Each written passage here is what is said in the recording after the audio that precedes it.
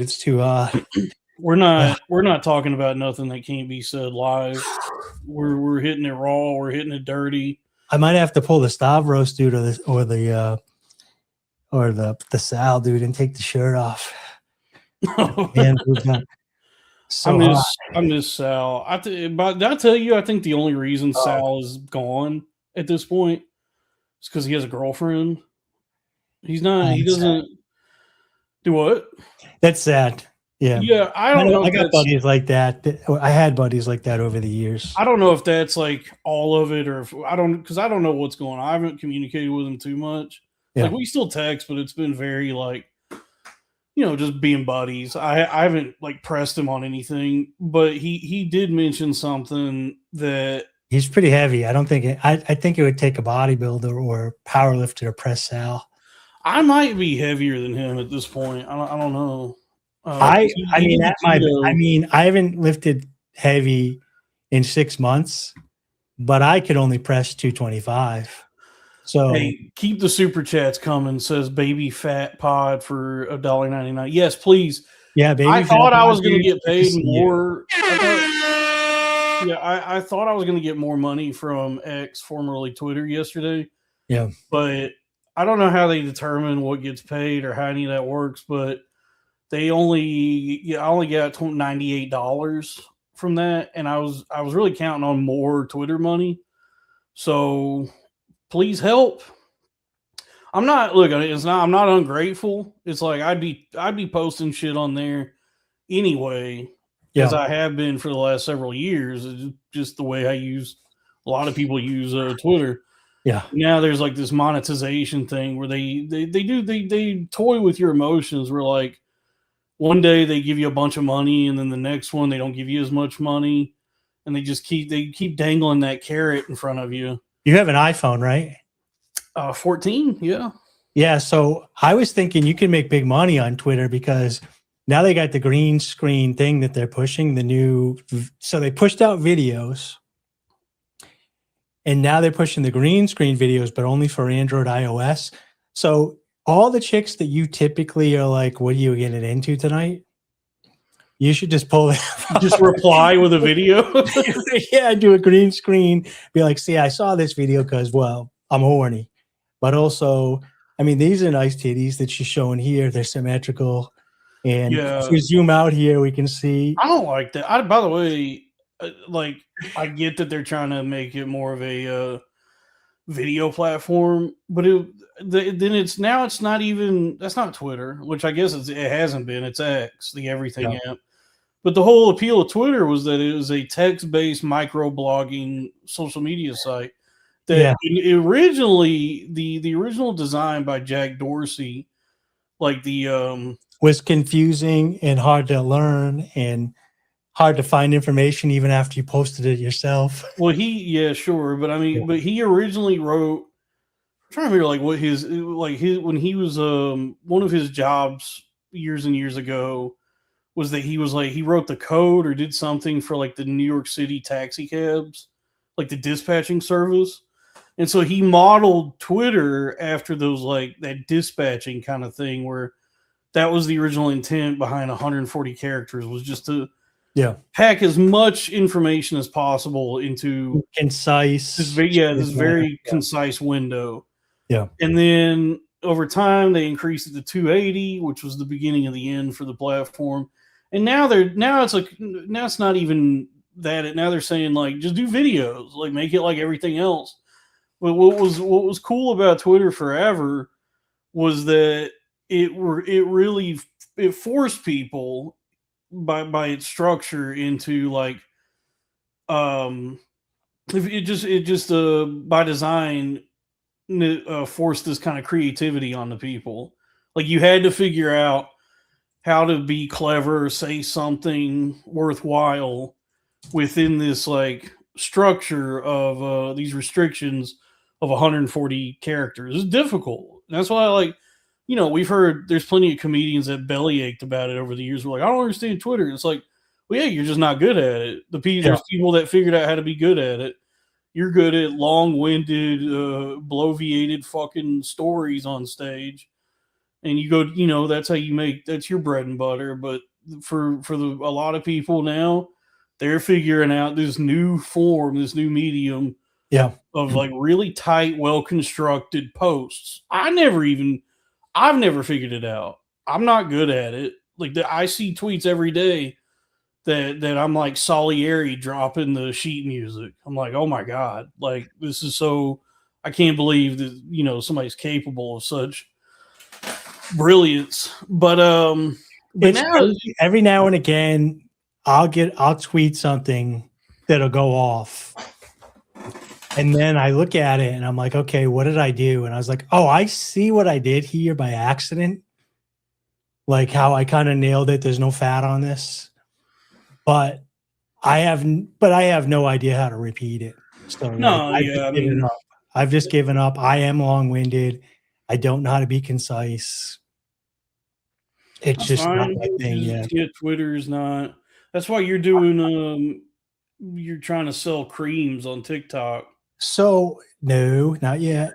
You're trying to sell fucking cocoa shea butter scrubs. No, I'm not gonna do shea butter scrubs or whatever. I'm gonna only do products that align with what I'm trying to do over there, which is help people with the gig economy on that account. So it's gonna be like energizing coffee that has hormone balances in it. No, like cards and stuff like that. What I liked about Twitter for a little bit there is when they started doing the articles. I did find myself reading people's articles on Twitter, but then when they increased the pay for articles and then they had that $1 million contest for the article, they like ruined it because like, the Brittany Vente's of the world were posting like 6 articles a day and it was just slop. And it's like, no, you need to like, the people that post articles have to be in it for the love of the game. Like they have to be. That's what they like to do. Like most of them articles were just written by Chat GPT.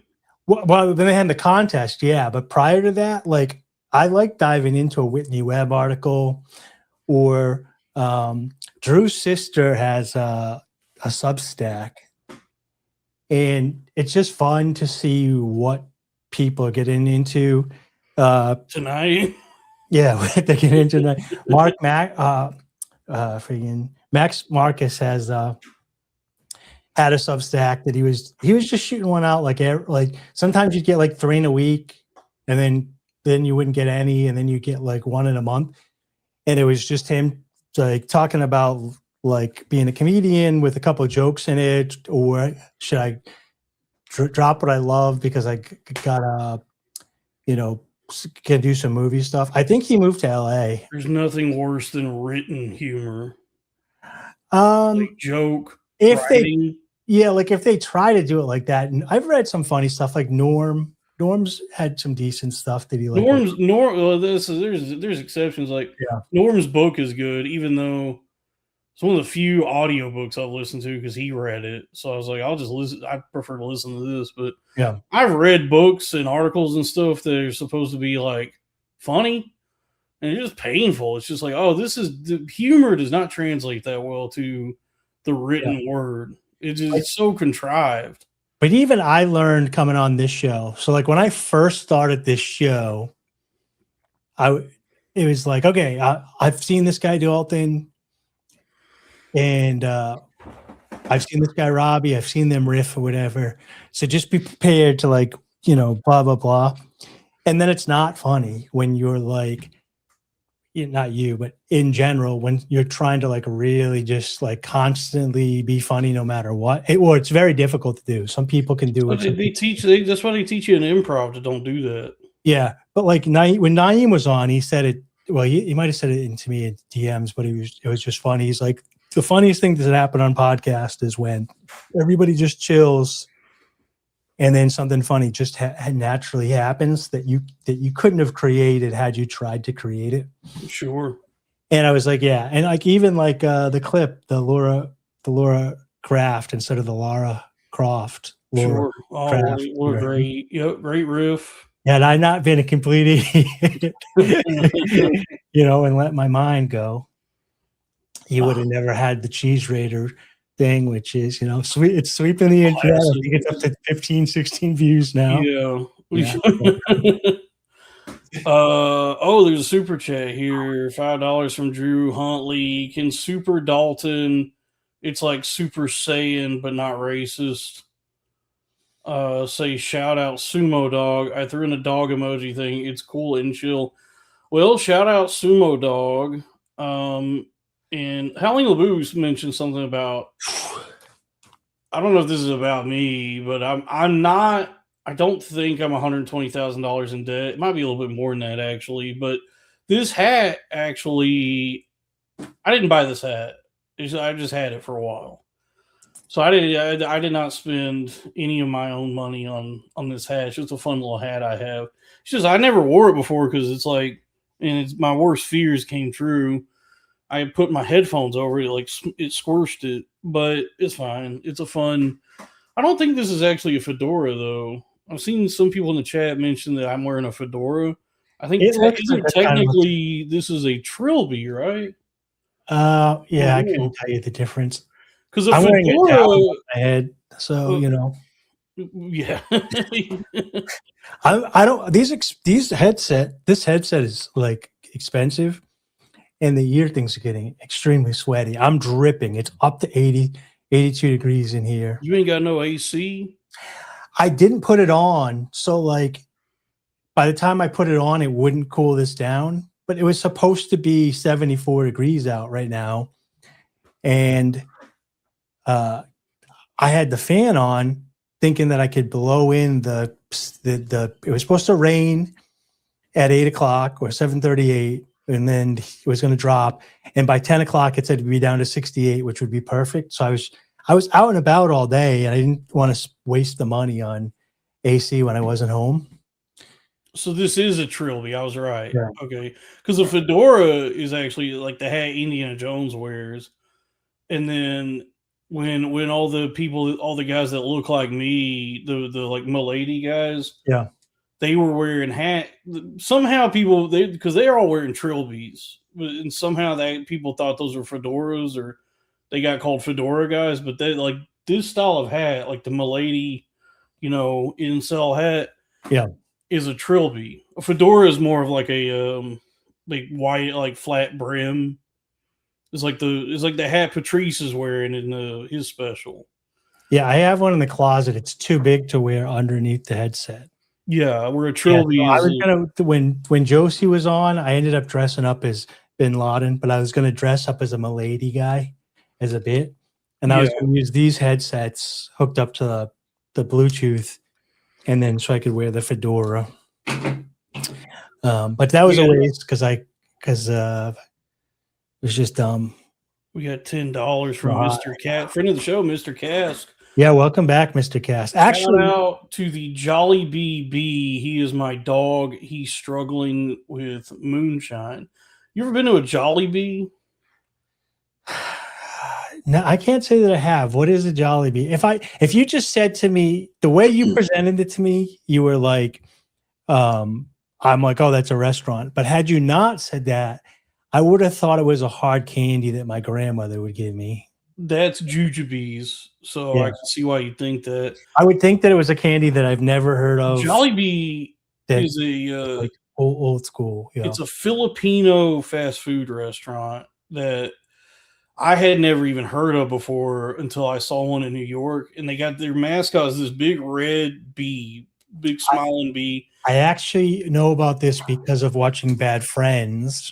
Yeah, so it's this bee. The bee looks awesome. He looks very friendly and inviting. And so I walked into a Jollibee one time and I looked at the menu and I said, ugh, and then I left. So but then I've talked to people since then that are Jollibee truthers, Jollibee enjoyers who have said that, no, it's actually really good. And I just haven't had a chance to go since finding out that, because I looked at that menu and I was so put off by it. I was like, I'm not ordering any of this. This looks disgusting. So they went over it with Rudy Jules, who is the young Filipino girl. She's not that young anymore. She's 24.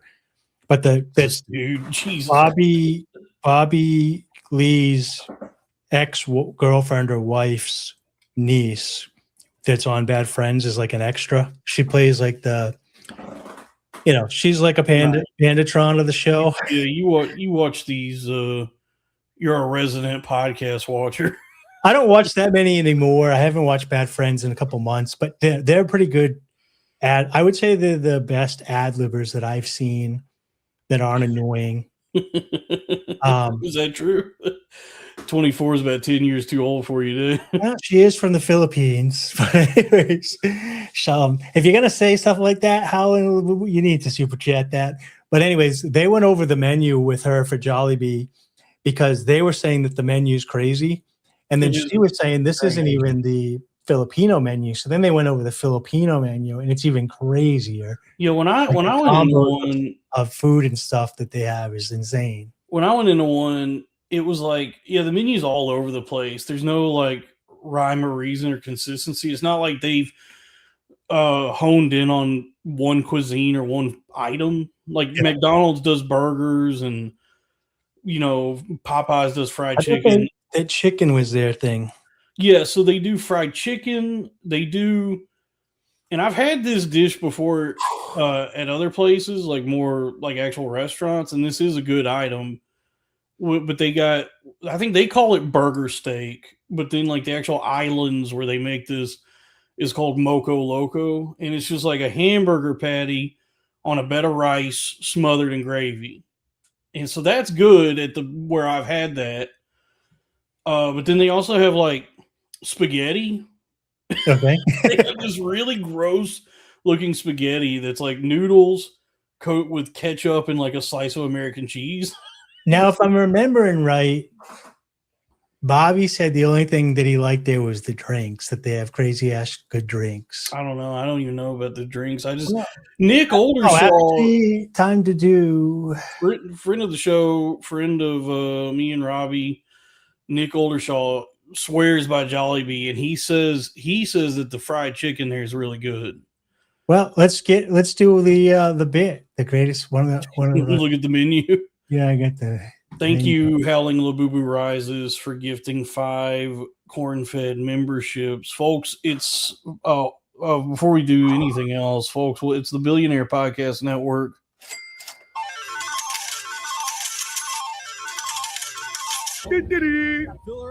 And this is Saturday Night Cornfed, Saturday, June 6th.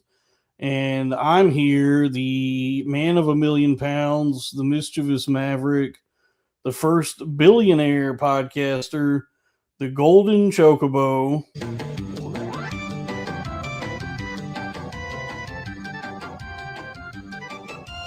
Dalton Pruitt. And it's Saturday, so you know what that means. With me is Dave Wrong the Stinker.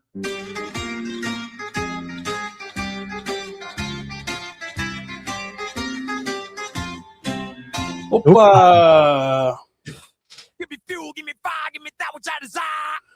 All right. So what are we doing? Oh, we're looking at the folks. It's Saturday Night Cornfed. We're here. Well, I appreciate all y'all that are here. We got a really fun. We're gonna have a lot of fun. And to begin the fun is a $10 super chat from Mr. Cask. If any of you are cool with the address reveal, I'll DD you guys some Jollibee right now. I don't live anywhere near a Jollibee. I don't think I do either. I'm not near. You could just, you know what? Hey, they don't even have. They probably don't even have vegan options, anyways. Keep the super chats coming, and then I can save up enough money to fly to Jollibee. I'll fly to the Philippines. I'll save up enough money to the Philippines to eat Jollibee and marry a wife. I had a 2-hour conversation with my buddy today. Not today. 2 days ago. I think within the next year or so, or a year and a half, I'm not going to move there full time, but I think me and my buddy are going to do 6 months or longer in like Thailand, Vietnam, Philippines, and check all those, and Cambodia, and check all them out. So you could like go on dates with children? No, so that you can get $10 massages, just work out all day.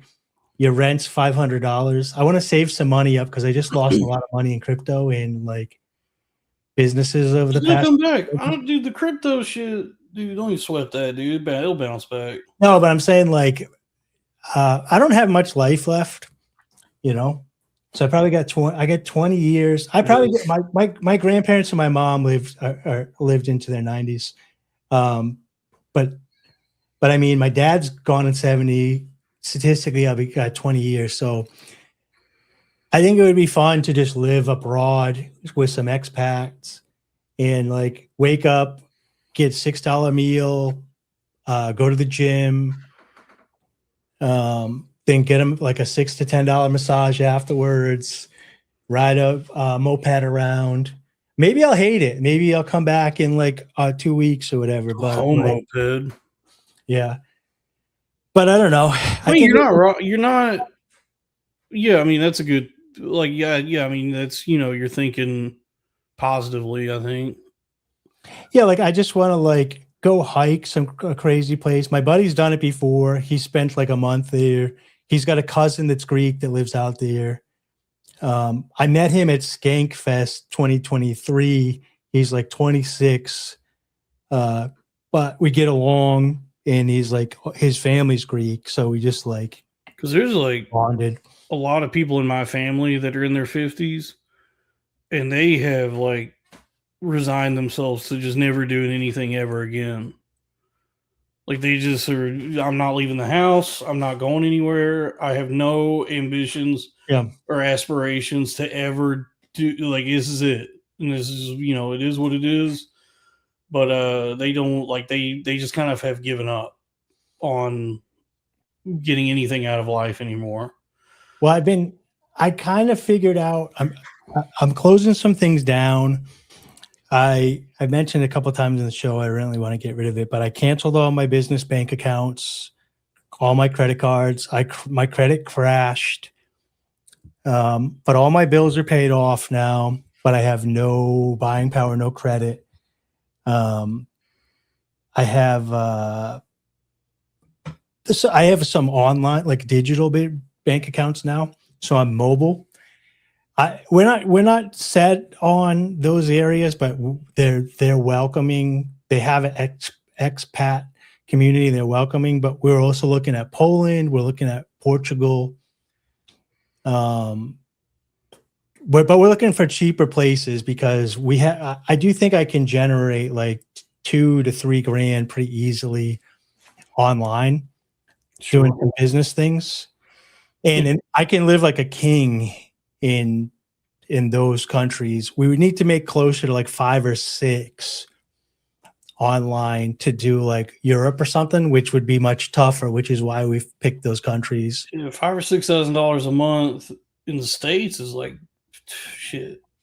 Yeah, that's what I'm saying. Most people don't make that. Most people are fucking dude. Most people in this country are making like Philippines, and it's like because you can get a really nice apartment for like $600 a month that also has a pool and a gym and amenities in a secure area. And then you can go out on the town. You can rent a moped with insurance for like $60 a month. And then meals are anywhere between $5 to $10 to eat out. And they're really good. They're homemade. And then activities are really cheap. You just like, we're going to go hiking and go out. We might hate it. Like we might get there for 2 weeks and be like, okay, this is not for us. There's probably a reason most people don't do this. I mean, because like I've heard of this. Like I've heard of people doing this. And I've just always wondered like, well, then why don't more people do it? And it may be that you get to Thailand and you go, you know what, this actually fucking sucks. It depends how you are. I am a very minimalistic person. I like just riding my bike and going hiking and working out. And I don't watch movies. Like the thing that would suck for me is food. If I can't get vegan food, that would really stink. But I think it's a lot of people like I don't have a TV, so I'm not gonna be like, oh, I miss my flat screen. I miss cable. Some of the things that would stink is like if you want to get Amazon packages delivered, depending on where you live, it might take a month to get something. But you could buy some of the stuff local, or you plan ahead.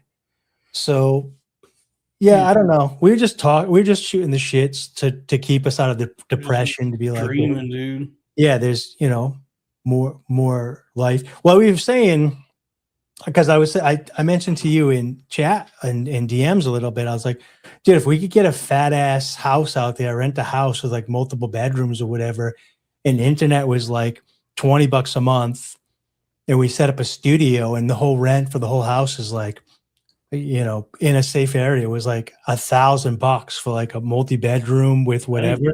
Ain't bad. I'm like, dude, we'll set up freaking VPN network, dude, in Thailand for a year. Dude. I don't know if it's It's that for me out there, at so this that's point in my life. Like, I don't know if that would be. I mean, maybe I don't know. It'd probably be cool to. I could have sex with those boys that look like girls. I don't think that's. I mean, I don't know. I think that's like a stereotype. I've seen them, and they look pretty good over there.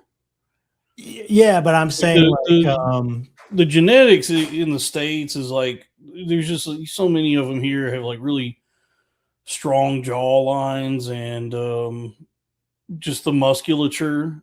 Yeah, is like, you gotten close. You're close, but there's still, there's regular ladies there too that are, I'm just saying, but you look at what's going on over there, and it's like some of those lady boys are like prettier than a lot of the just like ladies that are here. It's like, oh, I've seen some just monstrosities in the United States. They're just like full on women. Y'all got guys with girls with penises over there that be looking better than a lot of the women here in America. So, well, I don't really drink that heavy. I barely drink. I don't do any drugs. My buddy does, and I'm hoping he could put him down, but he's not like big into them, because I know they have strict like drug laws in like Cambodia. Oh yeah, I think you can be smoking a weed, and you don't want to be like get into trouble as a foreigner in a country like that. It's very scary. Japan, they'll put you in prison for life. But I think like depending how much money I could generate easily online is going to dictate where I go, and then safety. But I mean, I was looking at the stuff. It's just a lot of beautiful scenery. You stand out like a sore thumb, so you're like exotic there. So I think you get a lot of attention. The people seem to be more down to earth. What I would want to do, hated. What I like, the dream would be to go over, like, if I was to ever do this, you go live over there for like 6 months to a year, and then when you come back here, you come back with a wife. You have like a beautiful young Thai woman who does not have a penis. That you come back here, and now she's your wife, and then now you have somebody to cook all your dinners and clean up. There was when I was a kid, that was I was in maybe like 4th or 5th grade, and we were living in Tennessee at the time, and my dad was still working at the federal prison in Virginia. And one of his coworkers invited all of us. It was like one of his friends from work. We would go over to their house from time to time, and I didn't realize it then because I was a child that he had done this. He had like found a wife in another country. People have been telling me to do this, but I feel like when you bring them back to America, they just get corrupted by American women. Well, no, this guy had this lady on lock.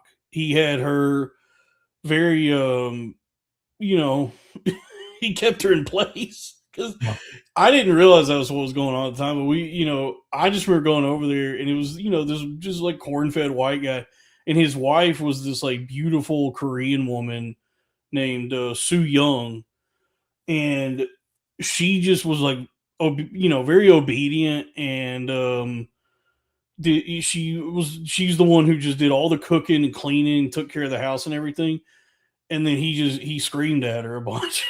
and it didn't occur. I didn't realize at the time that this was probably something where he had gone to Korea at some point and brought this lady back with him, and was kind of like, subjugating her to where he's like, well, this is a better life than you were going to have in Korea.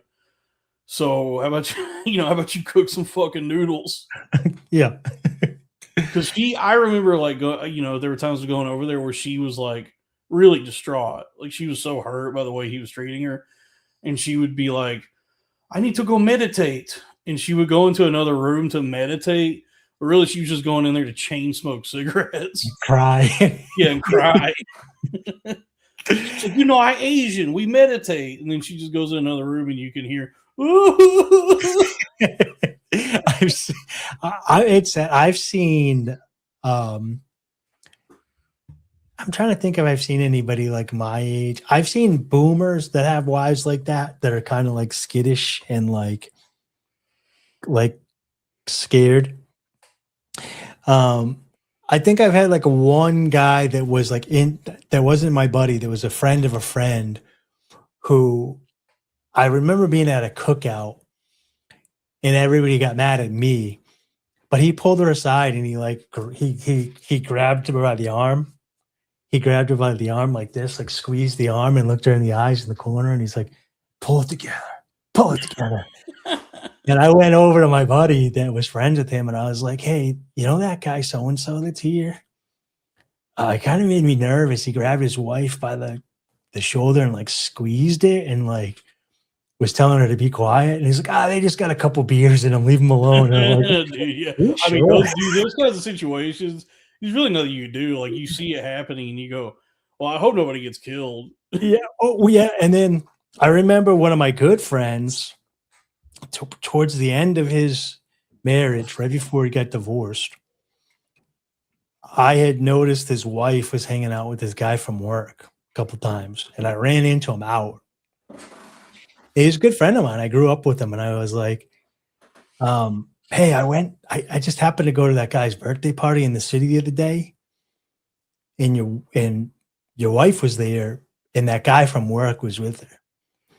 And they left pretty early, and she left, and he left like 10 minutes later. And I'm kind of worried, dude. And he's like, dude, what do you call my wife, boarded? I'm like, nah, it's a little suspicious, and you're one of my good friends, and I would want you to know. If it was me, I want you to know. And he got pissed at me. Then he brought it some other people. They got pissed at me, and then they stopped inviting me to hang out to watch the game. You're running your fucking mouth, dude. Yeah. Oh, yeah. And then less than a month later, they find out that she's cheating with him or whatever. Well, I mean, even when that's one. I was right. You're right, but it's still one of those things where when you know somebody since like the fourth grade, I feel like you can pull them aside. I feel like I don't know. My understanding of those situations is like, as much as you want to tell your buddy, or you want to save somebody or tell them what's going on, like expose the truth. For whatever reason, I guess it never really works. It never helps, and it just ends up like they get mad at you, like as though you were the one that betrayed them, and then their marriage falls apart anyway. That was why on King of the Hill. A couple times for me. I was personal training at a fitness place, and one of the guys that I was personal training with was this like huge black dude that used to be on the Patriots as an offensive lineman. Mm-hmm. And he just started working there, and he's kind of down in the dumps. And I was like, dude, you're 6'6", like 240 and jack, dude. Like, don't be down in the dumps, dude. Like, the ladies in here love you, like you do. But I guess his girlfriend broke up with him. He's all down in the dumps. And so he started dating. Pussy will ruin so many men. It kills us. So he started dating this chick that was best friends with the chick that I was dating. And we went out a couple of times as couples or whatever. And then I pulled him aside and I was like, I'm like, hey, guy, like, you know, that girl that I'm dating is like not a long-term thing. Like, I've already kind of compartmentalized that she's trouble and her friend's bigger trouble than her. So you're just like being like, you know, Johnny Romance, so you can get what you need, right? You're not getting attached to that chick, are you? And he was like, why? She's like, she seems like a nice girl. Whatever. No, dude, she is terrible. And like, I constantly see her talking to other dudes. She's not just talking to you. I thought you knew that. And he's like, I did not know that. He's like, I wouldn't talk to her. I guess he was like old fashioned, like maybe he was Christian. I didn't know at the time. I didn't ask those type of questions. And then he did a little bit of investigating and came back to me and was like, I really appreciate that, man. You saved me a lot of heartache.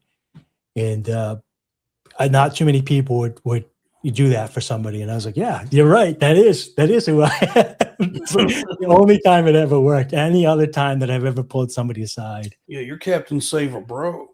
I just, if I would, if I was friends with a dude, and I have been in this situation, I've had guy friends that were players, and then their girlfriend at the time will come up to me like at a cookout or whatever and be like, does so-and-so ever talk about me?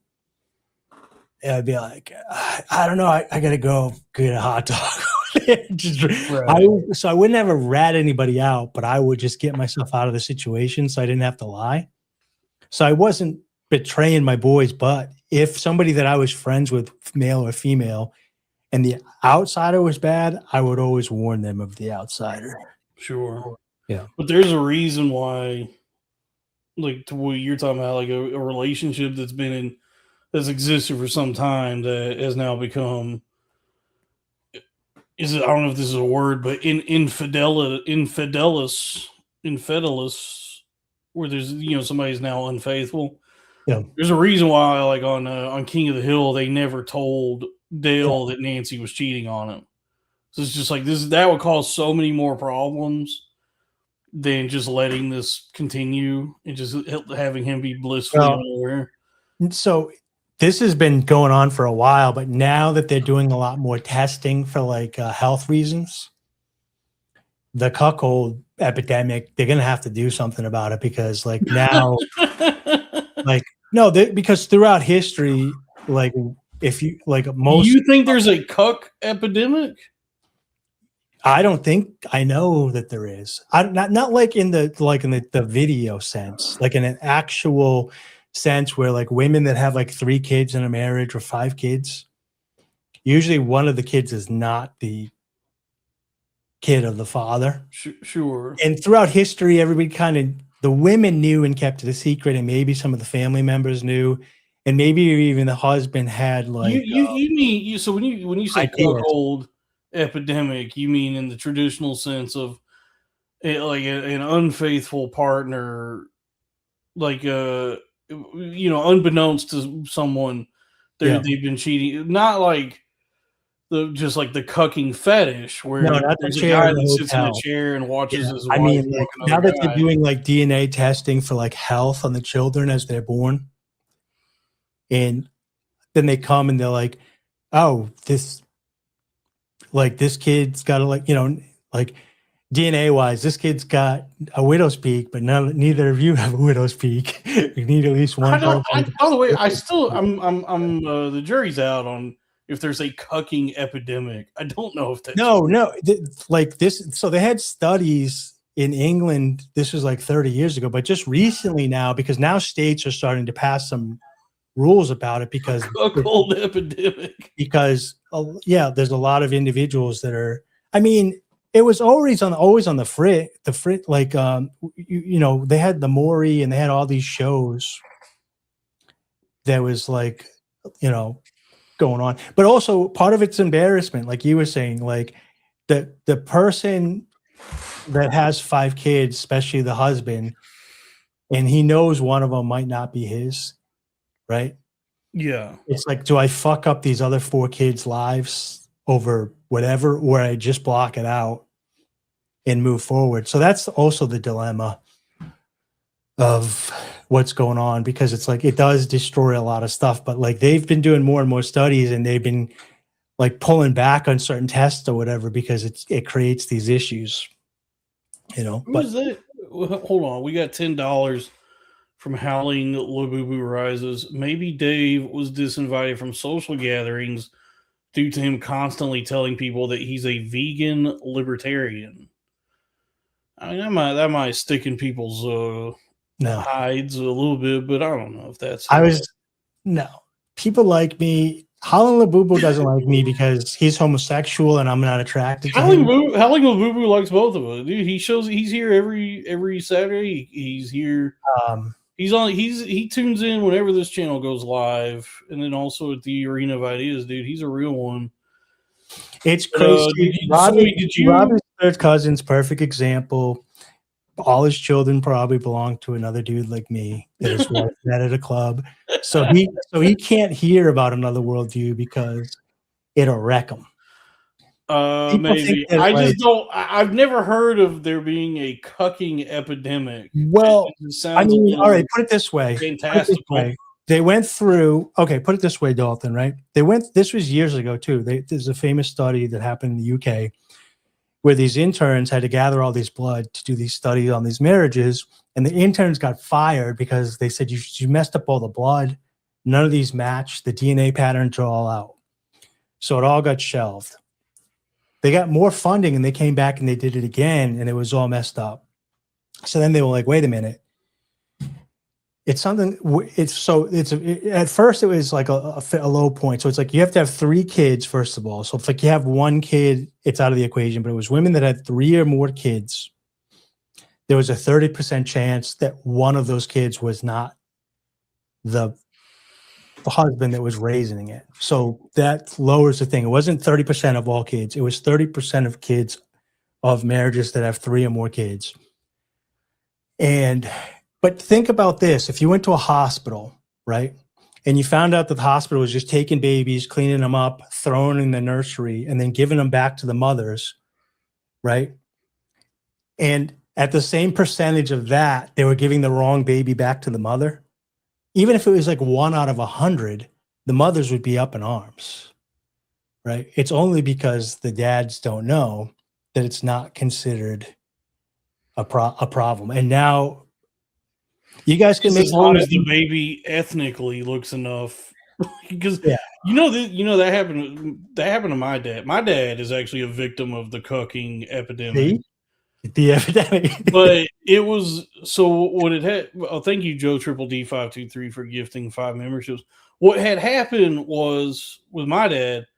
This is before I ever came to the picture. This is years before I was existed. He was married to a woman in his first marriage, and he had gotten he was still in the Army at the time, and he and his wife had already had my brother. So my brother was already around, and that was my dad's first son. And then my dad had gotten deployed to South Korea. Not for any wartime anything. It was a peacetime deployment. But he was going what? Trying to find a Jollibees. Yeah, they told him to find the best fried chicken and spaghetti. He had to find that is the weird combo. We didn't pull up the menu. We're gonna look at the menu in a second. But he had gotten deployed. He was stationed in Uijeongbu, South Korea, and he spent many a night with the mama-san and and he was there for like several months. And then when he got back to the States, his wife at the time was pregnant, and she was like, the way he's told me the story is she was way more pregnant than made sense for like how long that is a rice-skinned baby from the Caucasoid. So he didn't want to I guess he was in denial about it until the day she gave birth, and then when the baby slid out of her, the baby was a little too brown for it to be my dad's. Yeah. And that was when like my grandmother actually had to pull my dad to the side and be like, "Son, you need to leave. It's not your kid. You have to divorce her now." He's like, there's no way that Mexican baby Have belongs. you ever noticed how the water just kind of beads off his hair? Yeah. From the myself, and Irene. Oh yeah, yeah. So The other one, the but Cat he- Williams so- one, I watched like every 2 to 3 months. I watched that Cat He Williams myself and Irene is great. So yeah, in so prison when he's like, "That is a rice. That might be my kid, but that kid is not like him. the Cat He Williams. is rice skinned. He is from the Caucasoid Mountains."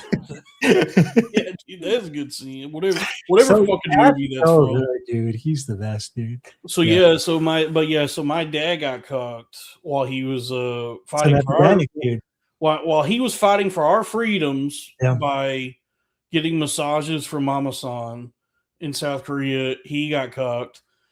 And so then he went through a really bad, just destructive, chaotic, nasty divorce. And I have always suspected that that's probably the big reason my brother has never like had much to do with me or my dad or any of like why we've never really had a relationship is just because things were so bad between my dad and his first wife and they ended so like messy. And then my dad went and met my mom and then started a new family. And I just think there was like tons of resentment from like my brother's mom and all of them. But yeah, so honestly though, were it not for the cucking epidemic, as you call it, I probably would not be here. I probably would not exist if it wasn't for my dad's first wife cucking him. They'd probably still be together if she had remained faithful. But because he gets back from South Korea and then she gives birth to a Mexican child, now I'm here. So I it's just God works in mysterious ways. And it's maybe some good has come forth from the relentless cucking being done to these men. So this study this one was a British study conducted between 1988 and 1996 by Robin Baker. It confirmed that approximately 10% of fathers are not the biological parents of children that were raised. But it's crazier than that because that skews it, because when I read into it, it's not like if you took 100 guys, then 10 of them are raised and whatever. Typically, it's repeat offenders, similarly to like when they say like, 1 in 4, 1 in 5 women have been raped or sexually assaulted. That sexual assaulter probably hit multiple targets. So it doesn't mean like all those men are bad. So very few, like it's not, women aren't doing this at a huge rate. The women that do it will repeat it. Sure. So like one guy that has 3 or more kids, that's why it becomes whatever, because some of those guys that have 5 kids or 6 or 8, 2 of them might not be, you know what I mean? So that skews whatever, where a lot of the people that are like really dedicated and monogamous and only have 1 kid. I fear not the 1,000 women who fuck one guy. I fear the one woman who fucks 1,000 guys. Yeah. So it's like, well, so that's what I was saying to mine, Burn Cop, is it's not 1 in 10 technically when you like dive into the stats. So that kind of, I don't like how they laid that stat out because that's not what it was. It's more, it's like something more like 30% of people that have 3 or more kids would be a more realistic. I'll have to do some research of my own. I'm still I'm incredulous about the cucking epidemic. Well, that was the oldest. Look, I know these hoes ain't loyal. It came out that I was reading, whereas in Psychology Today, which was back at the beginning of the year. Look, yeah, I mean, I understand these hoes ain't loyal. I'll just have to do some digging of my own. Well, the other thing too is before I come to any consensus. Well, the other thing too is like in the single motherhood thing, right? Where like the communities where Oh, they hold never on. Thank you, little goblin fella, for gifting 5 Cornfed memberships. Thank you. You guys are also kind of picturing right now like a married couple that's all dedicated. They're living together and they have a kid and the guy doesn't know. But some of it is like 2 people sleep together. She gets pregnant. She picks one of the guys and then she goes to the courthouse and gets that guy's name on the birth certificate. And he didn't even consent to that. And yet he's held up for child support and stuff. And in some states, he can't even get a DNA test. Yeah, Or so he just that was what believes her. Maury Povich was always like Yeah.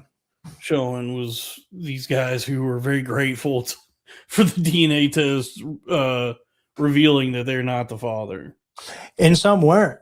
It went the other way too. Like some guys that voluntarily decide to stay find that it's not. And then it's like, my whole life's a lie. I just poured all these resources. What should I do? You know? So like, so yeah, so I would recommend, I mean, it's a sad study, so I wouldn't read it. I would just be aware that it exists in the world, but it's not like, it's not like 2 people that find each other and like get along and get married and follow the things. And then like some of it is also skewed by promiscuity and people guessing and filling out government paperwork that then binds that child to an individual. Well, I feel it does, at least for us. I found out this last week from one of the fluffers at the Ayala birthday gangbang that I don't know what any of actually them means. do what? I don't know who that person is. Well, I got into a bit of a tete-a-tete. Is that how you say that? Tete-a-tete? You watch Pootie? I watched Pootie Tang, and then I got into this, this back and forth with a lady who was one of the fluffers at the Ayala birthday gangbang. Was this that Rami chick? Yeah, Romy, whatever her name is. But I did see a little bit of you and her going back and forth. But you know what? I learned from her that it's actually too late for either of us, for me or you, to have children. We've missed the boat on that. Yeah. And that it's just one of those things. It's one of those hard, sad truths that you can, at any point in your life you can figure something out, except for kids, that if you miss that, it just doesn't happen. She's been brainwashed. You and me can fly to multiple places and have a kids with him. That is true. I mean, I guess that was just about. I think in her mind she thinks she's talking about just everybody, but it's like, no, really, it's just women that kind of have this biological. Yeah, they have a hard deadline. They have a hard out, whereas guys can blow loads until as long as there's air in my lungs, there's semen in my testicles. Now, if she's talking about like, because here's the thing, right? When people in the chat are like beating me up about dating or whatever, like, and even you, like, the boat does pass as you get older as far as the quality and the situations that you can get into. And you have to get into some stranger situations. So it's like, when you're 24 and you're meeting another 24-year-old and you're growing and learning together, you grow in the same direction and you have a lot of the same habits, family and friends and stuff. Obviously, if you're as you get older, there's going to be some sort of age gap. You know what I mean? Because now I'm 51. I'm not going to be able to marry a 51-year-old and have kids, obviously. So now that opens up if I want to have healthy kids. Do you know what sucks? At least in my experience, is there all through my teen years and 20s, I was just trying to figure it out. I was just trying to figure out how to be in the same space as other people and feel comfortable around them. Yeah. And how to connect with anybody. And it was it took me a long time to not be so withdrawn and to come out of my shell and just be able to just talk to people and do the things that are necessary to get, to develop any sort of relationships or friendships. And then, Mike Norman has a good joke about this. It's like, every year you hear the number of deaths that alcohol creates, but you never get the number of lives it created. He's like, I would have never met my wife if I couldn't get drunk. Who is this? Mark Norman. Oh, He basically, he's an alcoholic. I have social anxiety, and without alcohol, I wouldn't have been able to meet my wife. And that's probably not healthy. But alcohol always it's a social lubricant. If you're not a complete alcoholic, I do think that being able to have a couple cocktails when you're out is good to meet people. Well, it wasn't good. It inhibited me because, like, when I would be in social situations and I'd start drinking, I just would become too belligerent, and that, then now I just have no regulator. I'm not regulating myself, and I just scared the hose. But it's like, but then eventually, honestly, that's not what it is. Is you don't have enough regulating for your attractiveness to the individuals.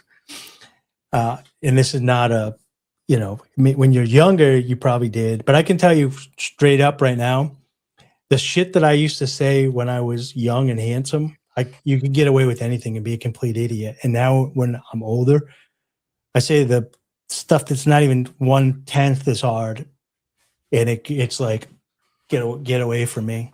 Yeah. Well, I guess I was never handsome because you can kind of get, like if you had like $10 million, right? And you went to a club and people knew you had $10 million. Do you think that there would be there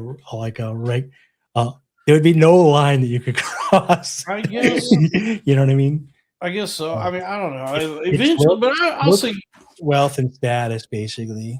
We got $20 from Howling Labubu Rises. Fun fact: Dave Smith's wife is the ex-girlfriend of avid prep user Jim Norton. I didn't know that. That's cool. Man.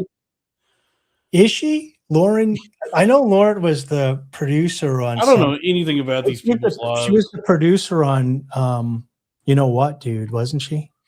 I don't know, but listen, yeah. Hold on. So I guess what I'm trying to say is just that it just took me a long time to get to where I have felt, just to get to a place where I am like okay existing, where like I can go into a setting and talk to people and like strike up the conversations that are necessary for girls to want to hang out with me. And then I had very bad health problems happen to me. Yeah. So the last few years of my life have just been recovering from that. So, it's my life moving forward is I'm starting over, and I'm not going to let some fucking fluffer who got cummed in at the Ayala birthday gangbang tell me that I've missed the boat on anything. It's like, I'll just go out into the world. I'll chat up some birds and I'll figure it out. But I suppose with women, they definitely have more of a biological thing happening where they dry out. But they have a hard time conceptualizing stuff. They're not as empathetic as they claim. It's always been a double standard. There's the balance in this life. Yeah. Double standard that just still balances everything out. Is that women, they get older and then they get too old to have kids. Yeah. And so they have to like figure something out when they're young. But look at what happens. Like a lot of those women, will have boyfriends that are years and years older than they are. And so that's kind of the double standards, that when you're a guy, when you're in your 30s, 40s, 50s, that's prime time to get some 20-year-old tail. That's why everybody castigates Leonardo DiCaprio for doing that. But I look at it and I go, well, what is the point of being a rich and famous actor? If I was him, it's like, you think I'm going to try and fuck 50-year-olds, all the women my age? They're all shaming. I'm Leonardo DiCaprio. I'm fucking 20-year-olds. I'm crushing straight 20-year-old pussy. I'm dead. You don't hear any attractive 25-year-olds claiming that Leo shouldn't be doing that. It's all because they're doing that too trying to do that with other guys. It's all sabotage. So a 51-year-old that's been priced out of the market is going to be like, oh, that's bad. Don't do that. Because they're trying to sabotage their competition so that they could be in that situation. It's all gaslighting and lies. And look, there are some sexy ass women in their 50s, like that Like one. 2 of them, J-Lo, and then maybe like, I don't know. Oh, I was thinking of that one lady who I just saw on Twitter, British Madonna? lady, not Madonna. Oh, the British lady on the beach. Hannah Waddingham. That's a pretty British name. Have you seen this dude? She's 51. Is this Oh bikini man, on the beach lady?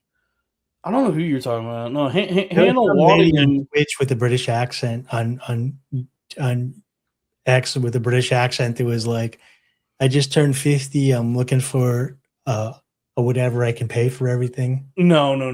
This is the lady I'm talking about is like a famous actress, but she's 51 and she is very doable. She's very hot. She's got like almost like she's got like blonde hair, but it looks like silver almost. And What's her name? Hannah what? here, I'll show you, dude. Hannah Waddingham. I think she was in Game of Thrones. Look at her, dude. Look at this lady. See this? Oh man, look at that. Yeah, so here's the thing. Okay.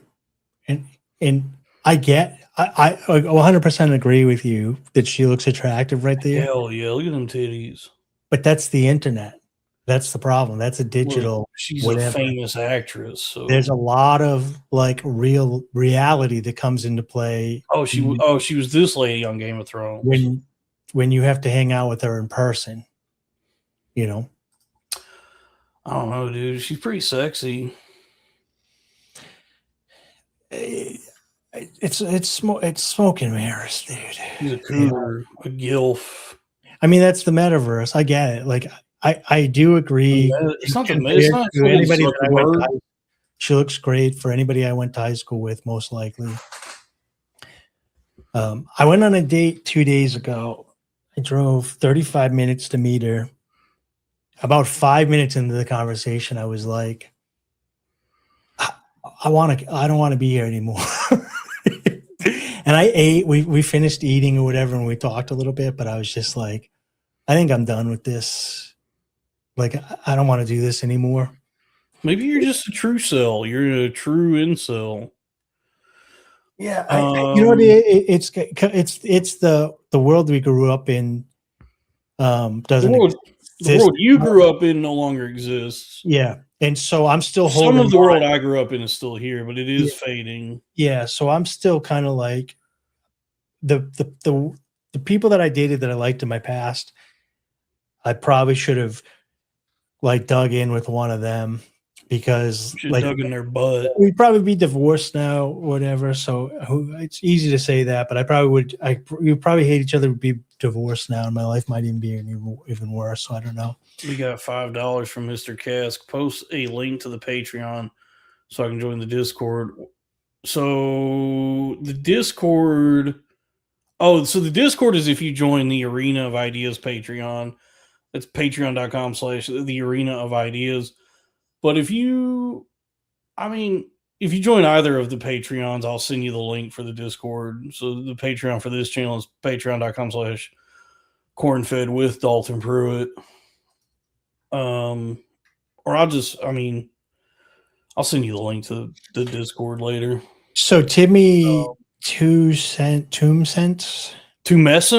yeah, said someone teach him about shaving. He is right. So I will say this. You were saying earlier about like talking to women or whatever. I had this idea because I was meeting lots of women, but I was even meeting like married women that were lying to me and stuff. And it really started wearing on me. So I was like, you know what? I'm going to grow the beard. And this is the second beard. I'm going to grow the first beard. I'm going to really get into philosophy. I'm going to go into monk mode. I'm going to start treating women with respect. You reading like Kierkegaard or something? No, it's just doing my own philosophy, just sitting under trees and, you know, figuring out valid concepts and like. So you're not even getting into philosophy. You're just thinking thoughts. You're not like. No, I'm validating concepts and going through first principles on my own. So know? that's not getting into philosophy. That's just having thoughts. No, that's what philosophy is. It's the love of wisdom, and part of it is like the validation of concepts, and like it's a difference between picking up a guitar and playing it and saying I'm getting into music, or saying I'm getting into music and going and listening to all the music. You know, I don't know. I mean, I feel like it would like to get into philosophy, you'd have to read like Schopenhauer and Derrida and never heard of them. Wittgenstein, Never heard of them. Kierkegaard. It's kind of like oh, let me finish the other thought before we get into that. But like, so I was like, I'm gonna hide my appearance. I'm gonna meet somebody that likes me for me, and I'm gonna start talking or whatever. And immediately, I started seeing the mean side of women for my first time in my life. I guess I got it a little bit when I was like 35, 36, when I put on a little bit of weight. And when I wasn't like a personal trainer anymore, and like I put on a little bit of weight, I was like, oh, women are tough. And they care about this and they care about this. And prior to that, I was like, they're the easiest thing. You guys are idiots. So I think that's a hard truth for a lot of people to recognize in women, is they get put on these pedestals, but they have a lot of the same wants and needs and interests as men do. By the way, Mr. Cask to Mr. Cask, I just sent you the link for the Discord on Twitter in your DM, so check that. You got the Discord now. $5.99, $4.99 from Drew Huntley. Let him join. He bought me Jollibee. I posted the order in Discord food group. Yeah, so let's we'll get back to philosophy here in a second. But do you have the Jollibee menu pulled up? I do. Let me put it on screen here. So folks, we're going to take a look at the Jollibee menu. Filipino. Who let the dogs out? Filipino fast food. So this is Jollibee, and so you see they got their mascot is a little bee wearing a chef's hat. That's fun.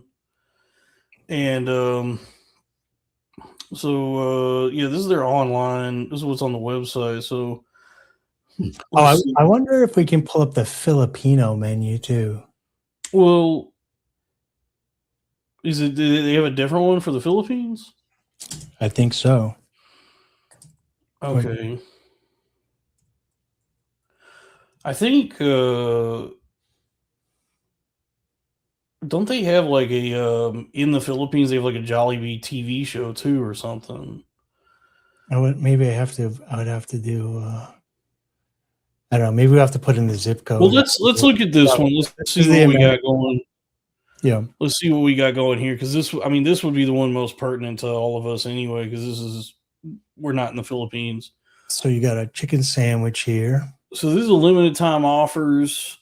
Let's see what we got. We got the original avocado bacon chicken sandwich. I don't make it with chicken, but I make it with crispy seitan, and I make something like this all the time. You be making some bullshit, dude. High protein, no animals have to be injured or killed. Yeah, I don't know if they have any vegan options at Jollibee. The spaghetti probably is the sodas, but yeah. But here's avocado. I love the sodas are vegan. I love a bun with a little bit of like with avocado on it, and then sometimes I'll put avocado in the blender with like hemp seeds and tahini sauce and make like an avocado sauce that I dip it in. That's really good. All right. Yeah, so this looks like it would be good if I tried to replicate it. There's a place that replicates McDonald's in California that I want to go to. What are we looking at? So they got the chicken sandwich. They're leading with the chicken sandwiches. They're leading with a lot of avocado in there. And then, this is the limited time. These are like new. Oh, because I clicked on chicken sandwich. Okay, so hold on a second. Well, you clicked on limited time offers. Okay. So if you just click view menu. Okay, here's the full menu here. So Yeah, so it looks like the menu's broken into different categories. So yeah, that the first one Okay, is the so here's the limited time offers. this is a Okay. limited time offer. So we get avocado bacon chicken sandwiches, original, and then the combo, and then the spicy, and then the spicy combo. I used to Andy, friend of the show, Andy Malafarino, just did a Burger King chicken tests. I used to like the Burger King original chicken back in the The day. long one, Get it cut in half. Yeah, they used to cut it in half at an angle. Burger I King's haven't had it in terrible a now. long time, so yeah. Everything has declined except maybe Jollibee.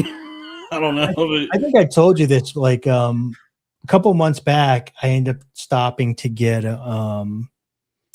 the Whopper that they have that's vegan. I forget what it's called. The Impossible Whopper on the road. because it's impossible to enjoy it. Dude, I got it. And then the whole thing was $17. I waited like 30 minutes. I was the only one in the drive-thru. I opened it. It was all fucked up. It had cheese on it they didn't ask for, in mayo they didn't ask for. It was all gross looking.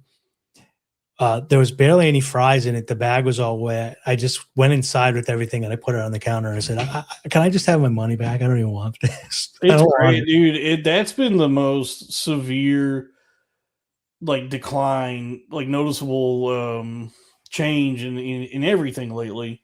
Is just the quality of the work that's done at these places. I get that these jobs have always sucked. It's a fucking shit job that pays no money.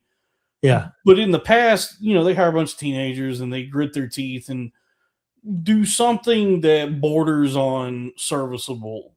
It borders on, like, this is acceptable for, like, I know the deal. Yeah. Now it's like complete. It's so bad that it's unacceptable. Where you go, I'm never coming back here. They got all these It's people. low, it's expensive, and it's gross.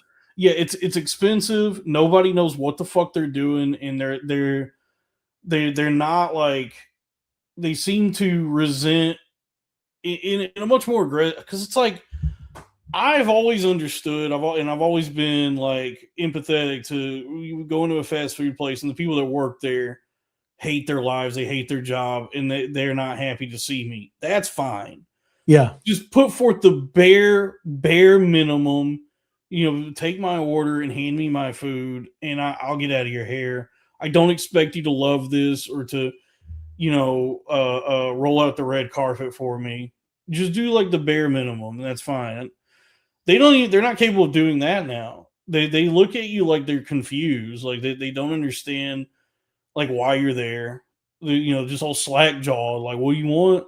And then they seem to be incapable of even taking the order. Like they seem like it's the first time they've ever looked at that computer screen. Yes. And then you place the order. I made it less than 24 hours when I worked at Burger King back in the day. And I walked out mid-shift. Yeah, it's the worst job. It sucks, man. Yeah. And that's why I've always been understanding of that and just been like, my expectations are not high. We know what the score is. This is fast food. But now it's so bad that I don't have any faith in those. Like, I just won't go now. Because it's like what you just described. Every time you go, it's extremely expensive. They seem to have no fucking clue what they're doing, and they're rude in doing it. And then you just get a bunch of shit that's not the way you ordered it. So I went to last week. It was Tuesday, and I know this because I got sick until Saturday. I went to Chipotle, and I was making beans and rice and homemade Chipotle for like almost 2 months, and homemade chips in the air fryer or whatever. And then I stopped making it because I'm like, I'm eating this too much. And I said, let me go to Chipotle. I'm right here. I got beans, rice, corn, tomatoes, lettuce, or whatever. I ate it. I immediately felt sick. So I was like, maybe there's cross-contamination. But until Sunday, I was sick from Chipotle. I was like, I can never eat this again. And I was like, when was the last time I had this? And I was remembering back. I was like, oh, the last time I had this, I was sick too.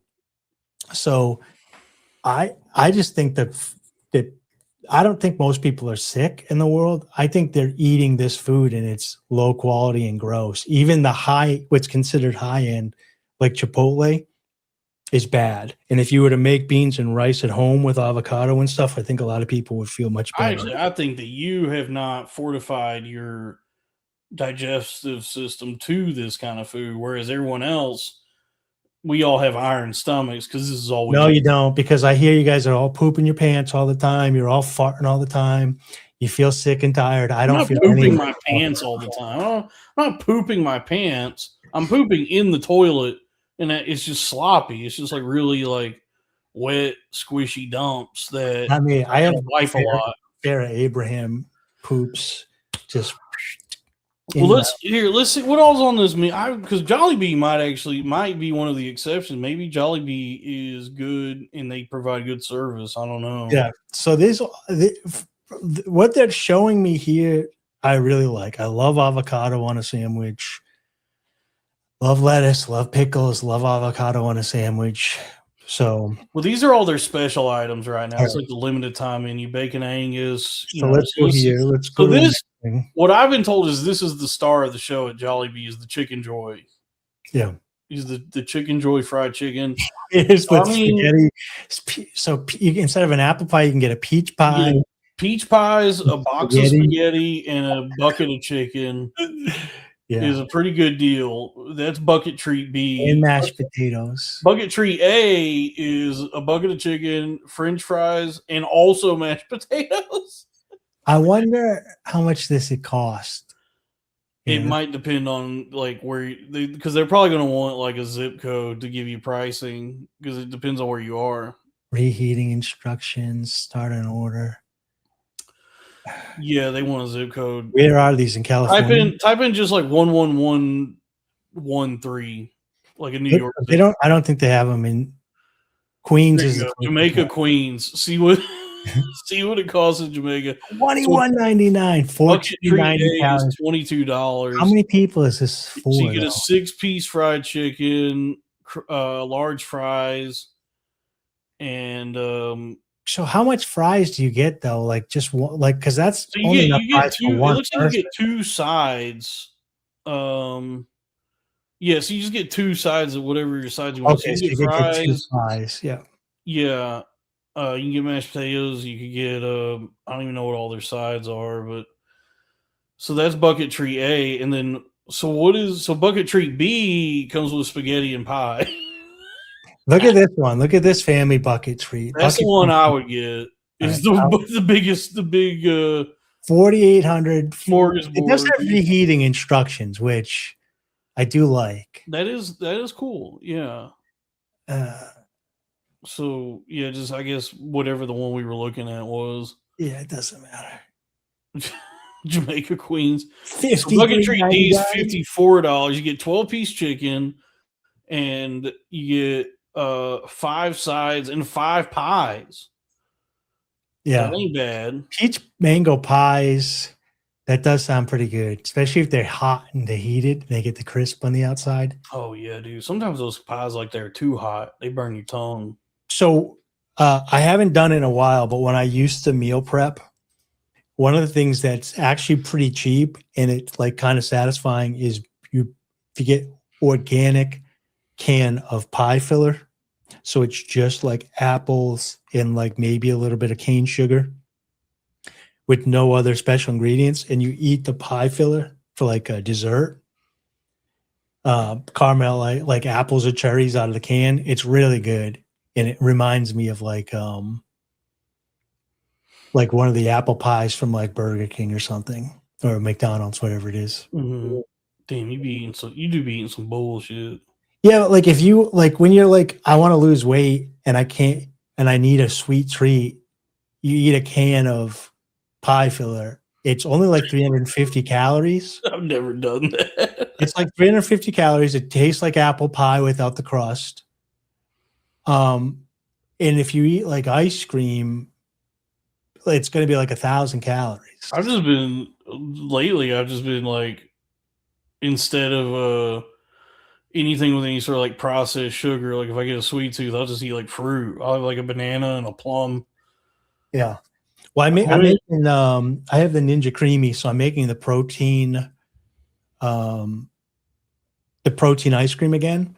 And they have plant-based Reese's peanut butter cups now. So I got some of those to mix in with the chocolate protein shake, which feels like a treat. So that was 27 grams of protein. And I think it was like 450 calories with the Reese's peanut butter cups. But it felt like a treat, you know. And if I got the same thing from like Friendlies or whatever and like a regular ice cream, that'd probably be like 1,000+ calories and no protein. Very little protein, maybe like 90 grams. I'd be soaking some pineapples in Kool-Aid. Don't even get me started. That's what I've been doing. I talked about it with Panatron yesterday. That like I did try that because I had like it was like a mostly full jar of pineapples in the fridge that were in. Well, it said they were in light syrup, so it was already like had sugar in it. And I put a packet of tropical punch Kool-Aid in there and just let it sit for like a couple hours. And I came back and I ate one of the pineapple chunks and I said, "Yeah, this fucking sucks. This doesn't taste good." It was creeping me out. Like, so, you know, you guys grew up in a different generation, right? Wait a second. Hold on real quick.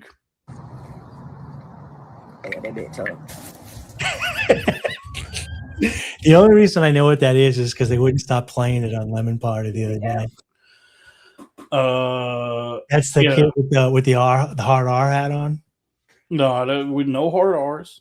He had a hat on that said an R, just an R. Oh, that little wigger kid did. I mean, me and PJ talked about this, but I mean, there is a thing down south and other regions that I've seen for many years that I tried when I was a kid. I thought was disgusting. They're called Kool-Ickles, which is a pickle that's been soaked in Kool-Aid, and it's fucking gross.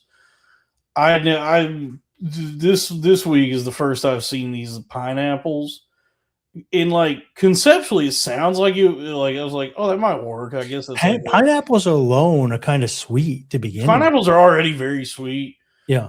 And then, but Kool-Aid is unsweetened. Like the packets of Kool-Aid you buy, just the ones in the packet, is just the flavor. Yeah, I bought in February. I bought the containers which had the sugar mixed in. No, the packet tells you like their directions of like how much sugar to use, but it's too much for me. Like if because I did make some Kool-Aid this week, but I did reduce sugar, so it calls for a full cup. I did the cherry flavor, the red, with just a half a cup, and it was plenty sweet. I was like, this is actually perfect. Any more and this is too sweet. But some of the stuff I've seen, some of these recipes for these pineapples, they're getting the pineapples that are in syrup and then adding more sugar to them with the Kool-Aid. And and I guess it's like, I guess it's a, if I'm going to put on my like conspiracy theory hat, if I'm going to try and figure out like what is the conspiracy here, I guess it's to foment further aggression for the black community with regard to the universal health care. Because it's to get people more upset. I thought like that pineapple company, because it was a particular company that people were going to Costco and buying the jars. So I saw the same jar. People were buying their own jars, but for the most part, most of it was particular jars. So I thought maybe that pineapple company was doing like. Oh, I thought it was like a government conspiracy to like manufacture, like a sort of like way to manufacture consent against any sort of like Medicare or Medicaid programs. Like you watch it, and then all these people like all the Ben Shapiro types and Matt Walsh and all of them, where it creates like more this sort of animosity that about like, I can't believe that my taxes are going toward the health care of people So that are soaking their pineapples in no, here's what it Kool-Aid. was. I just figured out what it was because I was having a visceral reaction watching the videos because I was watching like grown men put like a tube in their mouth, and I was like, "This is so gay." You know, it's very phallic. Yeah, and so I was like, "It's the rainbow colors for pride. Stick a penis in your mouth, a big pineapple shaped." Dave, I think you might just be gay, dude. Because there's so much of like, there's so many things you've said about dicks and dicks going into places. Like that's where your mind goes automatically. Yeah, because don't do all those guys on the is internet. go to Thailand and fuck one of these lady boys. No, those guys on the internet live your truth finally. They're sticking rainbow colored tubes in their mouth. They're the gay ones, and it's making me uncomfortable. People should just because you guys all act gay on the internet doesn't. I just didn't consider that I have to fall into the fact that like where you're so quick to go with everything, like where your mind goes automatically, is that you're gay, and it's fine. It's similar. You know how like when you hear Sal eating food on the microphone, and it's like I'm having a visceral reaction to dudes on the internet acting like weirdos with tubes of fruit. I did see a video. Would you film yourself eating a tube of fruit like that? Sure. It's not a tube, it's a spear, dude. They're spear suckers. Listen, I did see a video of it's June. They get the different colors. They're like, how do we get the colors of the rainbow?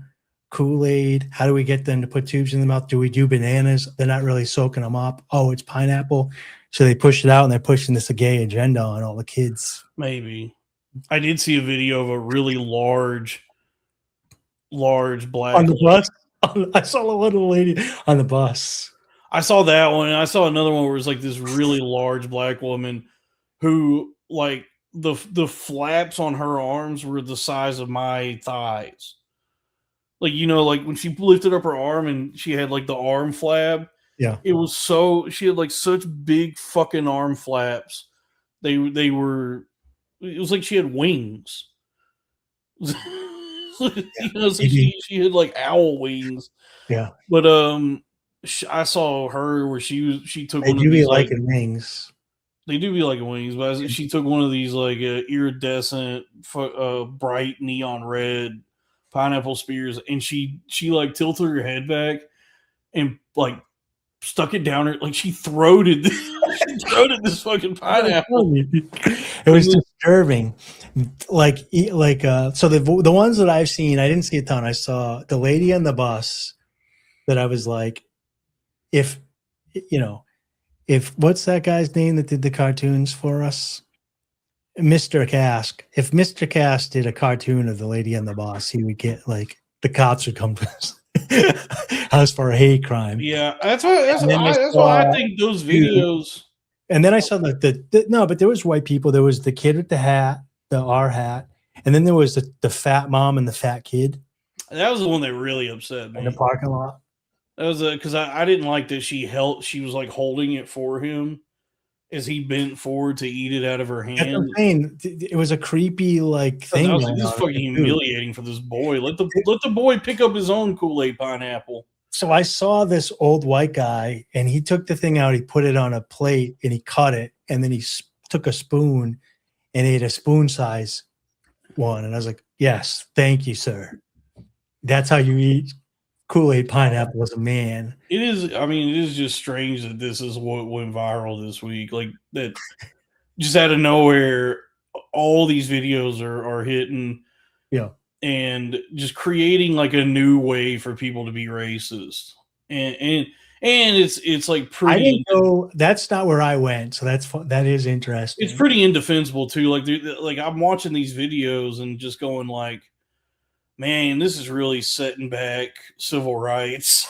I didn't go there because I thought it was like, like we have a lot of stands here in New Hampshire where people just put stuff up. Sometimes they want to try a business idea, so they go to Home Depot and they just sell stuff out of the trunk of their car. And then if it works, then they invest money into it.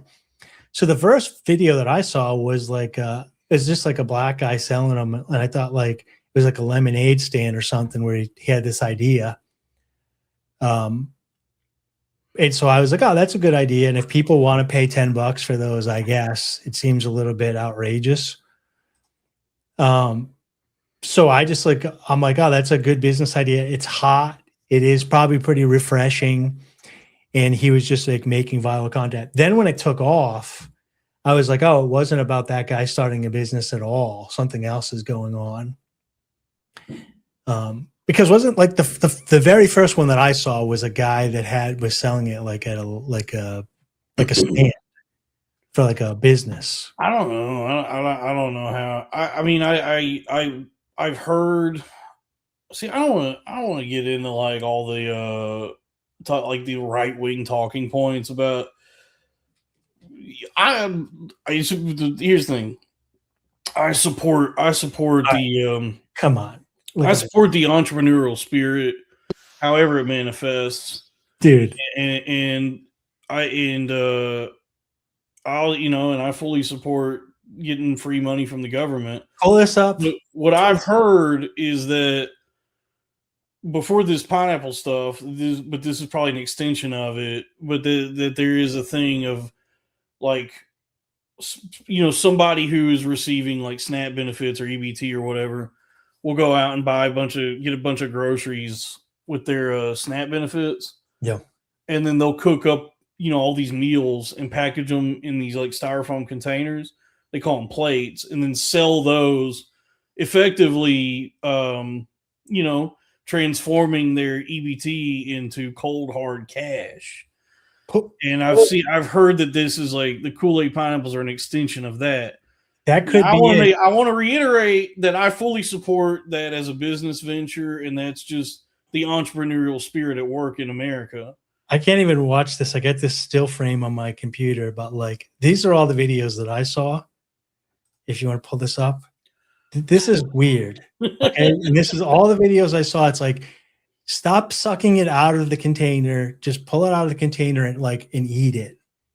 Right?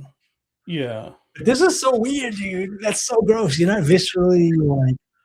Oh no, yeah, it's upsetting. It's like that they're just like dripping this shit back into the jar. Rainbow colors, and this guy's like throwing a pineapple. Like, gross. Drinking the fucking syrup.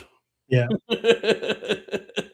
Now this I kind of get, because she's like, it is like, this would be pretty cool. It's hot out. Maybe you're down in Atlanta and it's hot and you want a sweet treat and you want a cool dude. Dude. It's like every video, dude. Yeah. She just gave that one the whole throat. It's every one of them. And so when it's a dude, it's so weird. Yeah. I mean, this feels wrong. It feels like we're watching like a. I don't feel like that at all. It just is like this. This is such a like cartoonish characterization. I don't feel like that at all. I'm picturing it's really hot down there. Pineapple is refreshing. And this is like a sweet treat that they're figuring out how to make money from.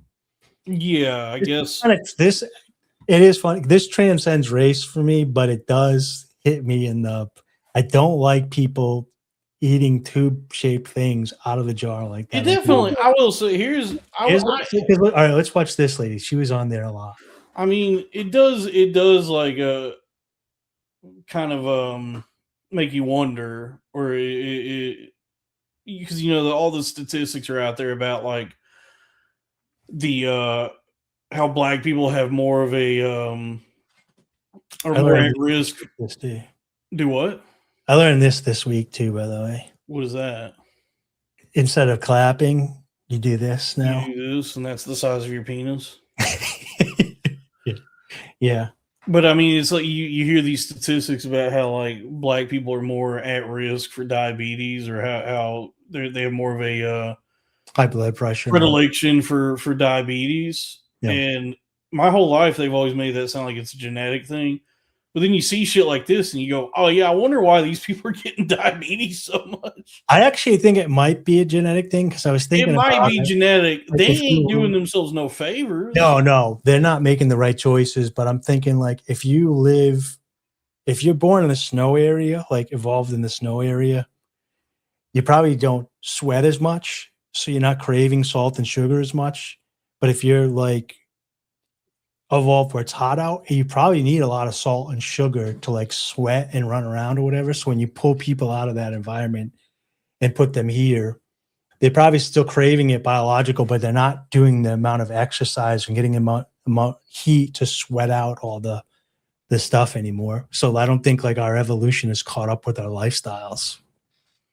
Yeah. That makes sense. Yeah, we're just going through the growing. But I was thinking it was more as like a low class. I do because- like the idea that we're evolving to be able to eat Kool-Aid soaked pineapples. Yeah, pull this lady up. So this is one of the few videos I saw on it too. So I just associate I like this. like with I didn't associate it with race. I associated it with like low hanging fruit, like pineapples.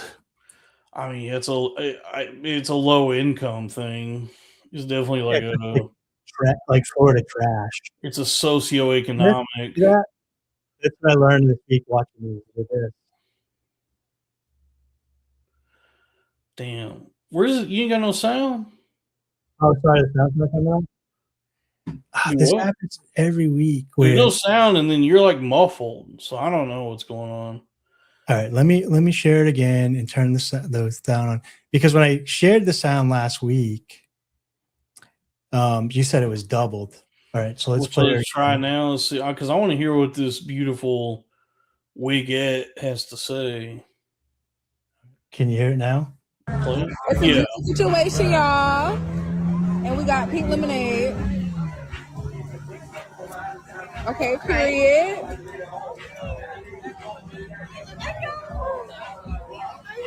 Oh, she eats like a lady. That's how you eat it. Okay, give me a rate 1 out of 10. 10. Okay, period. So, but when they're doing this looks like an advertisement to me. Yeah, they're Obviously not 10. That person is selling them, and here's the kid. Here's the they're young selling they're making this and selling it. Yeah, so this one was just This is the one that fucking pissed me off. how now. What is he, like 12 or is he like 8 and he's just a big boy? I think he's probably like preteen, like 12. Pineapple. That's funny, but you know With your fucking mouth closed, you animal. Want to try that juice? he usually doesn't like Then they pineapples. put it back in the thing. He doesn't usually like pineapples, but apparently if you put Kool-Aid and a cup of sugar in them, That's what fucking pissed me off about this, and I've harped on this before. That she says that about him. He doesn't usually like pineapples, Yeah. and it bothers me that they probably think this is healthy.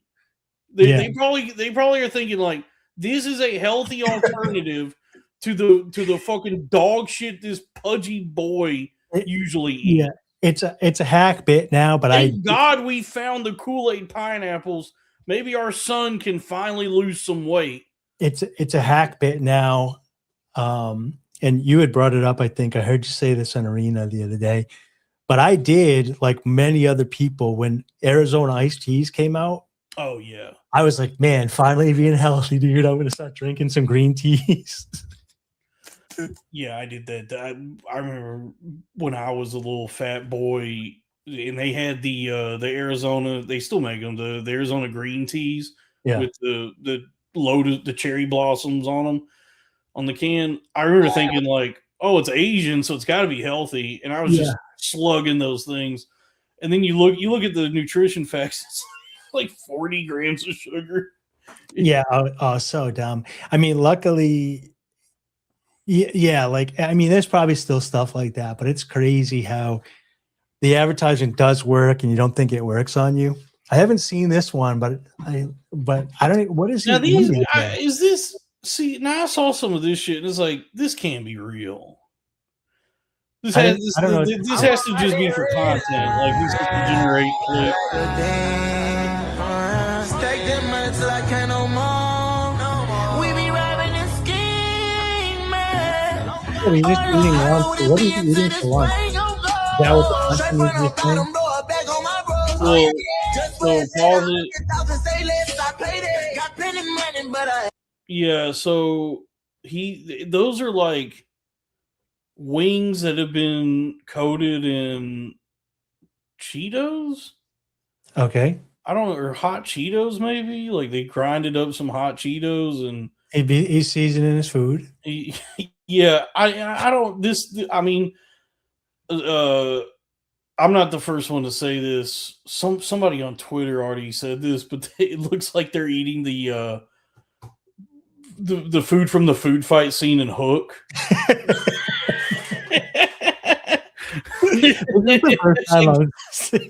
They finally were able to like recreate the food from Hook, that is what this looks like. Yeah, this is the first time I'm seeing that that nailed it, dude. That was a good reference. It looks like cartoon food. It looks fucking terrible. That's what gets me is like I get that I'm not healthy right now. I'm getting there. Hey, listen. I hiked 2.5 miles right before this, and I've had no sweets today. Yeah. I did have pizza for lunch, but I have not had any cakes or pies or cookies or Kool-Aid or anything. But the pizza is probably the worst thing I've had. Oh, I had a Gatorade also, but that was for the after my walk. Anyway, my point is GAY.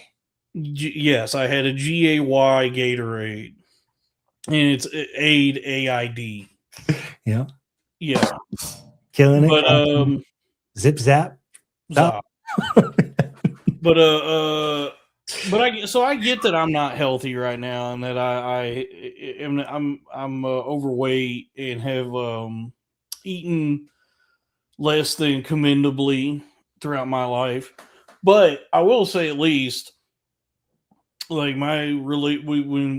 regarding my relationship with food, is that if I see anything that looks too unnatural or just like something that's been too meddled with by man's hubris, like whatever that guy was just eating there, where it just is like it visually it just triggers the same alarms in my mind as like when you see one of like those frogs in the trees, the tree frogs that are brightly colored. Yeah. Where those colors tell you don't go near this. Yeah. That it's like that there's like something evolutionary, instinctual, where you see colors like that and you kind of understand this is not to be eaten or touched or meddled or interacted with at all. So that's what gets me is like when I see all these videos of these people eating this shit, I go, the color itself is not throwing you off. The colors of these things is not telling you, hey, maybe I should not eat this. Because when things are too like unnaturally colored or when there's the colors are as such that they don't look like food. Like I have this debate about the iPhone versus the Android. People are like, oh, the camera on the iPhone is so much better than the Android. And I said, no, when I look at my Android and then I look at the real world, they look the same. And when I look at the iPhone and I look at the real world, the iPhone looks like the colors are been mixed weird. Really? Yeah. I feel like maybe you have Android eyes. Maybe. No, you get what I'm saying. Like the plate of whatever that fucking guy was. Uncanny. Yeah, uncanny. Or the fat boy eating the Reanimator serum pineapple. That felt good. The way these the colors of these things, just their visual appearance, indicates to me I shouldn't eat this. That there's something about this that is poisonous to me. But they don't have I guess like if you have been on a steady diet of only processed foods your entire life, and that's like your understanding of nutrition and sustenance, that I guess they see like shit that looks like fucking tree frogs, and they go, "Oh no, that's food. That's actually like the best foods are bright blue and neon God is green." trying to get my attention to tell me I should eat this. Yeah. So this is the first video, the one that I got pulled up here. This is the first one that I saw. Hold on. We got a $2 super chat from Okasha SH5. And Frank walks into the chamber. It's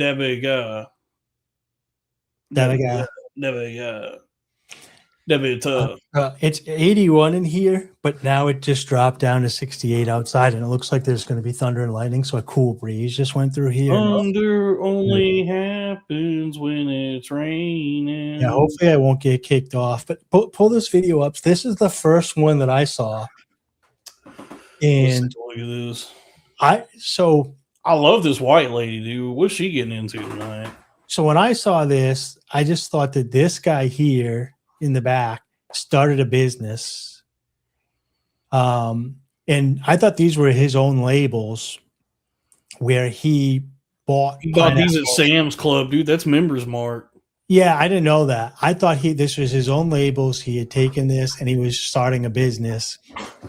And this was just a video. And then I saw all the other ones taken off, and I was like, okay, this is some sort of weird psyop. No, I mean, it's literally, dude, it looks like he just went to Sam's and bought like bulk jar pineapples. Yeah. So I suppose if you are in a low income area and you happen to have a membership to Sam's Club, you do have access to something most of the people in your neighborhood don't have access to. So this is like a pretty clever business venture to like. And it might be what you said earlier, where he went in and spent his EBT, and now he can turn this into cash. Yeah, which again I support. But that's not what I thought at all. I actually thought this is. I'm like, good on him. I wouldn't buy these, but this is a commercial, and he's starting a business. And yeah, I mean, if you're willing to go through the effort of buying the pineapples and put the Kool-Aid in them, and really the key is location, taking them to a place where people are going to be, and offering the convenience, where to people who may not have their own Kool-Aid pineapples already, and say, well, look, I've got all these pineapples soaked in Kool-Aid right here with me. Yeah.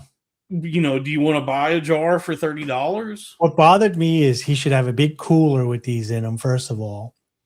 And second of all, I was like, the sanity is probably not great now that I know that these are just everybody's copycatting this. But want to hear what she says here? Yeah, let's take a look. I'm from Florida in Sebring. We knew you're from Florida by looking at it. We out here around, man. Give us your honest opinion now.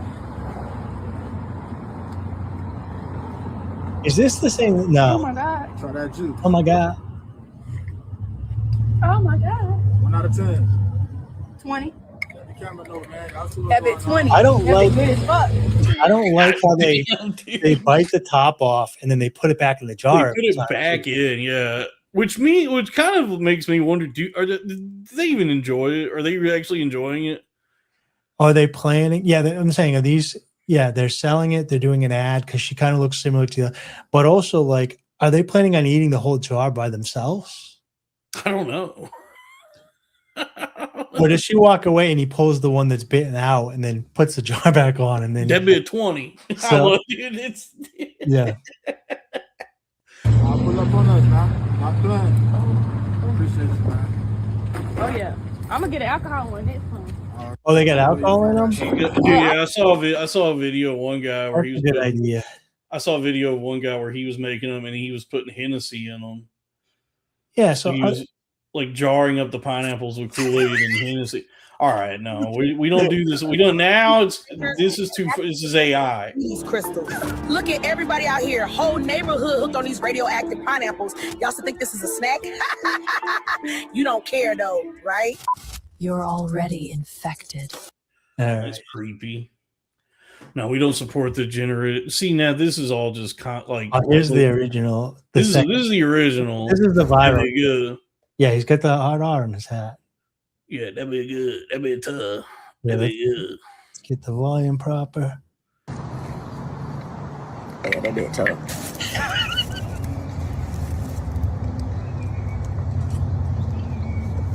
That big guy. Oh yeah, appreciate you, buddy. Yes, sir.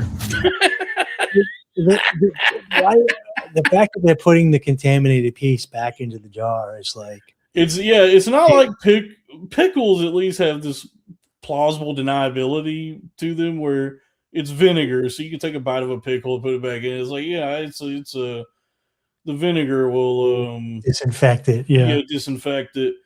This is just straight fucking syrup and sugar and stuff. Warm too. They're not pulling it out of a cooler. Which is if anything, when you put it back in, the bacteria is gonna like spread even worse because of all the sugar. Use the science I understand. Oh, dude, I can watch these all night. Dude, this feels wrong, dude. This feels like fucking something out of the Boondocks. Like it's been 50-50. I would say the videos have been about 50-50. Yeah, but I mean the fucking the white people in these videos though are like a certain kind of whites. Yeah, white trash. White trash, and then also that skinny lady we were just looking at is just a future baby mama. Yeah, but I didn't expect that it was going to be Neil deGrasse Tyson and Don Cheeto. You don't think they're going to get any like scholars in here eating these things? No. I can't with it. They can't guard you, boy. Who lives in a pineapple under the sea? Silly Willy got the pineapple. Okay. Hey, man. This be your girl, big girl mama on 230 fucking like a fucking game, man. I got the Silly Willy pineapple, man. Oh, wait. So he did. So by the way, what I was talking about earlier, have Silly Willy's on here. Look, he made his own. They don't have. There's not a single person, man or woman, in Thailand that looks like this. Yeah, that's why we're gonna move there. I'm saying, that even the ladies with penises in Thailand, there's not a one of them who come close to looking like this. Okay, so here's the thing. This is getting even creepier. Is this AI? Because the name of this thing is Silly Willies. Silly Willy pineapples. And what's another word for Willies? Penis. Yeah, you just are infatuated with penises, dude. Dude, they're trying to psyop you with a different color. All day I dream of penis. No, all day I dream about penis, a DDAP. No, that's how they got you, dude. That's what you are, dude. You're like but this is no. This rules everything around me. So did he pull the labels off the ones from the store and put his own ones on here? Yeah. Go on, try. You got a rap on everything, dude. They really got the pineapple. Yep, she throated it. They really got the pineapples. Oh. So when we used to go out in Providence, Rhode Island, at 2:00 at night, all the pizza places would be closed and most of the food joints. But this one guy, Stu, that worked as Domino's as a pizza delivery guy, would buy these pizzas and put them in his trunk. And then he had a speaker, like one of those karaoke speakers with a mic, like an amplifier with a mic, like you would see like maybe in New York City with people reading the Bible or whatever. Yeah. And he'd have Domino's pizzas in his trunk, and he'd be like, when you're done on getting drunk, come on and buy a pizza from your trunk. It's Stewie's Pizza. And he would rap all night long and carry you over there. And so at the end of the night, most nights, like I would say, I would go out Thursday, Friday, Saturday. And I would say at least one of those nights we would go over and see Stewie and buy a Domino's pizza from him. And it was a good business because he would buy them all from Domino's at a discount and then flip them. Yeah, every night when they were closed. I mean, and to get you over there, he would beatbox and rap, and he'd rap about you and your girl or you and your boys. Yeah, when we were out. And so this is what I'm getting from this Silly Willy guy here. If I was in that area and I needed a sweet treat, and I heard Silly Willy, and he had a theme song and everything, I would probably go over and maybe there's a school of thought here about this that I think you could appreciate. There is because it's like a very there is like a very like libertarian ideology at work here, because if you were like to wanting to start your own small business, whether it's a restaurant or a cannery where you can your own pineapples or make anything like a legit, licensed small business, there's just so many layers of bureaucracy that you have to go through to do that. But what the likely of these people is that they've just gone and bought the materials they need, and are now going out into the world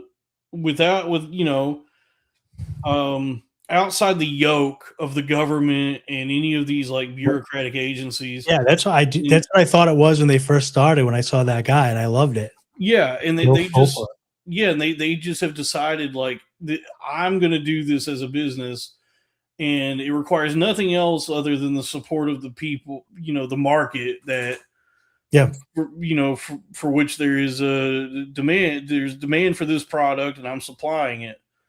You know what I mean? So I went to Chipotle that's heavily regulated and got sick. So probably none of these people got sick. And they've been doing this since crack. So crack was like probably the first instance of this sort of ingenuity, this kind of like business acumen by the black community is like, well, I don't have the means to go through all the government stuff that I got to go through in order to create the pharmaceutical that is crack and sell it that way. I'll just cook some crack on the stove and then take it to the streets and flip it myself. And that's sort of, people think that the CIA invented crack and then that is probably what actually happened. But you're not far away. Like Ice-T, Ice Cube, Public Enemy, they used to wrap up exactly what you're talking about right now. They're like, when we sell it, it's illegal, but when the pharmaceutical company does it, it's not. So that's what I'm saying is like I actually do kind of think the CIA was the ones that were propagating all the crack epidemic. But on an individual level, on like a smaller, just like neighborhood level, that it really is just like the sort of just the what is it? Just it's just the entrepreneurial spirit. The American entrepreneurial spirit. Yeah. Just need some baking soda, a stove, and then some cocaine. Yeah. And now you have a business. You have everything you need to do business, as long as you have the materials and the know-how to create the product for which there is demand. And whether it's crack or pineapple soaked in Kool-Aid, and you don't have to, there's no need to navigate all the bureaucracy when it's like, I have something people want, the people have money to pay me for it. Libertas, dude. I'll bring the pineapples to the people. Yep. And so I do think that, in that way, this is kind of beautiful. That's how I was seeing it at first until they started. And this, by the way, with all the libertarian shit that you like and go on, all the libertarian people always squawking at each other, the most direct action that I'm seeing anybody take to affect any real change and actually do something in the spirit of Libertas is the Kool-Aid soaked pineapples. They're actually doing it. I 100% agree. I would hope that no libertarians are attacking them this week. No, I just mean all the people who get in the weeds with like the ideology. I even get in this with the police. I see all these libertarian accounts on Twitter all the time, just like having these back and forths with each other where nobody can seem to agree on anything. And yet this was actually a leftist who talked about this, but it still stands that David Graeber, the economist, anthropologist, anarchist, leftist, said you can't go through the same bureaucracy that's caused all the problems to change the bureaucracy. Like, you can't vote your way out of anything. Yep. You're not going to be able to think your way out of this. Any change that you want to happen requires direct action. And for what he was talking about back then was Occupy Wall Street, was that we're going to go out there and we're going to sit in the park and take our physical selves to a place and do something. And so I think in a way that's kind of what these these black folks and some whites. What gets me is so like when that's kind of what they're doing. When you have the black people and like cops fighting online, right? And you get a guy like Dave Smith that comes on and talks libertarianism, and he's like, look, obviously if you fight with the cops, you're gonna get shot and you're gonna get hurt. And so yes, pragmatically, that is correct. But he should take it a step further and be like, just because you put on a costume with a badge and steal money for your pay doesn't give you the right to like break into somebody's house and trespass, right? Sure. And so they never take it to that next step. So there is a lot of like libertas within a lot of these communities that people don't like. And so it's like when it was crazy when the guy in New York City was selling the cigarettes on the street, right? And then couldn't breathe. It was crazy that the libertarians and the Republicans were like, oh, don't fight the cops. He's like, he got killed over taxes. This should be a way to talk to them. There is a Venn diagram of libertarian and racist that's damn near a circle. Well, there's a big overlap.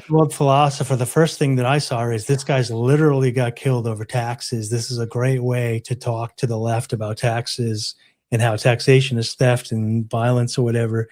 And I can see that the Republicans would dig in and be like, pay your taxes, but the libertarians should have been on this guy's side that he got killed for taxes over tobacco. Sure. Well, like I said, they're more racist because it wasn't even that he didn't steal them or anything. He owned them, but he didn't pay a stamp tax, which is why they were going after him.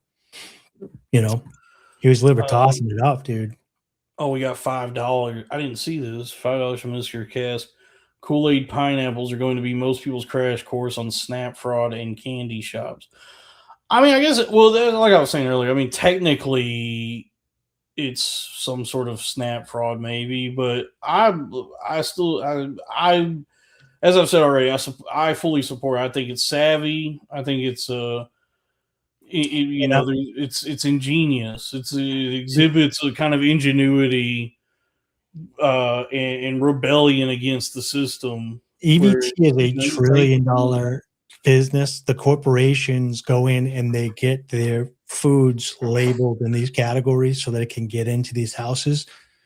So, I mean, Snap, although I do see that Snap is people are stealing money or whatever, it's a $1 trillion industry at the top. So it's even worse at the top end where like when people are like, oh, they should be able to have Oreos and all this stuff. It's like, well, they get Oreos categorized as like whatever they need to get it categorized so that it can get on EBT so that people pick that because it's cheaper rather than cookie dough mix. And then they make it themselves and it's a little bit healthier. Yeah. And they make lots of money on it. And what happens is it goes from the money gets printed from the government. It gets handed to them. They buy it and it goes right into the pockets of the corporation. And then they're like, well, you need to pay more taxes, and the corporations don't pay any taxes because that's the deal they made. So the middle class pays the taxes, the corporate prints the money, they give it to the lower class buys their cheap products, and it goes right into the pockets of the corporation. Sure. And then that divide gets further and further until you either end up poor or rich.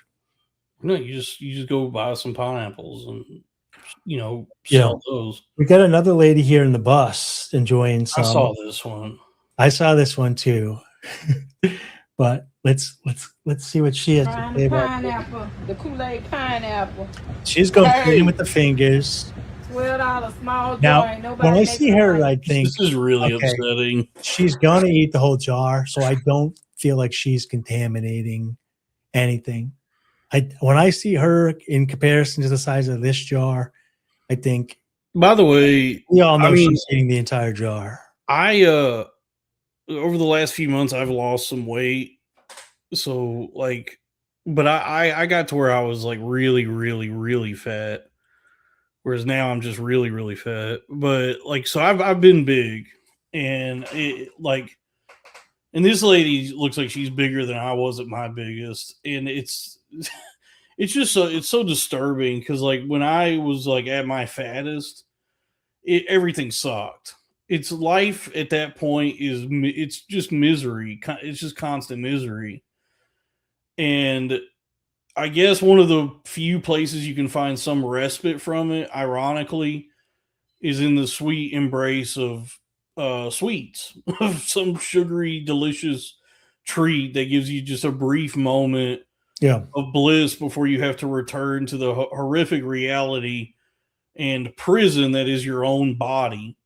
Yeah. But then, you get your dopamine and your serotonin hit, and you're like, okay, this ain't. Yeah, but the cruel irony of it is that is the very thing that is killing you. Is like the thing that's making you happy in the moment. And so this video just like really is just really sad to me because like when I was closer to that size, just like when you do shit like this, when you're at that size, it's like I get it that this makes you happy or whatever, but then this is the thing that's killing you. And it just there's a part of me that does like I do believe she has some awareness, and I do believe in some of her lower moments of life she may reflect on that and it bothers her, but I don't feel like she's in that that far into the realm of awareness where that hurts her as much as it hurts you. No. By the way, Dave, don't fall into the trap that's being set right now in the chat. If somebody starts throwing around the word per capita, they're just racist.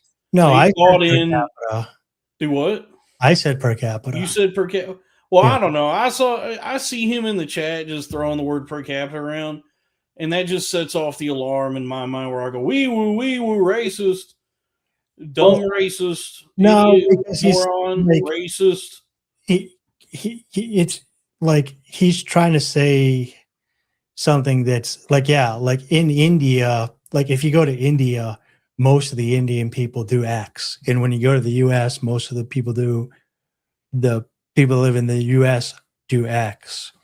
Is true, but like he made a distinct thing saying that about white people. And so we're like, all you're doing is counter arguing by saying like, if you're gonna be racist, we're saying break it up by this then. You know what I mean? I don't know. I don't know what per capita means. I don't know how it works. I'm just saying that whenever I see the words that's a buzzword, per capita. Well, he basically said white people are the ones that use all the SNAP in the United States, so stop saying that this is a SNAP scam. Who said that? This Chris Chappelle show guy. Because I saw Slav was the one saying per capita. No, then I said per capita too because we were with Slav because we were like, yes, of course, there's a lot of white people in the US. So if you look at who uses the most, it's them. And if you go to India and you say who uses the most diapers, it's going to be Indian people. And if you go to Greece and you say who eats the most feta, it's going to be Greek people because whatever. But then if you break it down, if you want to start breaking it down, because he was the one that brought up white people, he wants to break it down by race. Yeah, I'm just saying that you're just not going to like the outcome. I'm just saying that whenever I see, because I see it constantly, the words per capita get thrown around, and I've learned that that's more of just like a buzzword to signal that you're racist. It's just like, oh, you looked at a chart or something that confirms your existing bias, and now you get to throw around a silver dollar term like per capita to try and bolster your argument that amounts to about the same as like the shape of skulls being decided something. No, it's got a little bit more than that. Like when people talk about like the US and how violent it is, and like people from other countries, like I don't want to go to the US. Everybody's getting shot and killed with guns. It's very dangerous. Sure. It's actually only 5 major cities that are so bad per capita that they pull everything up, right?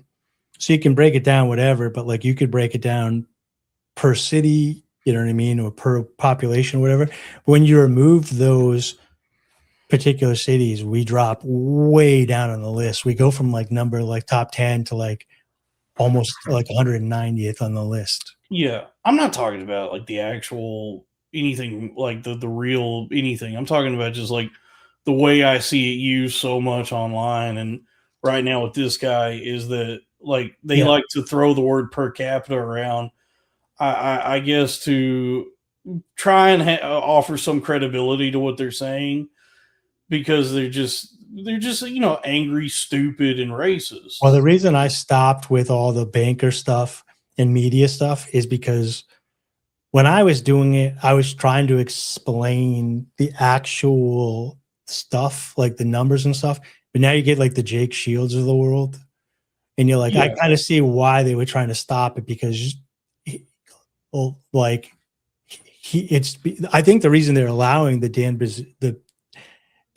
Brazilians or whatever his name is there, Bilzerian, is because they've gone so far now past the like actual data that it actually makes the movement look bad. Sure. You know. But anyways, so this lady looks very happy, and I often wonder when I see a woman like this, I don't think that I mean, everybody has their sad moments, and sometimes, you know, you look at a movie star and you think, I wish I was like the movie star and then my life would be like that. But I think all in all, I'm kind of envious of people like this. Sometimes I think people like this are like have more joy in their life than I do, because they're more able. I'm not going to be able to eat a pineapple they live more in the moment. They don't think about shit because there's so much more. I'm going to be like, this is what am I doing with my life? She's going to really enjoy this next couple of moments. Yeah. And she's able to do that. And I'm kind of envious of it. Envious. In a way. Yeah. Envious. Well, let's go back. The thing that's really rough about it, she's on a bus. So maybe she's a bus monitor. She's on a bus taking up both seats. But I think she's on like a school bus for kids. And this is like, she's like the bus monitor, maybe. That's what I thought. She's got a job as a bus monitor. And the bus driver was like, you want to film a video for... Well, thank you, Howling Labubu Rises, for gifting 20 memberships. Folks, keep them coming. All right, let's watch this. Pineapple, the Kool-Aid pineapple. Yeah, see, the school buses are in the back. Maybe this is two drivers and it's raining, so they shared a bus while they're waiting for the kids. But I thought she might be like the bus monitor. One of them said, I keep that motherfucking thing on me, and pulled out a jar of... Yeah, because they didn't have it when I was a kid. Do they have it everywhere, or is it just here in New England? Like, you have to have a monitor, and every time a kid gets off, they get off, and they make sure there's no kids under the bus, and then they get back on. No, we didn't have that when I was growing up. We didn't have it when we were growing up, but do you have it there now? Oh, I don't know. We have it here. We have it here. I don't go check out the schools like you do. I don't go... No, like when you're driving in a bus, like the bus is in front of you and it's taking forever and they keep stopping and then the monitor has to get up and make sure there's no kids under it. Maybe. I don't know. I graduated high school in 2011 and never looked back. I wasn't sure because Massachusetts does have like a lot of like extra stupid safety stuff. Like nobody making them like these. Hey, these are homemade. oh my God. Nobody's making them like these. And they got like the Slimer Ecto Cooler version. Yeah. I don't even know what flavor this is supposed to be. What it tastes like? Ooh! Oh Lord! I am in this. None of these fucking beasts chew with their fucking mouths closed. I know she's playing for the camera a little bit, but like they're just having a good time and she's enjoying herself, you know? I mean, come on. It's like I get, man. Have some tact, have some class, and close your fucking mouth when you chew your food. So this is so goddamn mad when people just smack their lips and chew with their mouth open so you can hear all the noises they're making as they eat. Close your fucking mouth when you chew. I don't have that. You have that. Me see something or other. So when I saw this video, it goes back to the one where we saw with the guy on the table. I was like, oh, this guy's had got an entrepreneurial spirit. I actually enjoyed watching this, but I also thought it was like a Costco psyop. And it's not Costco. This is Sam's. That's Members Mark, which is the Sam's brand. Yeah. I'm going to bet on me. I said, but I really came from Fort Myers then. I said, I'm going to bet on me. I'm going to believe in me because I know what I got inside me. I'm going to bet on me regardless. But I also watch a lot of like TikToks like this in my algorithm because it's all like startup business stuff or side hustles or packing or whatever. So I watch content like this. It's when I prime my stuff before I post or whatever to like get the algorithm ready for my to get yourself hyped up. Yeah. No, like it needs to know you're active so that doesn't you just don't post and ghost so then it thinks you're like a bot or whatever. Right. So what you think, I'm going to be there for me regardless if you there or not. I'm going to bet on me every darn time. I'm going to bet. The other thing that black people do that I like is they post videos of like talking about the Bible. It says have no fear like 365 times and then it's all the times highlighted in the Bible that say have no fear and it's like hype music that gets me juiced in the morning. I watch. Yeah, I mean, I love that he put like, you know, like some inspirational. I came from Fort Myers then. I said I'm a bet on me. I'm yeah, but if they're all sold after because I know what I got inside me, I'm gonna bet on me regardless of what you think. How much does one of these jars cost? I don't know. I'm gonna guess like a jar like that at the store probably costs like $8. Oh, really? That's my guess. Is that a single jar? Sam's Club pineapple here. But you can't. I think at Sam's. I don't know if you can buy just a single jar. If you're at Sam's, you probably have to buy that entire like flat that has 6 jars in it. You can buy a pineapple for $2.97. Right. It's a jar. How do I get a jar? Pineapple. Sam's Club pineapple spear Members Mark. I mean, but I was going to say, it's just funny to put this like inspirational, motivational kind of speaking. Yeah. Over you kind of nailed it. They're $7.48 each.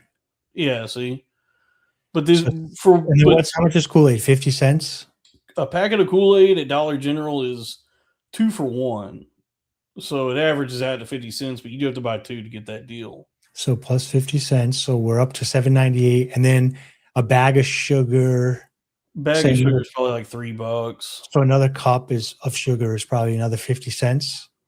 Maybe. So we're up to 8. So we're up to about 8. I mean, if they're charging like $20 or $30 a jar, there's a lot of the profit margins on these are pretty wide. You know, this is a good return on investment. It requires to get the points back on his credit card for all these. Yeah, the key here, like the real secret to any success in this venture is the gumption, the motivation, the diligence. Yeah, to actually get out there and sell the product. So it's like, yeah, you know, your materials themselves don't cost that much. But then to generate the return that's necessary, you do have to. It's the labor is the real component, the deciding factor here.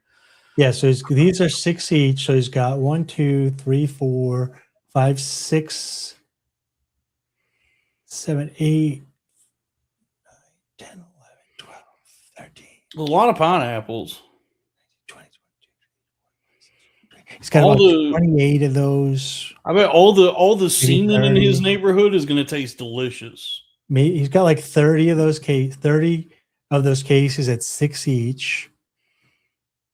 So that's what? That's 180, and they cost like $8 each. No, they cost like $8 each. This is black math. So he spent like $1,500. He spent $1,440. Let's say $1,500, and then if he sold them for $20 a jar, that's $3,600 minus the $1,500. He'd make like $2,000 there, dude. It's not bad.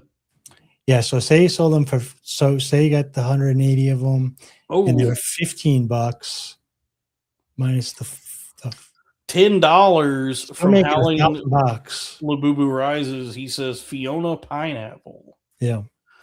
So no, but it's like to put that kind of like, you know, that very serious spiritual ass sounding like motivational talk over what is essentially a scheme. This isn't like it's not like he's finally getting his college degree or anything. It's like, you know, I finally did it.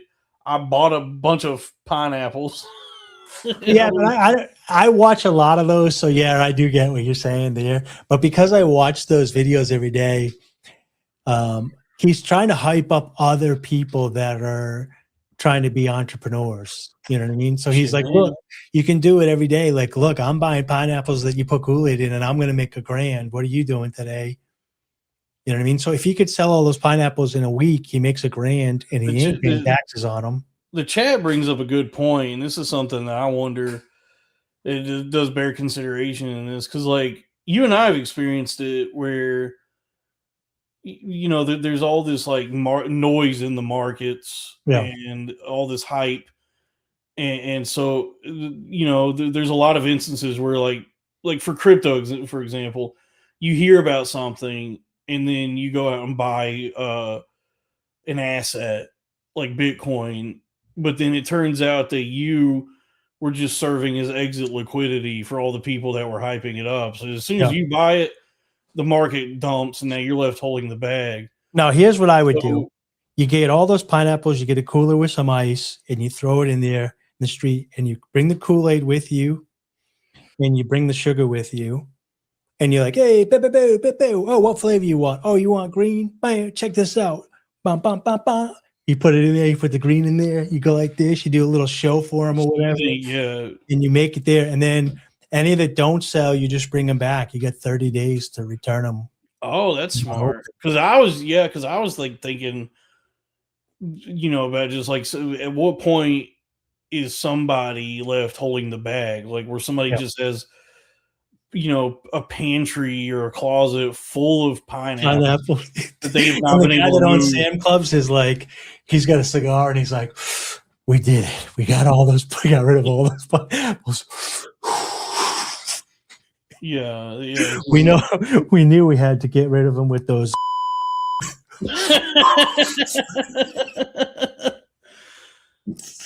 Cutscene, yeah, because I mean, it just happened with a lot of people with Zcash, dude. Zcash just dumped hard, and there's a lot of suspicion that a lot of the shilling of Zcash that happened was by the people who minted the infinite coins. Yeah, that they're now saying probably got minted. Did you see that story? So, look, I know you guys don't like my homophobia, but the second I saw the video of who the devs were, I sold all my Zcash about 4 years ago. I mean, it wasn't. I mean, the crypto space is definitely very like reactionary and seemingly, you know, closed off. Like, there's a lot of racism and homophobia and all that shit in crypto.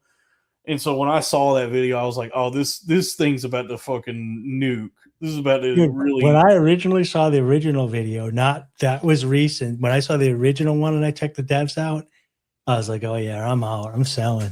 Yeah. Well, did you see that something came out that several months ago? Somebody had used Claude they found like a bug in Zcash or something where the story that was recently. The story is that at some point somebody could have minted an infinite supply of Zcash. That's the same thing with Montero and everything. All those coins that have anonymity. Yeah, you can't audit them because no one wants you to know you have them. If there's any leak in them, the value could be, you might not even have the coins in your wallet and you don't even realize it until you try to transfer them. It could be stolen because there's no way to, there's zero security basically on them. You know what I mean? Yeah, and so that's a lot of the speculation right now is like, how many months ago when Zcash? We got to take this off the screen. Oh, there's all this speculation right now that all those months ago when Zcash pumped up to like $500 or $600, that there was somebody offloading that was just selling out of their infinite supply. Yeah, and then all these guys that were shilling it, that they were just like, dumping this infinite supply they had minted onto all the like bag holders that now, everybody's just trying to get rid of this shit, selling at a loss because it came out that this thing had gotten hacked. I got screwed on this a couple times because I got out of Bittrex. I was on Bittrex when this originally forked, and Bittrex closed it so that we couldn't sell, kind of what happened with the Robinhood stuff. So I couldn't share the coin when it forked. I got stuck with the bag, and then I held it long enough to break even, and then I saw this and I was like, I sell. So I sold mine a while ago. You want to bring let's is bring this up the one of the Zcash devs. developer? Yeah, let's bring up one of the devs so people can see what we're talking about. Yeah, I think this is the person. This is also one of the directors of the Matrix. Yeah, so if you were investing in a company that's decentralized and this was the face of the company, would you hold your coin or would you sell it? Now, before you play this, I'll say this. I've heard that this person's a genius. They're very intelligent. I've heard that they are in some factors. I've heard that this person is a genius, but to your point, what you're about to show would give me pause. So I have, I'm not a genius level IQ, but I know that my IQ that was tested, and I know the mental stress and problems that I have from it. So I don't necessarily equate this. I do believe that this person is a genius, and I do also believe this person has serious mental issues. Sure. I just think for a number of reasons, there's, something about this would kind of make me feel something. I would feel wary. But yeah. I mean, just go ahead and play. Yeah, I just trust my gut. So let's just say this is not what Dalton's going to Thailand for. No. Privacy allows people to think freely. There's the space inside your head where you can basically think whatever you want and be fairly confident that no one is reading your mind. I will say this. Yeah, I did sell immediately, Raph, when I saw this video come out. But here's the other thing too, right? Just like as just a man that's balding, like I shave my head, right? And so like there is something to me that's envious with individuals like this, or like or other people that just like, this is not aesthetically pleasing to. Well, actually, go back. If you go back to the beginning of the video, I was going to say though, like if you right there from yeah, like if we could from the neck down, not bad. Yeah, we could. Hold on. I can't do it. I was going to see if we can. I think it's easy. It's easy to get distracted by what's going on, above the neck, what's going on with the face and the head and all the facial features. But if you just close one eye and put your thumb over that, and then just look at them from the neck down, kind of nice. Well, that's what I'm saying is the fact that like immediately you gotta do something with the hair, whichever way you're going. Like, but also at the same time, I'm kind of envious at somebody that just is like, look, this is what my hair looks like. I mean, this is what God gave me for hair. She's living in her skin, dude. She's like, yeah, this is who I am unapologetically. And that's where I would that might like renew my resolve in this project, is that no, this person is like, there's two ways to think about this. You see this and immediately you go, Oh no, I need to sell. sell. Or you really you intellectualize. You sit there and you think, well, no, whoever this is so confident in themselves and everything they're doing and believes like in their truth that maybe they are a genius who created the future of currency. But I guess I could see why this might have rattled the faith that a lot of people had in this crypto. Just at a glance, maybe crypto doesn't have the most forward thinking or introspective kind of guys who would offer any other thought to this than, oh, this is really bad. This isn't good. Right. Yeah, but so like I went on that when I go on a date, right? As myself with the beard, I recognize that the beard cuts out a lot of opportunities for me, and I recognize that. I'm aware. I'm self-aware of that, and it's a choice that I make, right? This is a good point. Crypto's trans currency. So Yeah. that's where this checks out. This makes sense. So you have a baseline of, what people feel comfortable with. And then you have well, let's just put it this way. This dev is way outside the Ovaltine window. They're like the Ovaltine window? Is Ovaltine window, isn't it? The Overton window. Yes. They're over that window by far. They're way outside the allowability of the window. They're not on the fringe. They're not moving it. They're just outside of it. This is definitely an edge case. When you certainly get outside of it, people are concerned.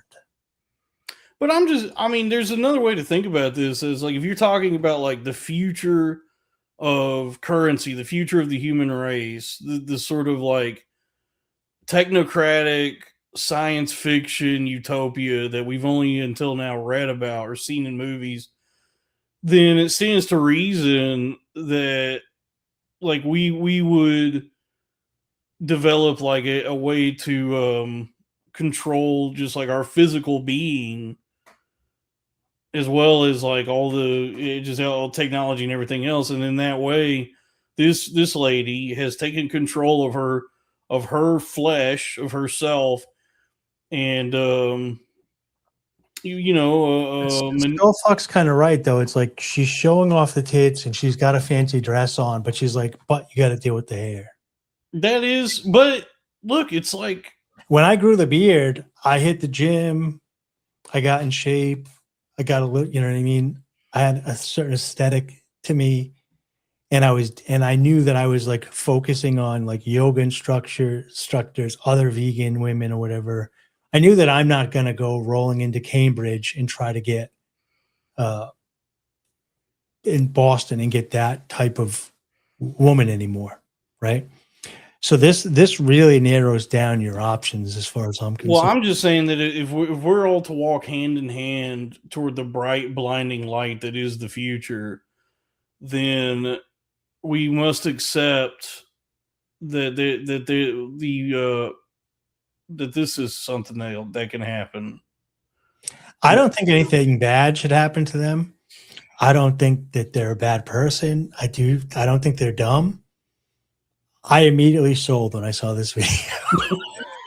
And look, you're gonna miss out on the God candle. You're gonna miss out on this fucking I missed out on some things probably, but in this particular case, my gut was true.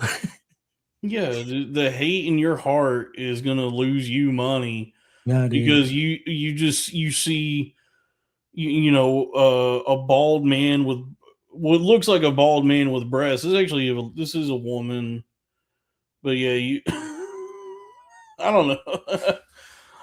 I don't know if I was holding any Zcash. I don't know if this would have made me sell it at that. It's not even about me. It's that I know where the baseline of what society is comfortable with. Oh, so you knew the sentiment was going to be that this would scare off so many people that you knew where the market was headed.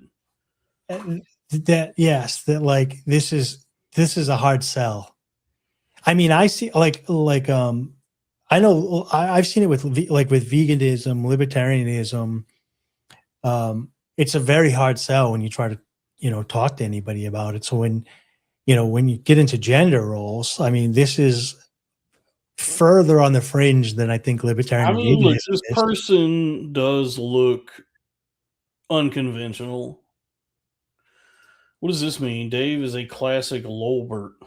Thank you for the $5. Let's keep the super chats going. Well, let's play the video. I don't even know what she says. What Lolbert means. Allows people to think freely. There's the space inside your head where you can basically think whatever you want and be fairly confident that no one is reading your mind, that you can reason about the world and reason about what should happen in the world. But then once you've done that, once you come to some conclusions, you need to discuss them with your friends. Because so the other thing that kind of bothered me with the what should, it has a very like no one knows what should happen. You can make arguments. So what could, what would, what I believe.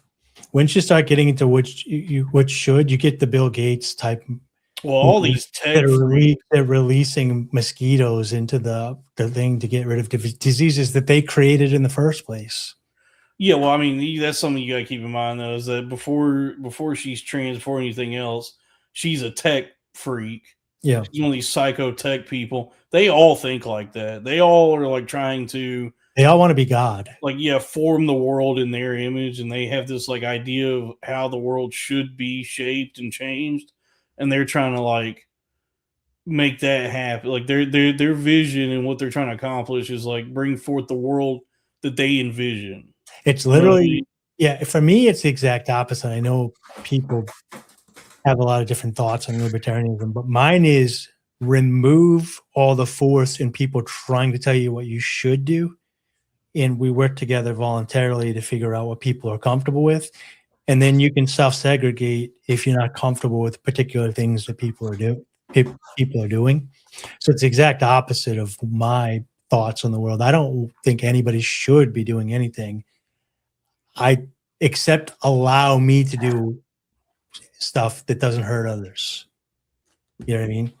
Right. I would never say I think the whole world should be libertarian. I think the whole world would be nice if people didn't, tell other people what they need to do.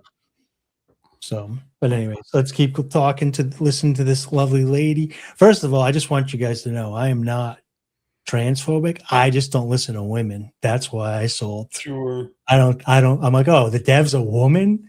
So they don't know anything about crypto or tech, Maybe you're wrong. Maybe they'll have a viewpoint that you haven't considered. And when you do that, how can you have the same confidence that discussion won't be used against you?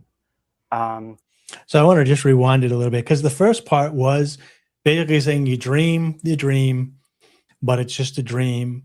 Then you bring it to your peers so that you and your peers can dissect it and see if it's actually something that's plausible within reality. So, I mean, I do agree with both of those things. That you haven't considered.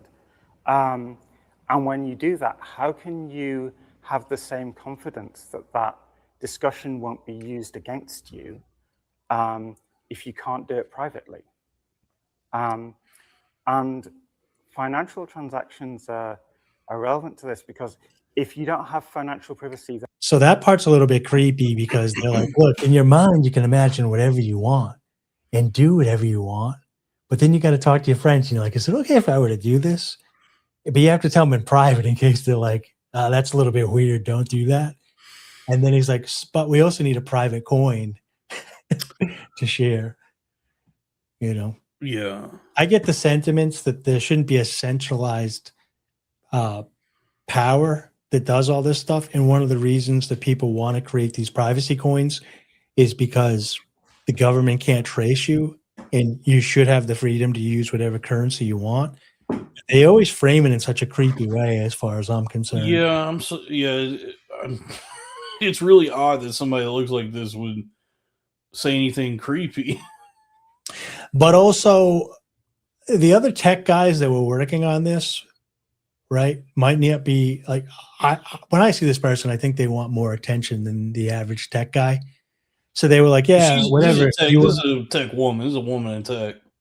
Yeah, this woman in tech. If the other people and the dev team were males, and they're like, yeah, you can do it. We want to have the female face of the company, so you can go do this. So maybe they ended up by default. The other guys wanted to just code and told her to go, be out front. Then you don't have privacy. So say that I have a friend who can't get medication because, say, they're trans, and this is a very real example, they're trans and so getting hormones is illegal in wherever they are, or is gate kept by the waiting lists that are years long. And so, and by the way, those restrictions are just transphobia. There's no medical justification. So the issue with all this stuff is there is like a better example would have been you need your insulin, but insulin in the United States is hundreds of dollars, and you can get it from Canada for a couple bucks. It sounds like she wants to give children puberty blockers. She did get in trouble with that, and one of the people that I know that also got in trouble that was in communications with her is called the anarchist she-male, and I met him at the Pork Fest 2017, and we talked a little bit. He's since been arrested and he's in jail for using Bitcoin, and he is a she-male. That's his own moniker. It's a he, not a she. His pronouns is he. He calls himself a she-male. Did you see this? She's the crypto keeper. Hey, that's pretty good. That's good. Thank you, Pandatron. But she was doing that. She was getting in touch with children and teaching them how to use Bitcoin to buy hormones to transition without their parents' permission. And I think that's a pretty big no-no as far as I'm concerned. Thank you for the $5 howling Labubu rises. He says, yeah, you said disgusting. I mean, look, we should probably get this off the screen. I want to go a little bit further, just because this is so unsettling. And so, if you can't, I mean, I'm just listening to the words. I'm just trying to see a mind. I'm trying to see a brain in a jar. Personally, I think that would be more visually pleasing. They are. I mean, body language wise, I do see them in their mind, and they are thinking these things through. But me personally, I probably would have went to like getting insulin from Canada at a couple bucks rather than a couple $100, using it rather than go right into the trans hormone stuff. But obviously, for some reason, that was on her mind compared to the other stuff. So she probably, all right, we can get this off the screen. So, yeah. Dude. Yeah, that was, I mean, somebody in the chat, that coin failed for some reason. It hasn't failed. I mean, it's on a dip right now, but there's still a lot of people who say they have like faith and like they think it could still be a good coin just to transition back. Sure. I mean, I don't own any of it because I mean, by the time I found out about it was when it was getting hyped, and it was up to like $500. So I was like, oh, I'm not buying that now. Yeah. Now, actually, this is not financial advice, but now might be a good time to buy like whatever, any crypto you're thinking about getting, because it's all in the toilet. Right so the fear meter is pretty bad. I still think it's going to go down some. I've seen people say that some of the speculation I've seen is that Bitcoin is going to go to 50,000, maybe lower, but I'm seeing a lot of targets at 50 before you see any sort of bounce. So the reason I had mentioned 62,000 is the number a couple months back on here is because that's pretty much when everybody that I kind of knew in the space for a long time noticed the manipulation that was happening and how it went like crazy. Like all this money is coming in out of nowhere. And so I knew that all that fiat currency had to get washed out, all the fake money that went in there that wasn't actual stored value. But now that it's dipped to 62 and the economy stinks, I feel like some people with actual money in there might need to get rid of it too. Not Vivek's the Indian guy that was Vivek, the ETH guy, just sold a shit ton of. Oh, Vitalik. Yeah, Vitalik. Yeah. I mean, it's whatever. I held too long on like the stuff I was holding a long time, like XRP and all that. I just held too long anyway, and now it's like, well, I'm stuck with it until the next something happens. I put some money in the sideline, but I'm broke. I have no money. Yeah, so. It's a bad. The market is, it's ebbs and flows, and the lesson that we've all learned is we should have been investing in the stock market this entire time. No, that just crashed too. It went up yesterday and then back down. It did, yeah. It did dump, because yesterday they said like $1.5 billion got wiped out of the stock market. So yeah, everything was bleeding out yesterday. Weirdly, take money out. The price of gas today is way down. Well, because they put all the E15 now, so they just added a bunch of ethanol to all the gas, and it's going to fuck older vehicles over if you have them. Well, we'll see. I mean, I want to believe that things are going to get better soon. I think you guys, not you, you're still fucked as a millennial, but Gen Alpha and Gen Z might actually be able to afford to buy houses. I don't think people are going to want. Did you see what Caleb Hammer said? So that was taken out of. I actually agree with them, and I think that was taken out of content. Context, yes. Because you know what I'm talking about buying a house. Yeah. So he said that people don't want to even buy houses anymore. He said the thing he made the claim that the smart thing to do, this was on Rogan, is to rent, because that gives you freedom and mobility. And then any like growing of wealth that you want to do, just invest in the stock market. And that way, well, that part's dumb. Do what? That part's dumb. No, I mean, because if you're buying a house is like an investment. So you build equity in the house, and then at some point the house is worth more than it was when you bought it. So, but if you're renting and then you're taking some extra cash and putting it in the stock market, and then while you're renting, your stocks are going up. You own the stocks, but then the apartment you're not tied down to. So you're like basically like, instead of having equity in a house, you just have these other assets that are growing in value. Yeah, so it makes sense that if you're like a younger person and you see the way the housing market works, and you go, I don't even want to fucking be tethered to a house, then you just rent. And then if you want to build wealth, you just invest your money in some other asset. What he's saying is not, I think they've been saying this for about a decade, but because boomers needed more people to keep buying houses, they kept squashing it. But it got kind of turned around where people were saying, oh, of course, he's a landlord, so he wants you to rent. But that's not what he was saying. What he was saying is, we're at a time right now where the down payment and the interest rates and the housing is so high that if you have X amount of money, it'd be cheaper to rent, because the excess money that you have left over, instead of going into a house that's price will probably collapse, you can invest that in something that might go up. So his idea is, and he just chose the stock market, is say you can afford $1,500 a month for rent or for a house.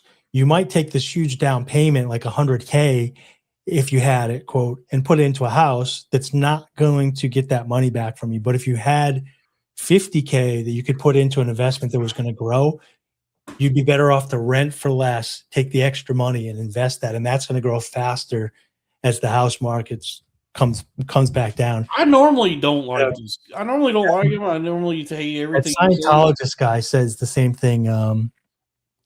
Who's the Scientologist guy that's kind of handsome? He's got gray hair.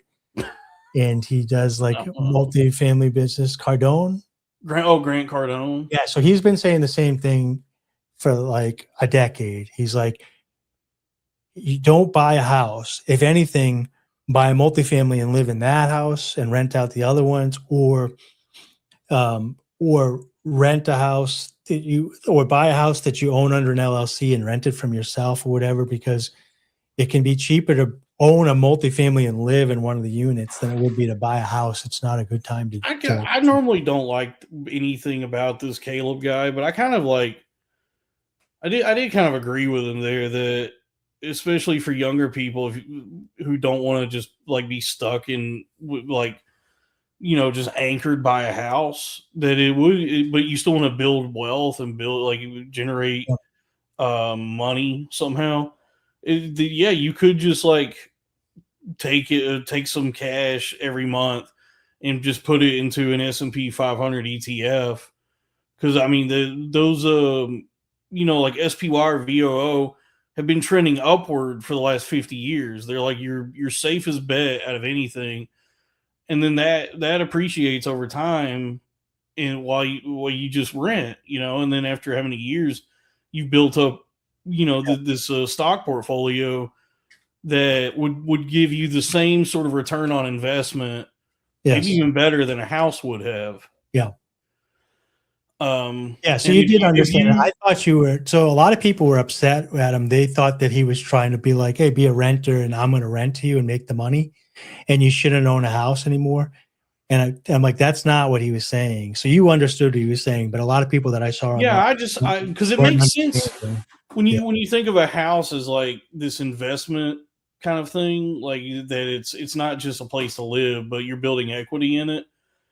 Well, as an investment, it seems like such a headache property does, because it's like you buy the property. So much work.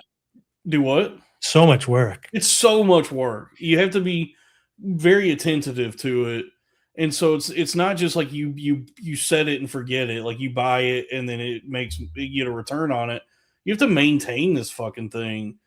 Whereas if you just buy stocks or any sort of like security or whatever, that just goes up in value over the years. If it's if it does, they can go down. But I'm just saying, like, if you play it safe, you do your research and invest wisely. I have not done that. I'm stupid. So I bought, when I was 18, I dropped out of college. I took all my money. I went to the library and I bought an 8-unit apartment complex and rented out weekly. And that was my job. So I went there and started fixing up the units. I took out the trash. I fixed the roof. I mowed the lawn. I shoveled the snow, and I collected the rents, and I slowly fixed it up. And then I got the boom. I got lucky, and I got the boom, and I sold at a good profit. But that house, when I worked it full-time like a job, I made $2,000 a month. And that was enough to pay my rent, my car, my gas, my food, and everything from that house. But it was a full-time job because it was weekly rentals and people didn't pay. And I had to constantly buy paint and cut the trees and all this stuff. Fast forward, the woman that I sold it to, I went back to look at what she's got the rents at and what she's paying or whatever. Yeah. She's making like $250 a month for dealing with all that bullshit. Now, granted, the house is like brand new and she got some equity in it. I don't know if she pulled the equity out tax-free or how she did it or whatever. But like, if she's got a mortgage on that house at what it's worth now and what the rents are, they didn't go up high enough to pay. You know what I mean? They didn't go up at the same rate because that area just doesn't demand it. It was kind of like, it was near the police station, but it was also in the low income. I bought Baltic Avenue, but near the police station. Wait, is this Monopoly? You wrote this play Monopoly? I'm saying like I bought bottom of the barrel. I didn't have Boardwalk or Park Place. I had both the first thing with the low income people and like, look, like many people in this, alcohol in there. Like many people in this country, I am both downwardly mobile, broke, and financially illiterate. Dude, you're gonna move with Jimmy the Greek and me to Thailand for 6 months. I might do that just to save some money. Dude, I'm telling you, I can't. I got to tell you off here because I'm in the middle of doing something with an attorney for some other stuff. But we've really been thinking about it. And he's got cousin there that could help us out, but he's done this before, and he saved a lot of money by living in different places. He's currently in Texas. He lived in New Hampshire with me for a little while. He was in Vegas for a while. He rents these pad splits and saves all his money. So he knows how to do it. And he's been to these countries before.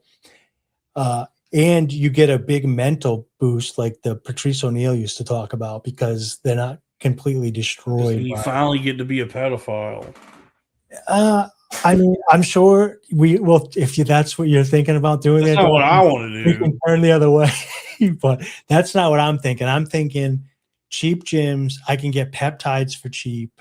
I can probably get testosterone for cheap. Peptides. Hit the gym. $10 massages, and I'm probably. I mean, I'm gonna date while I'm there. There's gonna be expats to date there and locals or whatever. But even at my age, if you stay in decent shape. The women there are going to be weathered. I'm guessing like a 27-year-old is going to be a little bit more weathered than a 27-year-old in America. She's going to see a lot more stuff go down. Yeah. But I don't know. This is not something I think I want to do right at this point in my life is move to Thailand. No, we don't think we're going to move there. We think we're going to do like an extended stay. Like an Ari Shafir type. We don't even know if it's Thailand. We've been looking at Portugal. We've been looking at I got a lot of listeners in Vietnam. Looked at Romania. We do Vietnam. That's where one of the places he wanted to go. Yeah, on Acast on the audio feed for a while there was a lot of listenership in Vietnam. Dude, imagine we show up in Vietnam and they're like, "Oh, Cornfed." Yeah, it's the most popular podcast in Vietnam. It was really weird how like it was. The United States was the number one, Canada number two, and number three was Vietnam. Out of all the countries, the third most listeners were in Vietnam. That'd be absolutely hilarious. Yeah. Yeah. So I don't know what was going on, dude.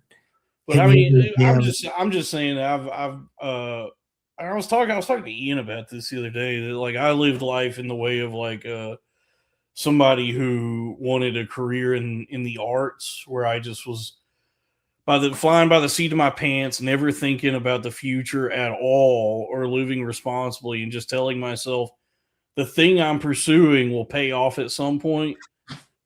And then getting to a place in my life where I go, man, I really should have listened to everything Dave Ramsey had to say. So I bought his book a little while ago, and I wouldn't agree with all of it, but I was like, it's got a big Christian message and a very anti-usury message. So he dances around a lot of stuff that I'm willing to bet that he is very pro-Israel. I don't know. I bet you he's one of those like Christian boomers. Maybe who is like like Mike Huckabee that's like very into Israel. Very against usury. I can just say that in the book. He doesn't ever pick a political side, so you could be correct. But I like to believe a lot of the like older like boomer Christians love Israel. They love it. Yeah, I don't get it, and I think it's because like. I think some of it has to do with the fact that that they believe it to be like the Israel from the Bible, that it goes hand in hand with like their own belief system. Because I mean, even when I was in church, we used to have these people come through that called themselves Messianic Jews or Jews for Jesus, and it was like they were telling us that they're Jews who give us money because yeah, they were telling us something about how they're Jews, but they still believe in Jesus. Like they were like, like you guys do. But we think Jesus is a thing like y'all do, but we're Jews. And thinking back on it, I think it might have just been Israeli propaganda, because the whole message was just that when Christ comes back to earth, when he returns, the physical geographic location he will return to is going to be Israel. Is like the actual land that is now Israel. And so it was, I think they were coming through to just like foment this like support for more, greater support for Israel, and to put it in our heads that it's like we must be loyal or faithful to Israel. My band, not my band, but when I was in the band, there was 2 other bands with members of my band that played, and they did a cover of the Cars for Kids thing. Yeah. And I got a big argument because let's get some super chats going, by the way. Are you guys joking around about the Cars for Kids things? And they're like, no, it's just from the radio or whatever. I was like, oh, because you guys know that's a big scam, right? And they're like, what are you talking about? Like, oh, the money, and this was 20 years ago. I was like, the money goes to teenagers and adults to send them to Israel for free for their rite of passage or whatever. They get to go to Israel for free. And they're like, Dave, be quiet. So when that hit the internet last week and everybody finally picked up on that a couple of weeks ago, I was like, this huge like vindication off my shoulders because everybody's been calling me crazy for 20 years. And I was like, look, it's voluntary, so you can donate to it. But if you look into it, you think that it goes to help like orphans, like Little Orphan Annie or whatever. That's not where it goes. So you can continue to do it. I'm just telling you where it goes. This is, Raphael. It's a program here in the States where you can either trade a kid for a car or vice versa. So you bring in a kid, get a car, bring in a car, get a kid. It's this sort of revolving door of cars and kids. So in the U.S., Raphael, there's this. We can bring up the video right now. I honestly don't know what it is. I've heard of it. I've heard the jingle. I have never known exactly what it's supposed to be. Like what cars for. I just was always like, well, they're too young to drive, so I don't know. Yeah, so I grew up listening to like the Red Sox games here and stuff in New England. And there's this song, and it would go 1877 cars for kids, 1877 cars for kids, 1877 cars for kids, and then I forget whatever it was, right? Yeah. And basically it said if you have an old car, donate it, and the money goes to kids. And so it's like cash for clunkers, but instead of you getting the money just goes to Israel. So no one knew where it went. They just assumed because all the commercials were always like white kids that it was going to like help like needy kids in America. And so you would get a receipt for between $200 and like $400 that you could write off from your taxes as a charitable donation for your used old cars. And most people are like, I don't know what to do with my car.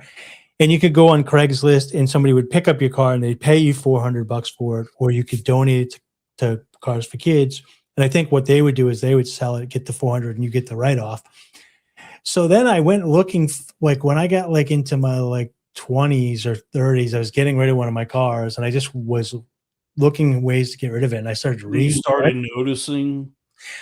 noticing. In your 20s and 30s, you started noticing. And so I started reading it and I was like, oh, this is a religious. I didn't know back then. I was just like, oh, this is a religious organization. This goes to help kids go to Israel. And I didn't even know what that kind of meant. Because they used to collect money for like Ethiopia because they were starving. Yeah, for less than the cost of a cup of coffee, you could that old guy that would. Yeah, those commercials where he's like, donate today to a starving kid in Africa. Yeah, so when I originally read it, I was like, oh, maybe they got abandoned from their family and they can't afford the flights to go back to Israel or whatever. Because so I still thought it was like a that type of charity. Then I got a little bit older and it came up again. And I looked into it and I learned about like how you get a free trip back up until 20. What the fuck?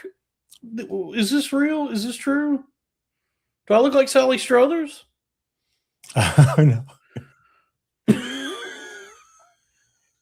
Sorry, that really hurt. Oh well, I heard Kevin Brennan was talking about you tonight too. So Yeah, you were telling me. Oh, I didn't read it. Anyway, we'll get into that in a second. What? So, do you have the jingle pulled up? Oh no, I took it off. It's just I Oh. pretty much saying it. It's You dumb. saying it? Yeah. Yeah, I guess. But anyways, come to find out, it's actually, you know, when it's one of the ways that they collect money to get people to Israel from all over the world, not just the United States. Up to the age of 27, you can go to Israel to just check it out, I guess, and see if you want to live there or see your people and talk to them or whatever. And that's part of the way that funds it, which, so they're not quite lying. It is cars for kids, but the kids are technically like teenage Jewish people getting trips to the homeland. Yeah. Do I look like this? No, I think they mean the South Park. I don't look like this, do I? No, she looks like. Do I look like All in the Family era? Do I look like Gloria? I'll take that. I'll take if you say I look like Gloria, I'll take it. I don't think you look like her. It does. Hey, I got a question because I got a letter in the mail from the IRS. And it's probably just I haven't even opened it, but is it from Indian people? Oh, hold on. Is it actually IRS? Hold on, I'm frozen. Give me 2 seconds. I'm gonna be right back. Yeah, so it's not. It's supposedly there's no debtor's prison, and it's not illegal. It's only illegal to evade taxes. Okay, so if you file your taxes, you're cool, right? So I filed my taxes on Cash App. Thank you to show me the 1099s for that shit. They let you file for free. And I wonder who they were trying to get to pay their tax. Cash App is a robust financial suite. So I will say this is it has. I get that it's been marketed primarily to the Black community. Yeah, and that it's known as like the ghetto cash place. It's actually pretty sick. Cash App is good. Yeah. I don't want to say which bank I have, but I closed my JP Morgan accounts and all my big reserve banks. And I had to find some good online banks that I trusted. And the bank that I use now is digital.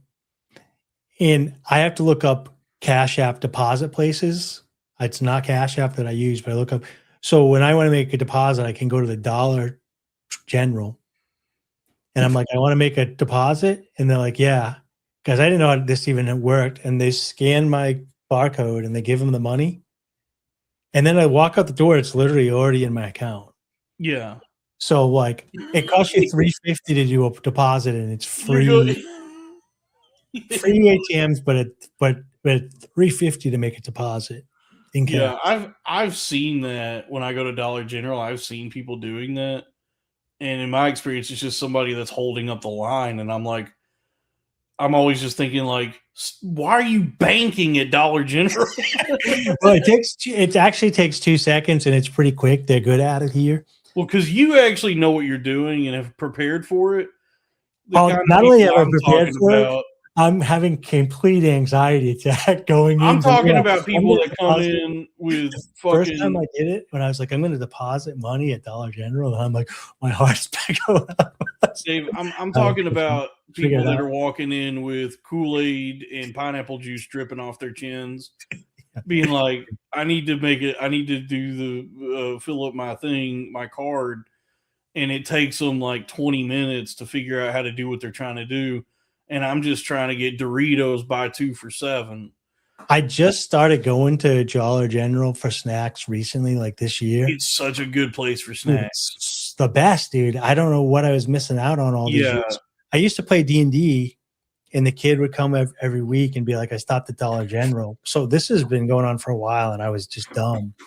So the problem with mine is that there's only one person working the register. That's every single Dollar General. And there's like a couple people in the store that avoid you if you get close to them. And so my transactions are usually one of the quickest to deposit the money. The stuff that goes on in it, you have to really go zen, dude. You have to be that Korean lady that your uncle married when you go in there, because everything slows way down.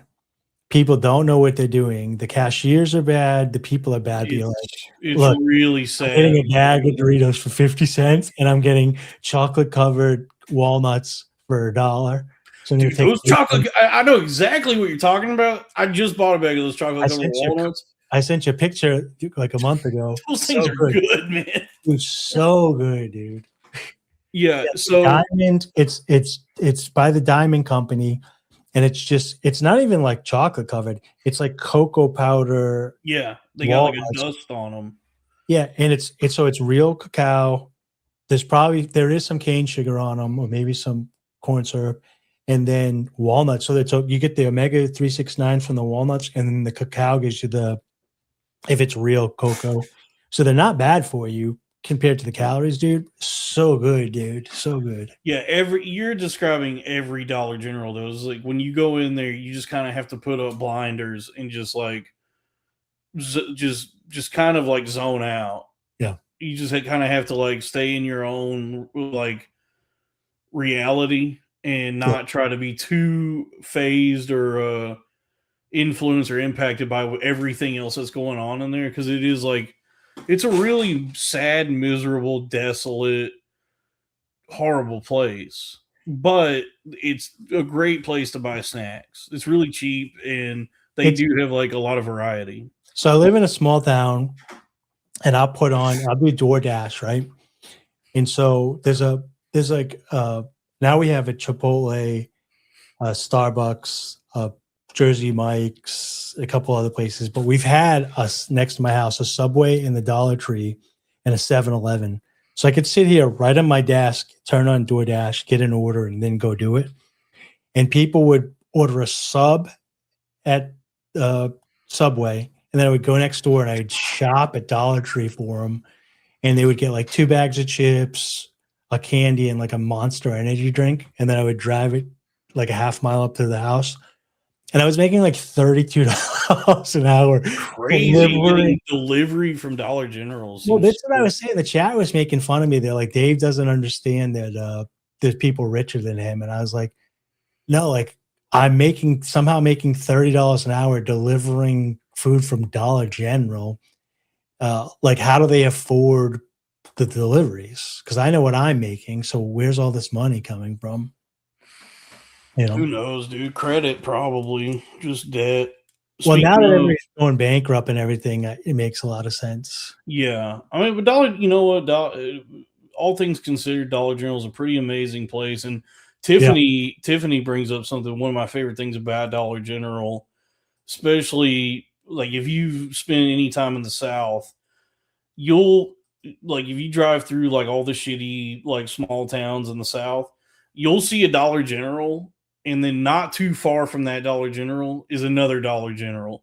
They got them like facing each other. It's the same across the street. Yeah, it's not as bad as Dunkin' Donuts, which is there everywhere up here, but Dollar General is like that. And I wish I would have known earlier, because I was buying snacks sometimes, like just to mentally survive, from like a gas station. And so you get like Twizzlers and it's like $6.49 and you're like, you fucking assholes. But I need something so I don't kill myself today. So I'm going to buy these. And then you go to Dollar General and you're like, oh, these are literally $1 in here. I'll just get some Twizzlers for $1. I'll get 2 packs of Doritos for $1. Oh, yeah. I was just in there. They had Prime on sale for $1 last week before. That's what I was going to say is I was just in Dollar General the other day, and they had the 28-ounce bottles of Gatorade. It's like the big bottles of Gatorade, 5 for $5. So if you bought 5 of them, they were $1 each. And I just stocked up on all the flavors: red, yellow, blue, white, purple. They didn't have the green that I like, the cucumber lime. I had to go another place and pay more for that, but all the like standard flavors. The other thing people order from there is medicine, like NyQuil, DayQuil. Oh yeah, and all that stuff. And then when I was doing the courier work, because that's when I started using them, this is the trick that I would do. I'd find a Dollar General up in like northern New Hampshire, and I'd go buy frozen food for cheap, like $1 to $2, and get a whole meal. Then I drive over to the gas station. We have them here. They're called like Mapletons or Mapletowns, but they're like a really nice or nicer 7-Eleven. And they have microwaves in there and tables and stuff that you can sit and the truck drivers come. And so I would get gas and then I would microwave the food that I bought at the Dollar General and eat it. Because I have to drive like 3 hours home. Nice. So I'd go up there, do the delivery, make the money, and then I learned it from a truck driver because I was like, "You're bringing your food in here." It's like, as long as you buy gas, they don't care. They're making their hourly. They don't bother you. So like, yeah, why would they? You know, imagine making like gas station wages at the register and you kick somebody out who's, you know, using the microwave. They don't care. So Right. Yeah. No. It's not a Buc-ees. Which I mean, no, it was not a Buc-ees. No. Oh, thank you, Howling Lubu Riser, for the $10. We're not talking about Grey Poupon, but you can buy that at Dollar General. By the way, that's a funny thing about Buc-ees is like when you go to a Buc-ees, they're not just selling you their products; they're just selling you on working at a Buc-ees. So they have these signs all over Buc-ees. You see one when you walk in, and they got them posted up all over the store of the pay rate.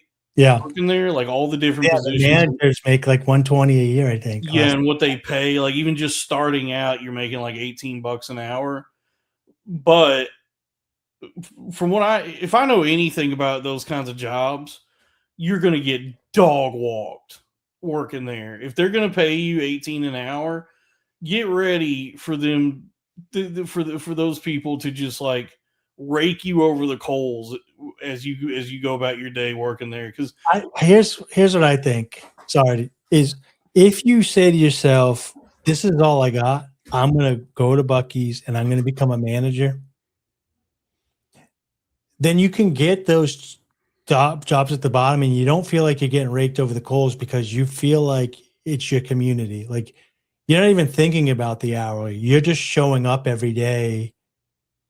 And you're going to do the best and like fit in because you're trying to like climb the ladder. Oh, because I've heard it sucks. If you're just going there for a job, you'll probably want to kill yourself. I've heard that Buc-ees has a pretty high turnover rate because people get drawn in with this high pay scale comparatively for what the job is. They pay more than any other place that's like that. But so people get roped in and they work there, and then after 6 months they go, "This fucking sucks." I'm like getting worked to the bone by Buc-ees, and the money I'm making is better than any other gas station, but it's like so much more suffering to get it. I don't know. I've worked plenty of retail and service jobs, and it is like even the ones that pay good, that pay well, yeah, they all just you get treated like such dog shit there that it feels like. You know, I hate to. I don't know. I don't know if this is disrespectful to say this or if it's me being entitled. It feels akin to slavery. Whoa! No, it feels like almost like the closest that we have nowadays is like modern day slavery is like working a retail job or some sort of service job, and then like what they pay you compared to how you're treated and what's expected of you. It's just like, oh yeah, I'm just a slave. Like emotionally, it feels bad to say, but objectively, if you work the numbers, you actually have it worse today. Like because when you do for like, if you can just take the emotional aspect out of it, which is very difficult to do, and you look back at a plantation or whatever, they had healthcare, food, shelter, and all that stuff. I don't know. And they've done the numbers now where the average person today has less amenities, less healthcare, less food. Like we have AC and all that stuff, but I'm saying like if you just take what it was at the time versus what it is now and you work out the inflation, you're actually giving more of your wages to the government than what you're receiving. I don't know about that. I'm just saying that, like, when you, I know I'm saying emotionally it feels dirty to say, but I'm just saying like I'm just they've saying really that, like, figured out when you're working, indirect slavery nowadays, like indirectly how they take so much from you and you don't get it back. I'm not gonna make, like, I don't know if that's right. I'm not gonna make that claim or try to argue in favor of anything I about know what the you're people saying, like that. that are very emotional, they have like very feminine emotional energy, aren't going to be able to understand what I was trying to convey. But for the people that do understand the economic part of it and understand inflation, they understand what I said. I mean, I have considered that, like, when you're like, I used to work retail, years ago. I was a cashier at Home Depot, and they were paying me $8.50 an hour, and then they would, and this was after Obamacare. So right off the bat, they were not scheduling me full time. They would only schedule me at the most 29 hours a week, so that they didn't have to pay my give me benefits. So I was making $8.50 an hour. I would have to drive, it was probably like a 40-minute drive to work, probably, around 40 or 50 miles to get there, because Texas is all spread out. So already my gas bill is probably more than it's worth to even drive to work. But then once I get there in a 6 to 8 hour shift, it's just so, like, demanding and demeaning, just the way you're treated there by management, by the customers, by just at all fronts. And it just feels so degrading. And then you tough it out, because you go, well, they're paying me, so this is like a job, I'm going to get paid. And then you get your paycheck, and then after all the taxes and everything have come out of it, after 2 weeks, it's like $400. So it's just like, oh, man, this sucks. So when I had my other jobs that were just strictly jobs, I hated it, and it always felt like that. But have you ever met somebody? I met like 2 people like this, but I met a guy that was just like, he started working at Market Basket, and he was like, oh, this is a great place to work for. I checked in the long-term benefits or whatever. And he went in with the idea that he was going to work his way up in Market Basket, which is a grocery store on, I guess it's got, I don't know, I wouldn't even call it a discount store anymore, but it's like, it's just a nice grocery store here, I guess. I don't know what people, whatever, but he went in the mindset where he's going to climb that ladder. So when he started and he was making $15 an hour and he was going into work, he wasn't like, man, I just worked 8 hours and I only made whatever. He was like making friends with the employees and learning the system and the paperwork structure. And he was like, this is a real opportunity for me.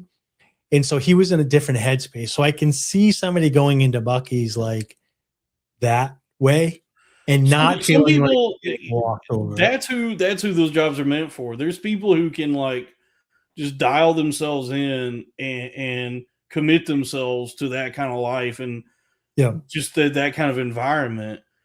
When I've worked those jobs, I've thought about just killing myself. I've just been like, because when you're at the job all day, you're like, okay, if I can work this job and make some money, I can buy podcast equipment so I could do this, or maybe I can get that guy is like, I'm a Buc-ee employee, dude. It's like, I'm gonna do this forever. And I've like worked, when I'm working those jobs, I'm thinking to myself, if this is what the next 30, 40, 50 years of my life looks like, I will go ahead and kill myself in front of everybody here. I told this story before. My buddy had called me. Fresh brains on the board. My buddy was a manager at Burger King, and he said, hey, if you get a job at Burger King and you stay, I forget how many months it was, but he was like, and become a manager, you'll make X amount a week. And then after a year, you'll make this. And then we'll both get bonuses, and you'll get $1,000 bonus plus this. So I was like, you know what? That doesn't sound too bad. How hard could it possibly be? So I go to my first day of work, and I got there at like 4 or 5 p.m. and I worked the night shift, learning the register, and I had to measure the temperature of the meat and all this stuff. And I didn't get out of work until like 2 a.m. when we locked everything up. And I'm like, okay, when do I got to be back tomorrow? And they're like 5 a.m. Oh, they gave you a clopen. So they get so You I'm close like, well, why? and then you have to open the next day. I've Yeah, done I'm that. like, why am I even going home? Like, why don't we just, you know what I mean? What am I? Yeah. So I went home. I've done that a lot. I barely slept. I showered. I got up. I opened and I started learning breakfast. And I was just like so tired that everything was aggravating me. I was so frustrated. There was 2 managers there or something, or there was the manager and like some sort of supervisor for the store that sat in an office, but then there was another person on the floor. And the guy in the office was like, I want to talk to you. And he takes me out and I'm eating my free meal for the day. And he was like, so how do you like it? I was like, I don't like it. I don't like it at all. He's like, not at all? He's like, because you're doing really well. And I was like, I was up really late until like 2 a.m. And then they had me here at 5. And he's like, oh, they shouldn't have done that. He's like, sometimes the managers here don't really understand scheduling. They shouldn't have done that to you. That's the thing. There's always somebody who's in your corner, supposedly, who says like, "Oh, they shouldn't happen," and then it just keeps happening. Well, it's like, nobody ever does anything about it. It's day 1, and it did happen. And so he's like, so I'm like, I don't think I want to work here anymore. And he's like, are you giving me your notice? When did you want to leave? And I was like, pretty much after I eat this burger, I'm out of here. Like I'm leaving, and you can't stop me. And so I just left and got a construction job. Yeah, I mean, I know how this. I mean, look, here's the thing, because I know how this sounds to a lot of people is like entitled or lazy, or you think you're too good to work. I am. Yes, I'll speak for myself, me personally, specifically. I am too good for these jobs. I'm extremely talented. I'm smart, and I should not be squandered working the menial and mindless drudgery of the labor that is Buc-ees or any sort of retail establishment or restaurant or anything. Yeah, I'm meant to think cool thoughts and then say them in front of people and then get paid handsomely for it. But not even that. That is my destiny as a podcaster and entertainer. At the time, Howlin' Labubu, who says, I'm sorry, the position was perceived was worthless, Dave. At the time, they were paying me, I think it was $7.83 an hour. I quit and literally got a job for $22 an hour the next day doing construction. Thank you, Howlin' Labubu Rises, for black pointing and. That's the market at play. The reason that I was like, this is not for me, is because I knew that there was other opportunities where I could make more than double, almost triple the money that they were paying me. Yeah, that's why you gotta work smarter, not harder. Yeah, I've seen so many people fall into the trap of dog shit jobs. Yeah. Not the kind of person that you're talking about where they're committed to it and want to work their way up. I mean, people who just took a job because they needed to survive. And then 20 years later, they're still there making dog shit money, wondering where it all went wrong. And I'm just like, at no point have you tried to figure out some other thing to do or some way to like navigate this where you don't have to, you're not stuck here. Because I mean, I get it that like my cousin is somebody who still works at a I don't know if I should say the place, but it's a pretty large telecommunications company that I may or may not have mentioned in the past. And he's been there for like 20 years. And he's not pleased with it. You know, he experiences a fair amount of discontent working there.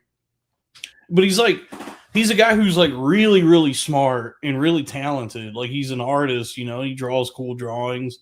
So he's like a very gifted person.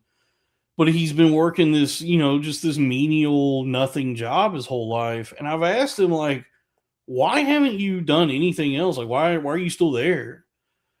Because he tells me, he's like, it fucking sucks. But he'll, you know, I'll ask him that and he'll go, well, it's all there is. It's like, yes, I need to pay my bills and that's what this is.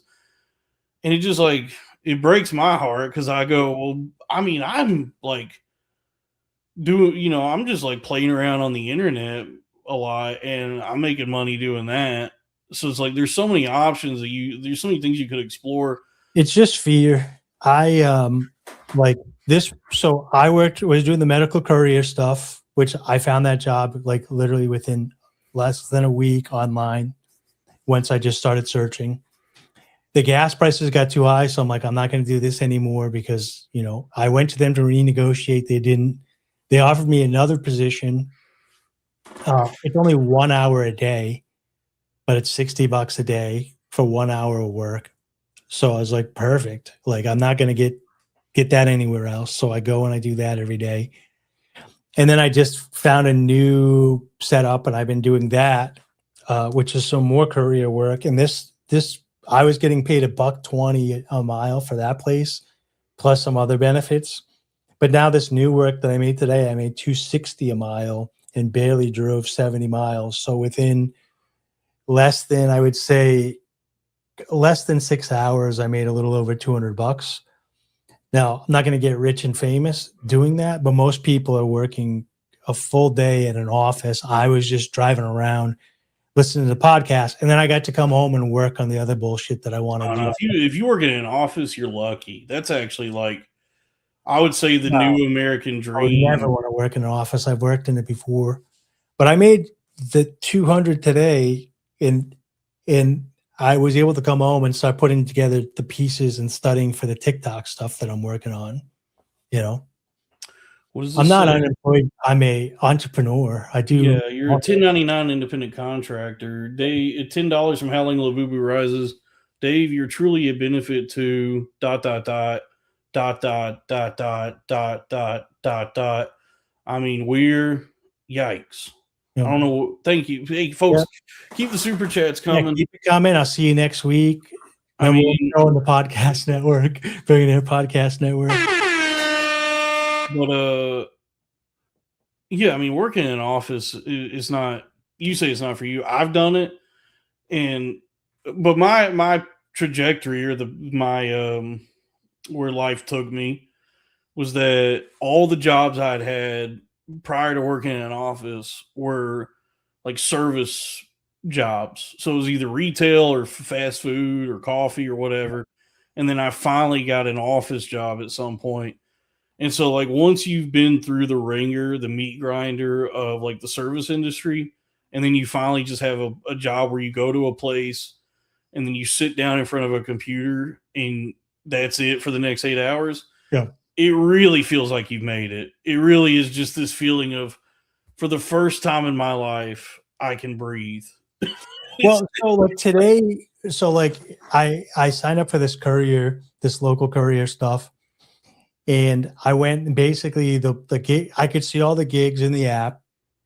The ones that I picked up were a couple miles of work, and I had to go to Home Depot, and people were doing their gardening. So like it was bags of mulch. So they were like mulch? Mulch, yeah. Like mulch.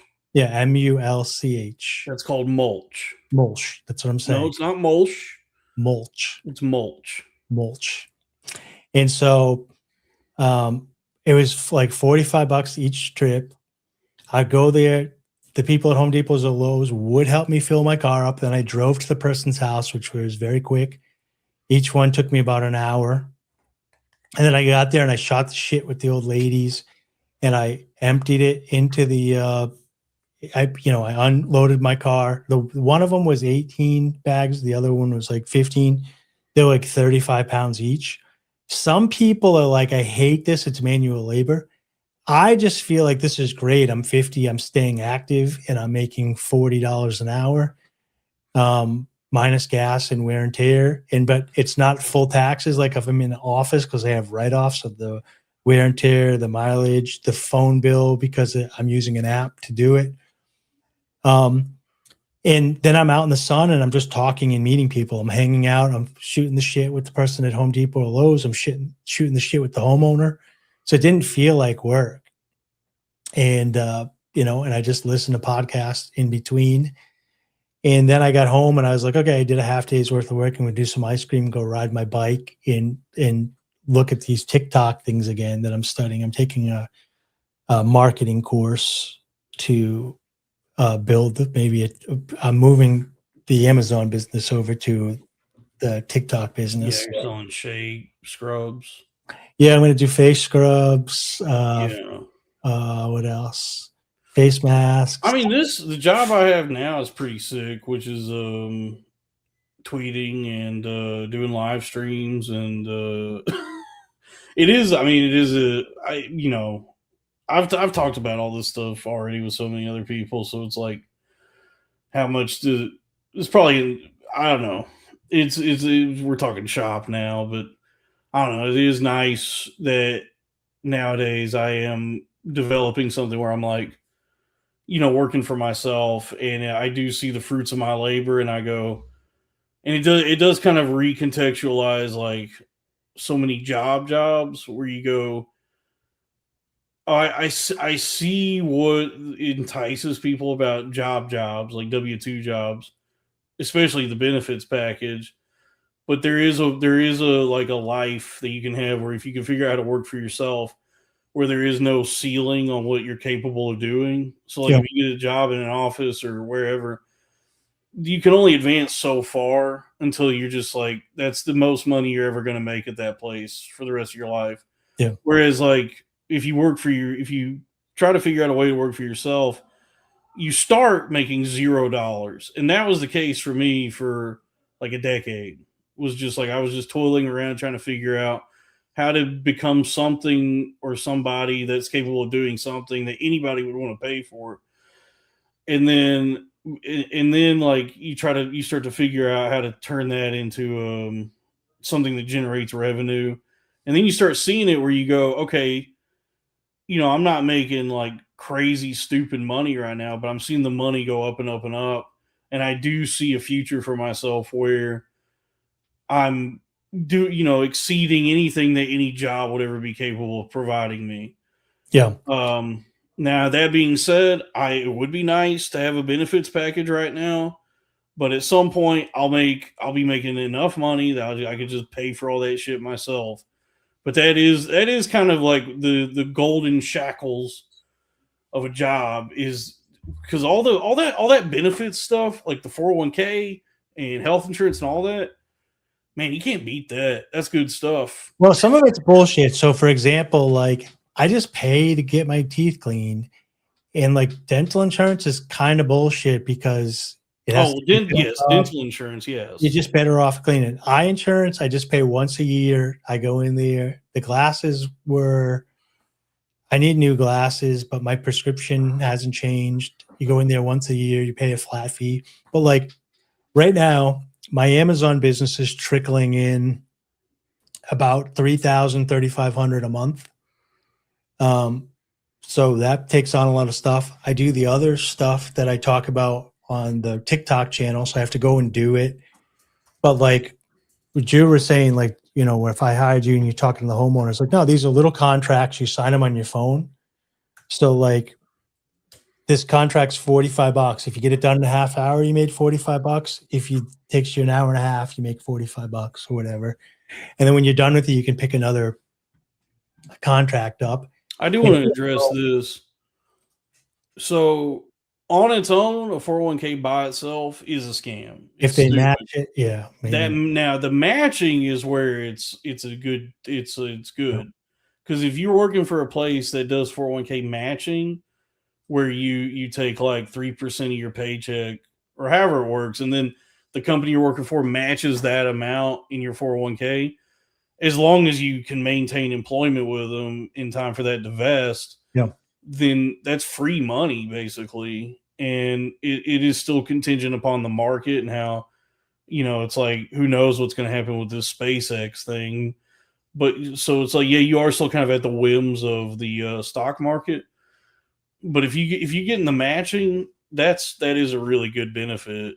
Now, if you're just like an independent person on your own, if you go into like Fidelity or Robinhood and open up a 401k, I don't know why anybody would do that. I don't know why anybody would do a 401k.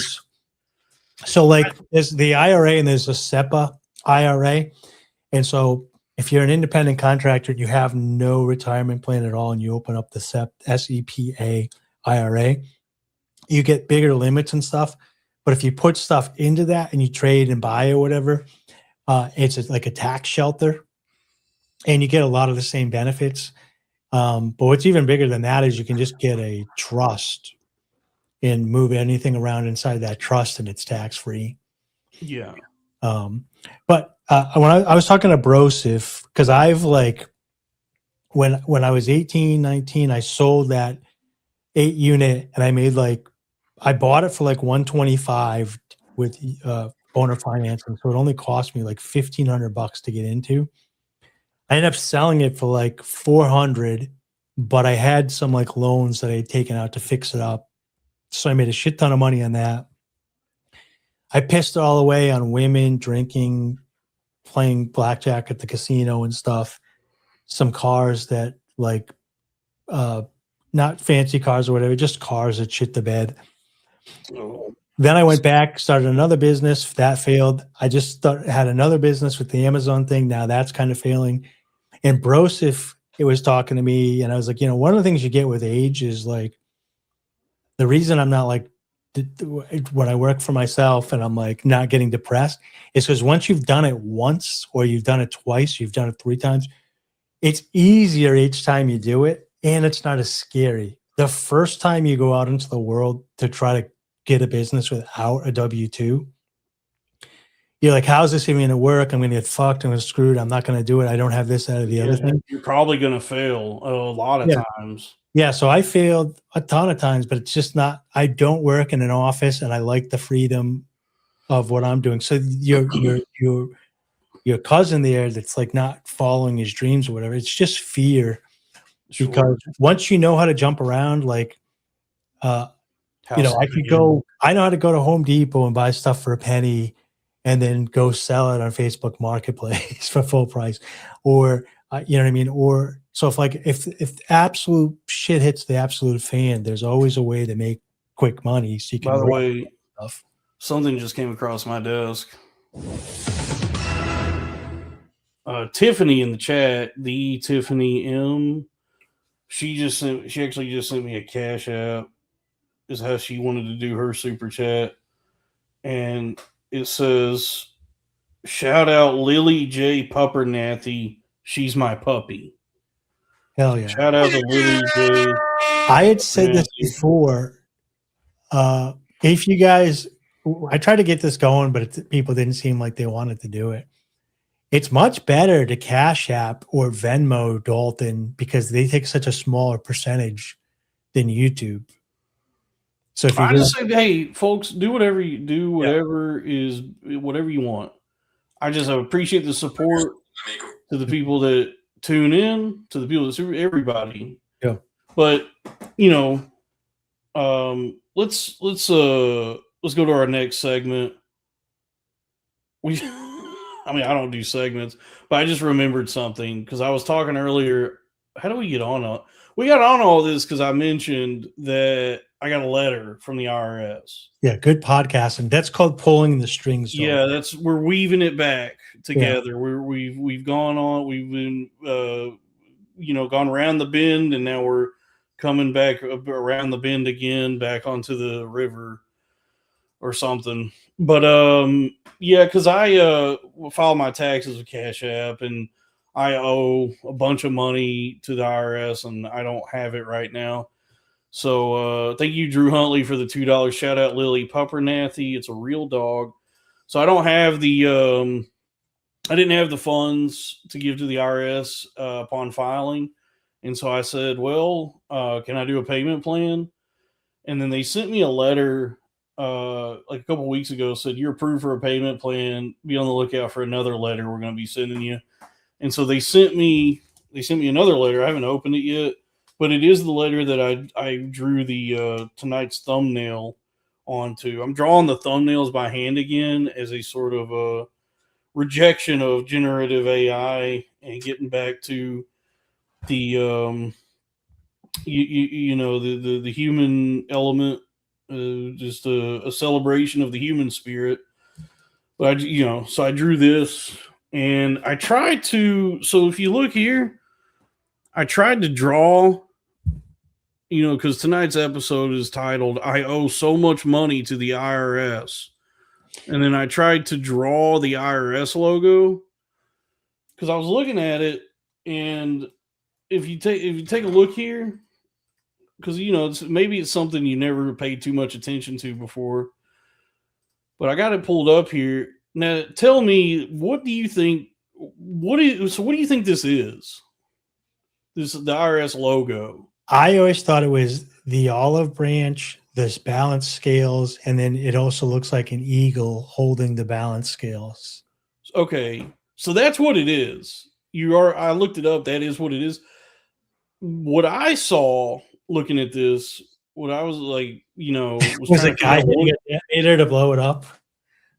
No joke. I was looking at it thinking like, okay, so it's an olive branch, and then it scales, and then this is some kind of ghost guy that has his like spectral hand placed upon the scales, as though to say like, it's the IRS, so the only two constants in life are death and taxes. Yeah. And so it's you got the olive branch, and then the scales, and then the ghost, and the ghost represents the death.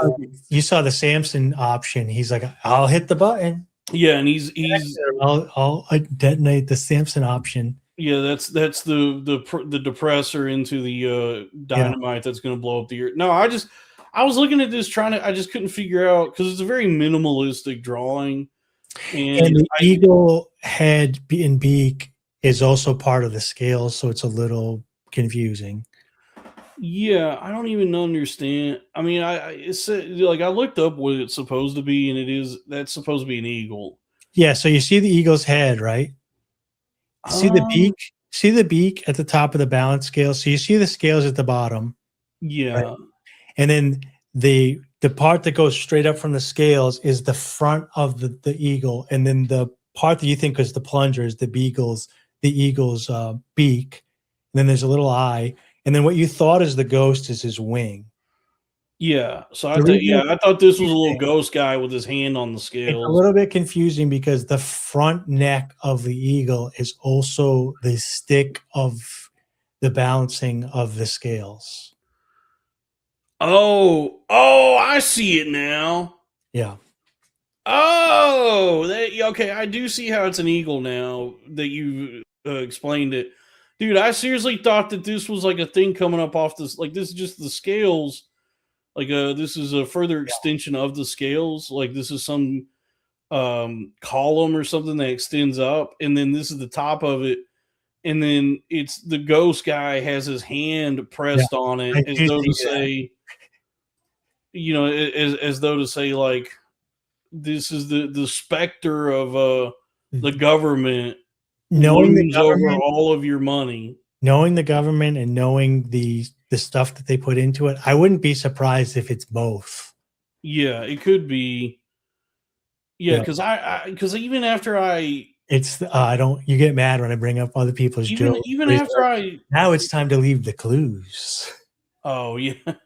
Well, that's a very funny joke by Nick Mullen, obviously, but I mean, but it does make sense that there would be like high level organizations like that, even go beyond the government, that would do some sort of some sort of like maneuvering or like social manipulation, where they would implant like imagery or something, right, to like, I don't know.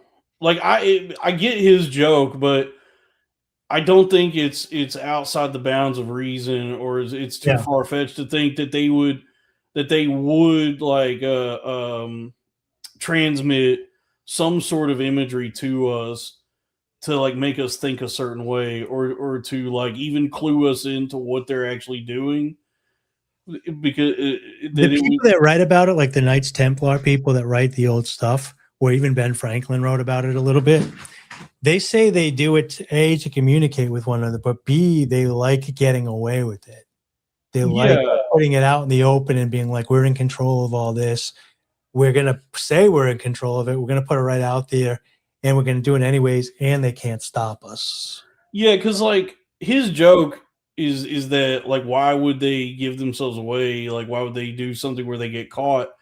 But I think it's been made pretty apparent that even when they get caught, there's no consequences for anything they're doing. Like you can't effectively combat anything that they're doing. That was the craziest part of the Epstein files to me, is what people think that somebody was going to get held accountable. I was like, no one's going to be held accountable. Yeah, so why wouldn't they? Why wouldn't they disseminate like clues or some sort of like imagery that gives you a glimpse as to what their true machinations are?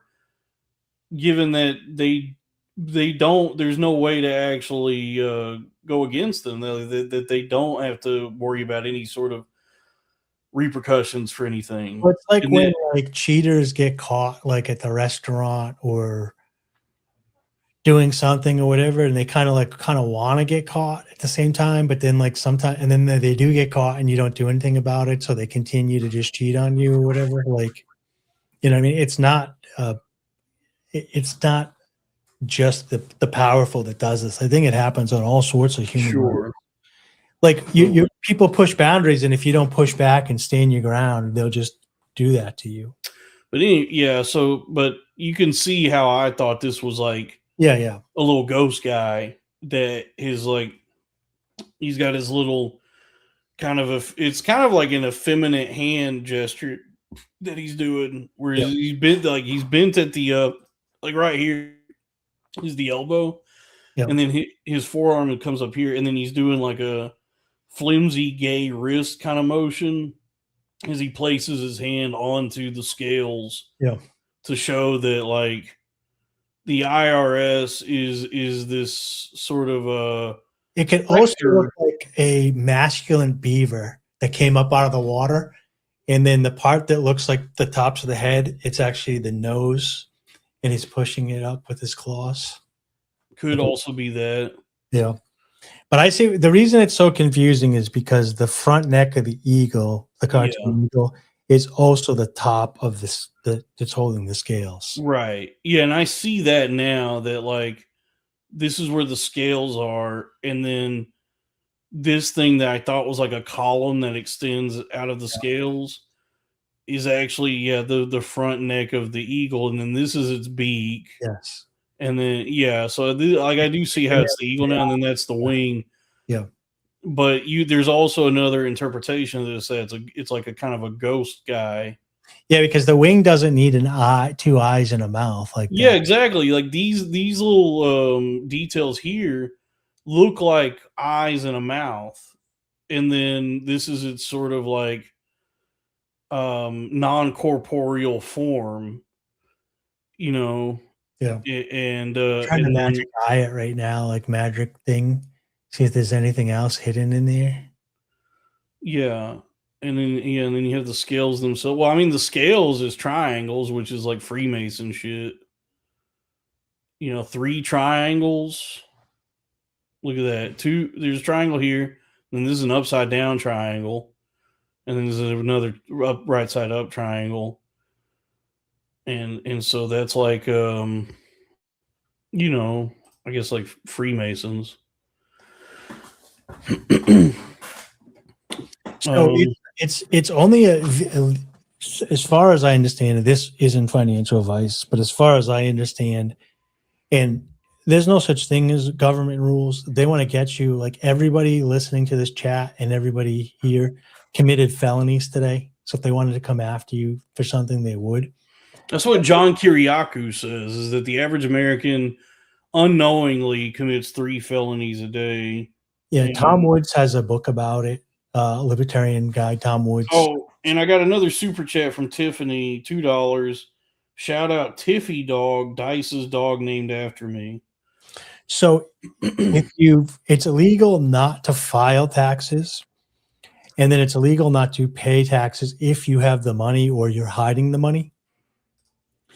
But if you just file taxes and then you can't pay them, you're not evading anything. You just can't do it. There's nothing that they can do about that, because there's no more debtor's prison except. Actually, they can. I guess. Well, here, let me read these. Howling a Boo Boo rises $10. Shout out to Bob Barker. His last name is not Haram. And then $1.99 for drilling. Shout out Tiff, Gummy Bear Dog. It's Dice's dog. So that's true. I mean, yeah, I guess as long as you file, I don't know how. From what I've heard, evasion is the part. So if you don't file, that's considered an evasion. If you owe like 12 grand and you have 50 grand in the bank and you don't pay it, and you tell them I have no money in the bank, that's evasion too. Yeah, So I mean, I guess I would like to pay it off. I mean, but I don't know, man.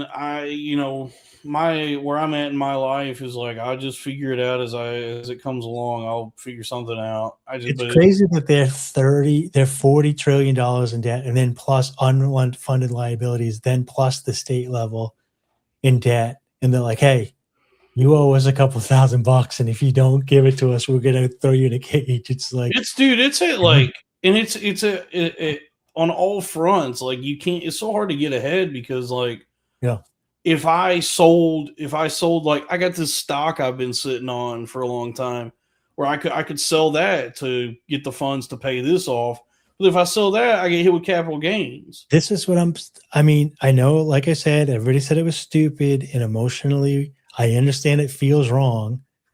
But when you add up all the taxes and everything and how difficult it is, you would get more in the past if you were just read out. If you were just a slave. If you just owned. Yeah, like we're still enslaved. It's just it's indirect now. It was direct back then, but now it's indirect. And it's the libertarian way that they state it is they say, okay, well, you understand that if somebody takes 100% of your productivity, that you're a slave. At what percentage of productivity do they get to take from you that you're no longer a slave? Yeah. Well, that's what I mean, we pay the income tax and the sales tax, but like even gasoline, the people that get the gasoline pay like an oil tax, and then there's a state tax, and then you pay a tax at the pump, but the money you use to buy that is already taxed. So it's like they're just taxing on taxing on taxing on taxing. And then you're like, what do I get from this? Oh, they're bombing Israel. Oh, okay, good. Yeah, well, that's what they're bombing Lebanon. That's what that national deficit is. Like that when they throw that number around, like we're $40 trillion in debt. That all that is like the method by which they enslave us. So it's like that national debt. Yeah. Is the like when we're all slaves to that debt. Well, here's the other thing people forget. There's 40 trillion in debt, right? And people think like they didn't take $40 trillion worth of stuff and give it to us to help us. They took 40 from us. They took all the taxes from us. Then they borrowed an additional 40 trillion and gave it to all their buddies. Like that money went to people. So the people that make the bombs for the war are getting that money. They're stealing that money and giving it to them. So it didn't just vanish. They've taken $40 trillion and given it to their corporate cronies and the people that make missiles and bombs and get these government contracts or whatever. You know what I mean? So it's like people took that money. That's how much they've robbed from us. It's not like it's like it is upsetting. Like it does suck that so much of your life in this country is just trying to figure out how to like stay ahead of the constant barrage of them just taking. That's what's upsetting about like the mega wealthy is that like the way the tax codes are written is like the people that are really, really rich, they got shit that they're capable of doing where they don't have to pay any of this. Like they just get to borrow against their assets. Yeah. And then it's all tax free. Have you seen that Andre Steakhouse type guy? Like, you've seen the black like financial guys or whatever. Sure. And there is one of the guys who are always talking about like what you want to do is you want to get a trust, and then within that trust, two LLCs. So I looked into some of it, and like you can get a family trust, but you have to have like almost no money. Like if you already have money and then you try to put it into the trust, you can't because it's already been recognized as ownership.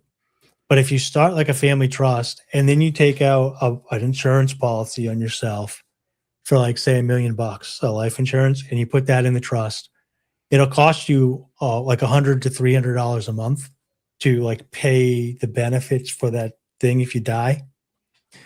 But it's technically, when it appreciates, it's worth $1 million. So you can go to a bank and then say, hey, I want to borrow off this trust. And they'll be like, what's in it? And you'll be like, well, there's $1 million life insurance. Like, well, how much have you paid? It's like, I paid $100 of it so far. They won't give you $1 million, but they might give you like 10 grand because they're like, okay, it's $1 million. You've paid this much into it. We'll give you 10 grand to borrow, and you have to pay that back. But that 10 grand is tax free because it's a loan. So the interest on the loan is less than what the taxes would be? No, they don't pay. You don't have to pay taxes on the loan. It's money you owe.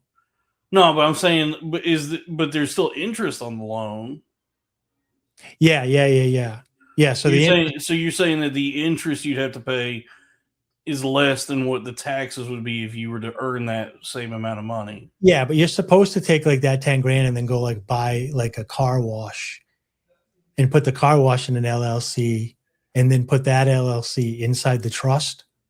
And then every month that money comes in and then you pay back the loan and then the loan's paid off. Now you have $1 million like life insurance policy that you've been paying off. And then you have a car. Then you have the laundromat that you're paying off, and both of them are under this trust. And you're another separate entity doing nothing.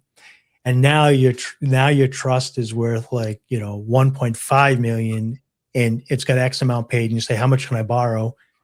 And they give you a loan for like $20K. Then you take that $20K and you like live off of it and buy your food and groceries or whatever.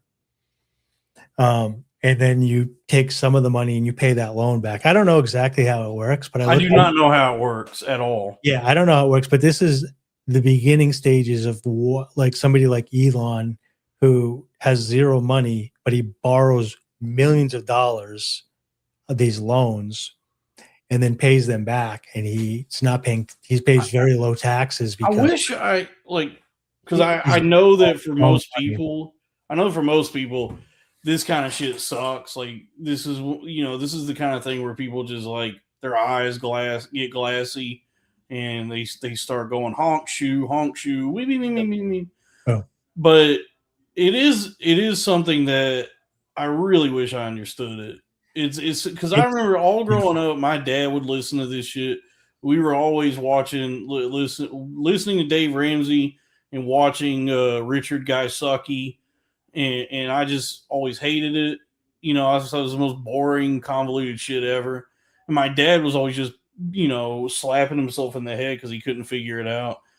But it is, all this like financial literacy. And I guess it's all because of just the way the financial systems are, that they're designed so, confusingly that you would need to figure any of this out. But it's like, I do wish I understood it. Like, I wish I knew how any of this shit works and how to navigate it. So, but I guess the first step is you got to have money. Here's what I did. Well, that's why they do that whole life insurance thing. You go open the policy and you pay monthly, and they tell you right away, now you have $1 million trust. It's like, you don't. You have $1 million trust in there, but you've only paid $100 or $300 on it. So when you go to a bank, they're going to weigh that into how much they'll let you borrow off of it. But I mean, I know everybody's like, I don't think racism's a negative thing, right? Wait, what? Threw a curveball there. Bigotry is, but I don't think like racism is. So like when you so like if you're going to go open a trust, right, and you don't fully know it, you go get a Jewish lawyer and a Chinese accountant or whatever that are good people that are good, stereotypically good with money for the most part. Mm-hmm. And you say, hey, I'm trying to do this thing. And you kind of vet them to make sure they're not complete scumbags. But you also realize like scorpions sting. So go into the thing where you're like, okay, how much power do I want to give this? Okay, I don't know how to set this thing up, but I got to get an attorney and I want to get the best. I need to get somebody that I feel's got that I close enough that he can understand it to me, but not so good that he's going to screw me out of my money. Yeah. And use, their abilities to like do that, to put that stuff together for us. Because I've tried to do it on my own, and there's too much paperwork, and they're dealing with those people all the time. So they're in the courthouse, they're in there filing that. They know what they have to do.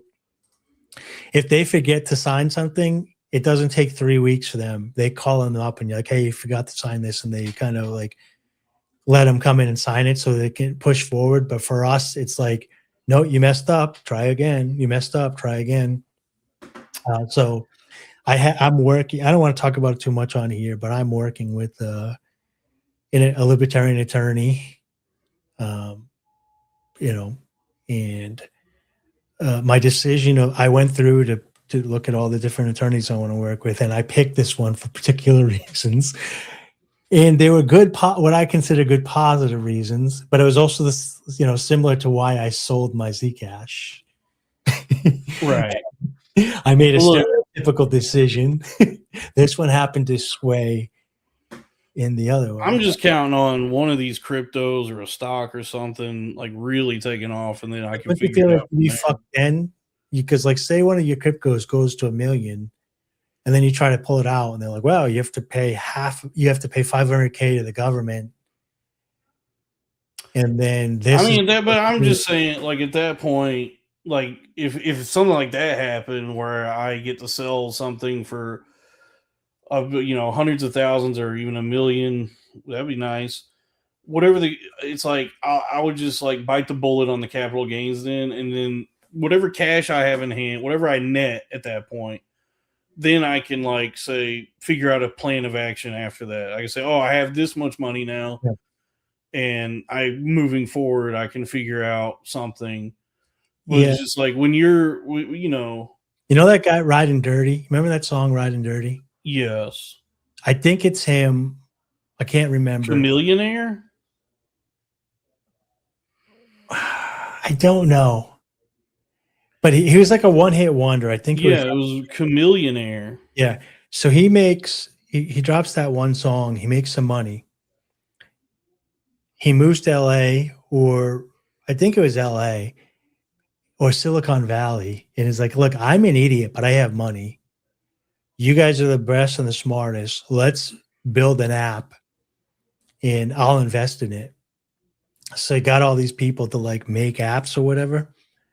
And he got in, he had one hit song, and then he was in early on Uber, in early on Lyft, in early on DoorDash. Is that why all these like, and now he's like $100 millionaire just because he's like, look, I'm an idiot. I only know music. I made a couple, whatever. Then he hired all these people and put smart people around him. And now is that like the same thing as why all these like retired basketball players are becoming crypto gurus?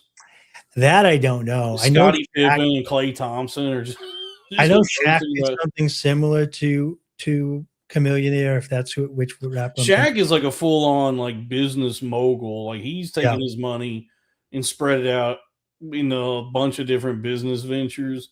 And he's also in every single commercial. Squeeze is giving him $40 a month for just snack gummies alone. He has an incredible big and tall selection at JCPenney. Yeah. He's got really good. He owns a bunch of Buffalo Wild Wings. Yeah, Shaq is awesome. But here, let's before we go, let's take a look at this. Jolly Spaghetti. So this is it says here our one-of-a-kind spaghetti topped with our signature sweet style sauce, loaded ground beef and hot dog, and topped with melty cheese. So what do you think of that? Is the spaghetti topped with ground beef and hot dogs, and a sauce that I believe is made with banana ketchup? Okay, so yeah, maybe it is the banana ketchup. When I heard that Rudy Jules from Bad Friends talking about it, I think she was saying banana ketchup is good, and they have that in the States. It's not just the Philippines. I've seen it on the shelves at the like Asian market, like where you go to buy all your sauces. So like where the sriracha and my nuts and my beans from the Asian store. Yeah, but where all the sauces are, there's a bottle of something called banana ketchup, or maybe it's banana sauce. So I mean, they don't make it anymore. It didn't do very well, but I used to buy a ketchup and they sweetened it with sweet potatoes and apples. So there's no sugar in it. It was just apples and sweet potatoes. So it was banana ketchup, just ketchup sweetened with bananas? Because that actually sounds kind of good. Ketchup is sweet. So it says here that banana ketchup also this is the Ketchup Wikipedia. is not sweet. Ketchup is vinegary. No, American ketchup is sweet. Well, no. If you get ketchup like Asian ketchup, there's no sugar in it. All right. Well, a bottle of Heinz ketchup is but sweet. that's what I'm saying. So we add sugar to it in the States. What I'm saying is, do they add bananas as their sweetener? So it says here, this is a Wikipedia. Banana ketchup, also known as banana sauce, is a Philippine fruit ketchup condiment made from banana, sugar, vinegar, and spices. Oh, so they still put the sugar in Its it. natural color is brownish yellow, but is often dyed red to resemble tomato ketchup. Banana ketchup was first produced in the Philippines during World War II due to a shortage of tomatoes, but a comparatively high production of bananas. So yeah, I guess it's one of those like strange Pan Asian things where they started making it initially out of scarcity and necessity, and then it just stuck. So it's actually like some, just some sort of like survival food that was being created due to like extreme conditions, but then it became their cuisine. The chat's asking why Asian ketchup and all that stuff. When I had taken sugar out of my diet for like 6 months to try to like reset. And so I was like finding all these new crazy ways to get sweeteners. And I didn't like monk fruit. I didn't like stevia, gave me hives. So I was eating stuff that was like sweetened with like actual fruit. So they make a ketchup that's sweet potatoes, tomatoes, and apples. And so I thought that might be similar. Now this is like something I would actually order there because this is actual, like a Filipino dish. Like this is some sort of something you wouldn't be able to get anywhere else. The Palabok Fiesta, a traditional Filipino noodle dish covered in garlic sauce, sauteed pork, and egg. Note, Palabok sauce contains pork that cannot be removed. So I would get this. Like this looks like maybe kind of tasty, but it's at least like an exotic cuisine that is just like actually Filipino and not some like Filipino attempt at replicating other foods. Even though I've heard the chicken joy is good, the spaghetti looks nightmarish. Well, Spaghetti I mean, really gross. the Italians in the chat will beat me up, but like Asians were the original noodle makers. Well, I don't know. I've heard that, but AJ asked that question in The Sopranos when they were at dinner one night, and Tony was not too happy at the thing that looks the best to me is I want to kind of maybe make this now is peach mango pie. Sounds really good. Now this, I've had this. I've cooked this myself because this is like a real simple recipe, and this is good as shit. The burger steak, which is in some places called Moco Loco, 2 beef burger patties smothered with mushroom gravy, served with white rice. This is like really easy to make. Anyone can make this tonight. Yeah, this is really good. I could eat pounds and pounds of this shit. This is so good. So I would also get this if I was ever at a Jollibee. This would be one I'd be happy ordering. Mm-hmm. And then what else they got? They got chicken tenders. What are the sides? Can we go through the drinks? I heard I want to go through all these fancy ass drinks. Yeah, they probably got some sweet as shit drinks. Guava quencher, guava freeze, guava's too sweet for me. Like I've had like guava nectar before, and it's way too sweet. Pineapple quencher. Pineapple quencher, that looks good. Coconut dream freeze. That I would get that. That's the one I'm looking at. I would order that. I like coconut. That. Yeah. Passion fruit, dragon fruit. Passion fruit and dragon fruit is some bullshit fruit. I think I see them at the grocery store. Yeah, those are two fruits that overpromise and underdeliver. They look awesome, but they're not that good. They don't taste that good. They were freaking gaslighting me on X today. They had this mango that they were cutting up, and it was AI because there's no pit. Mango coconut quencher. That sounds good. Mango is so good, but the pit is it's so hard to like cut around the pit. It's easy once you talk to an Asian person and they show you their ancient Chinese secret. I mean, it is difficult to cut around it, but there is a way to do it. I have a thing too, a squisher. So it's got like those things that you can cut apples with that you like jam down. Yeah, I have one of those, but it's got a oval middle for mangoes, but it doesn't go close enough to the pit the way that it's shaped. Yeah, mangoes can be tricky, but there is a way to cut them where you get the most meat off the pit. If you get them at just the right ripeness, then it's okay. But if you wait too long, it tastes really good because it's super sweet. But then you get like these strings that come off the pit that you have to bite that don't like cut. But if you get it right before that, you don't get as much sweetness, but you can get a really clean cut. Usually, what I end up doing is like I'll cut a mango, and I'll get the peeling off, and then I'll just go, fuck it, I'm the only one eating this, and then I'll just like feel like you're eating pussy. Yeah, I'll just like gnaw on it, the whole thing. You ever put just eat around the pit? You ever put chili powder on it? Oh, of course. Well, not chili powder, but like tahini. So it's got to get a special tahini then. Yeah, I mean, I guess chili powder might work if you did it with other seasonings, but you could just buy tahini, which is it's a chili lime seasoning that goes incredible on a mango. I see all these Fuego candies, right? Which is the sweet and spicy, but they always have gelatin in them, and so I don't eat gelatin. So I haven't been able to taste like a Sour Patch Kid with, I guess, tahini on it. Yeah, there's a lot of Mexican candy that has like chile lime seasoning and like chamoy also. Those candies are great. I've had dried spicy mango, which is good. Yeah, that's good.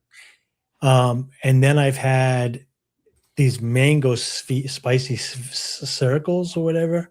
Ooh, ube pie. That looks good. What's ube? It's like a I think it's similar to taro. It's a purple yam. Okay, yeah, I know what it is then. It's really good. Gelatin, I don't eat it. It's bones of animals, so that's why Bones. it's gross. Dr. Bones. Grind up bones of animals and ligaments. No thanks. Well, that's Jollibee. Do we go? I mean, they got burgers. Ooh,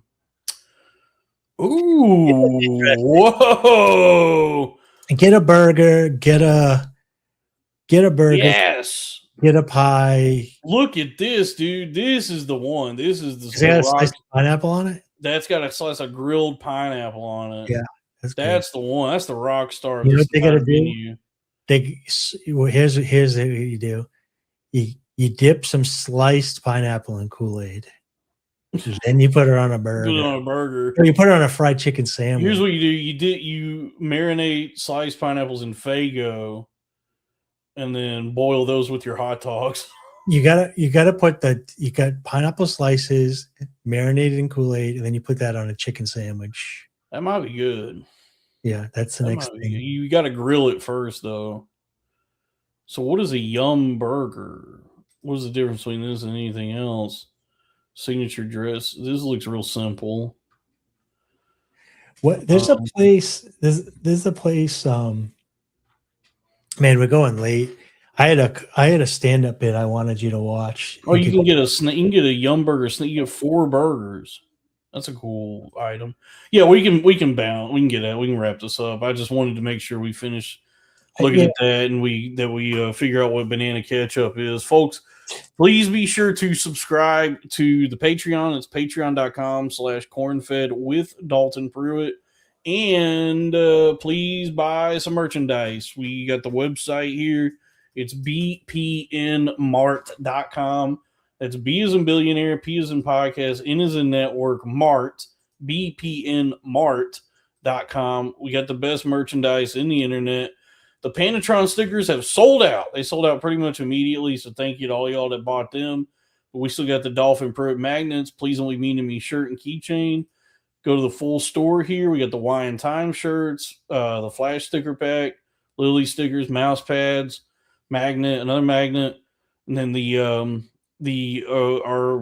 first run of shirts we did, the Arena of Ideas, Crowder Boys, Rest in Peace, Crackamico shirts are 30% off, and that promos apply when you add the item to your cart.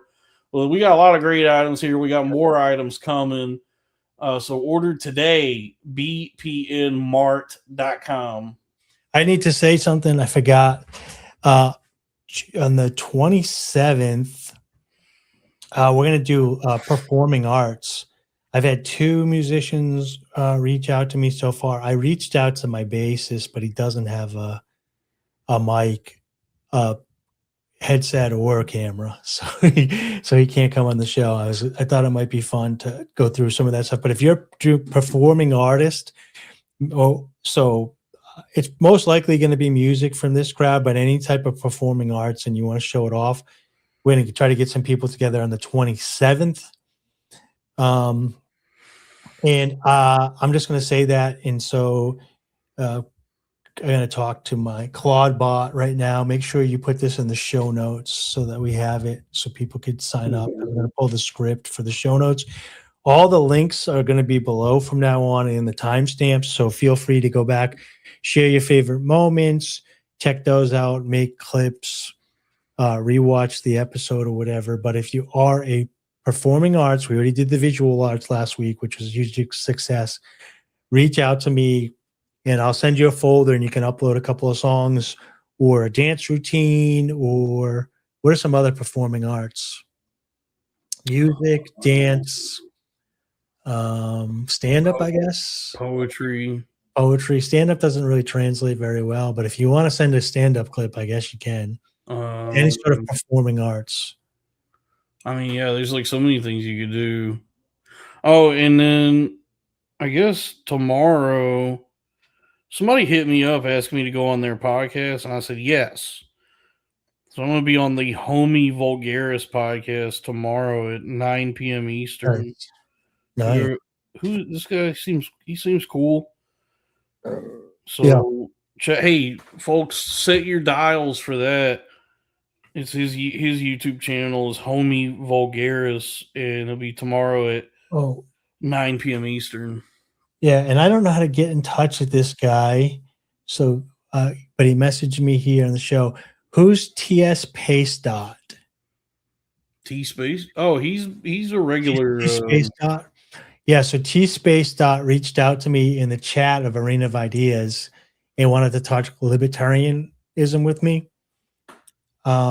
Leighton Radner and Outlaw Thoughts said he will host us talking whatever you want to talk about on that show. So if you hear this and you know how to get in touch with me, hit me up on X or some of the social media links below that we'll put in there. But we can do it on his channel if you want to do that. So yeah. Anything else you want to plug? Broseph and I have been doing the thing on Wednesdays, but just hit the link. He's been sick, so we haven't really been doing anything new. But I hope prayers for Broseph to get better and get his stomach and everything set for him or whatever. So yeah, but all the links will be below. The main thing is that the 27th for the performing arts, so we can have some people on. Yeah. All right. Well, folks, thanks for tuning in on this one. And I appreciate all the support. I'll be back on this channel throughout the week. Arena of Ideas is Thursdays. And then I'll see y'all for Saturday Night Cornfed next Saturday. Please subscribe to the Patreon. Please buy some merch. And I love you, and good night, everybody. Please be safe. Give me fuel, give me fire, give me that which I desire.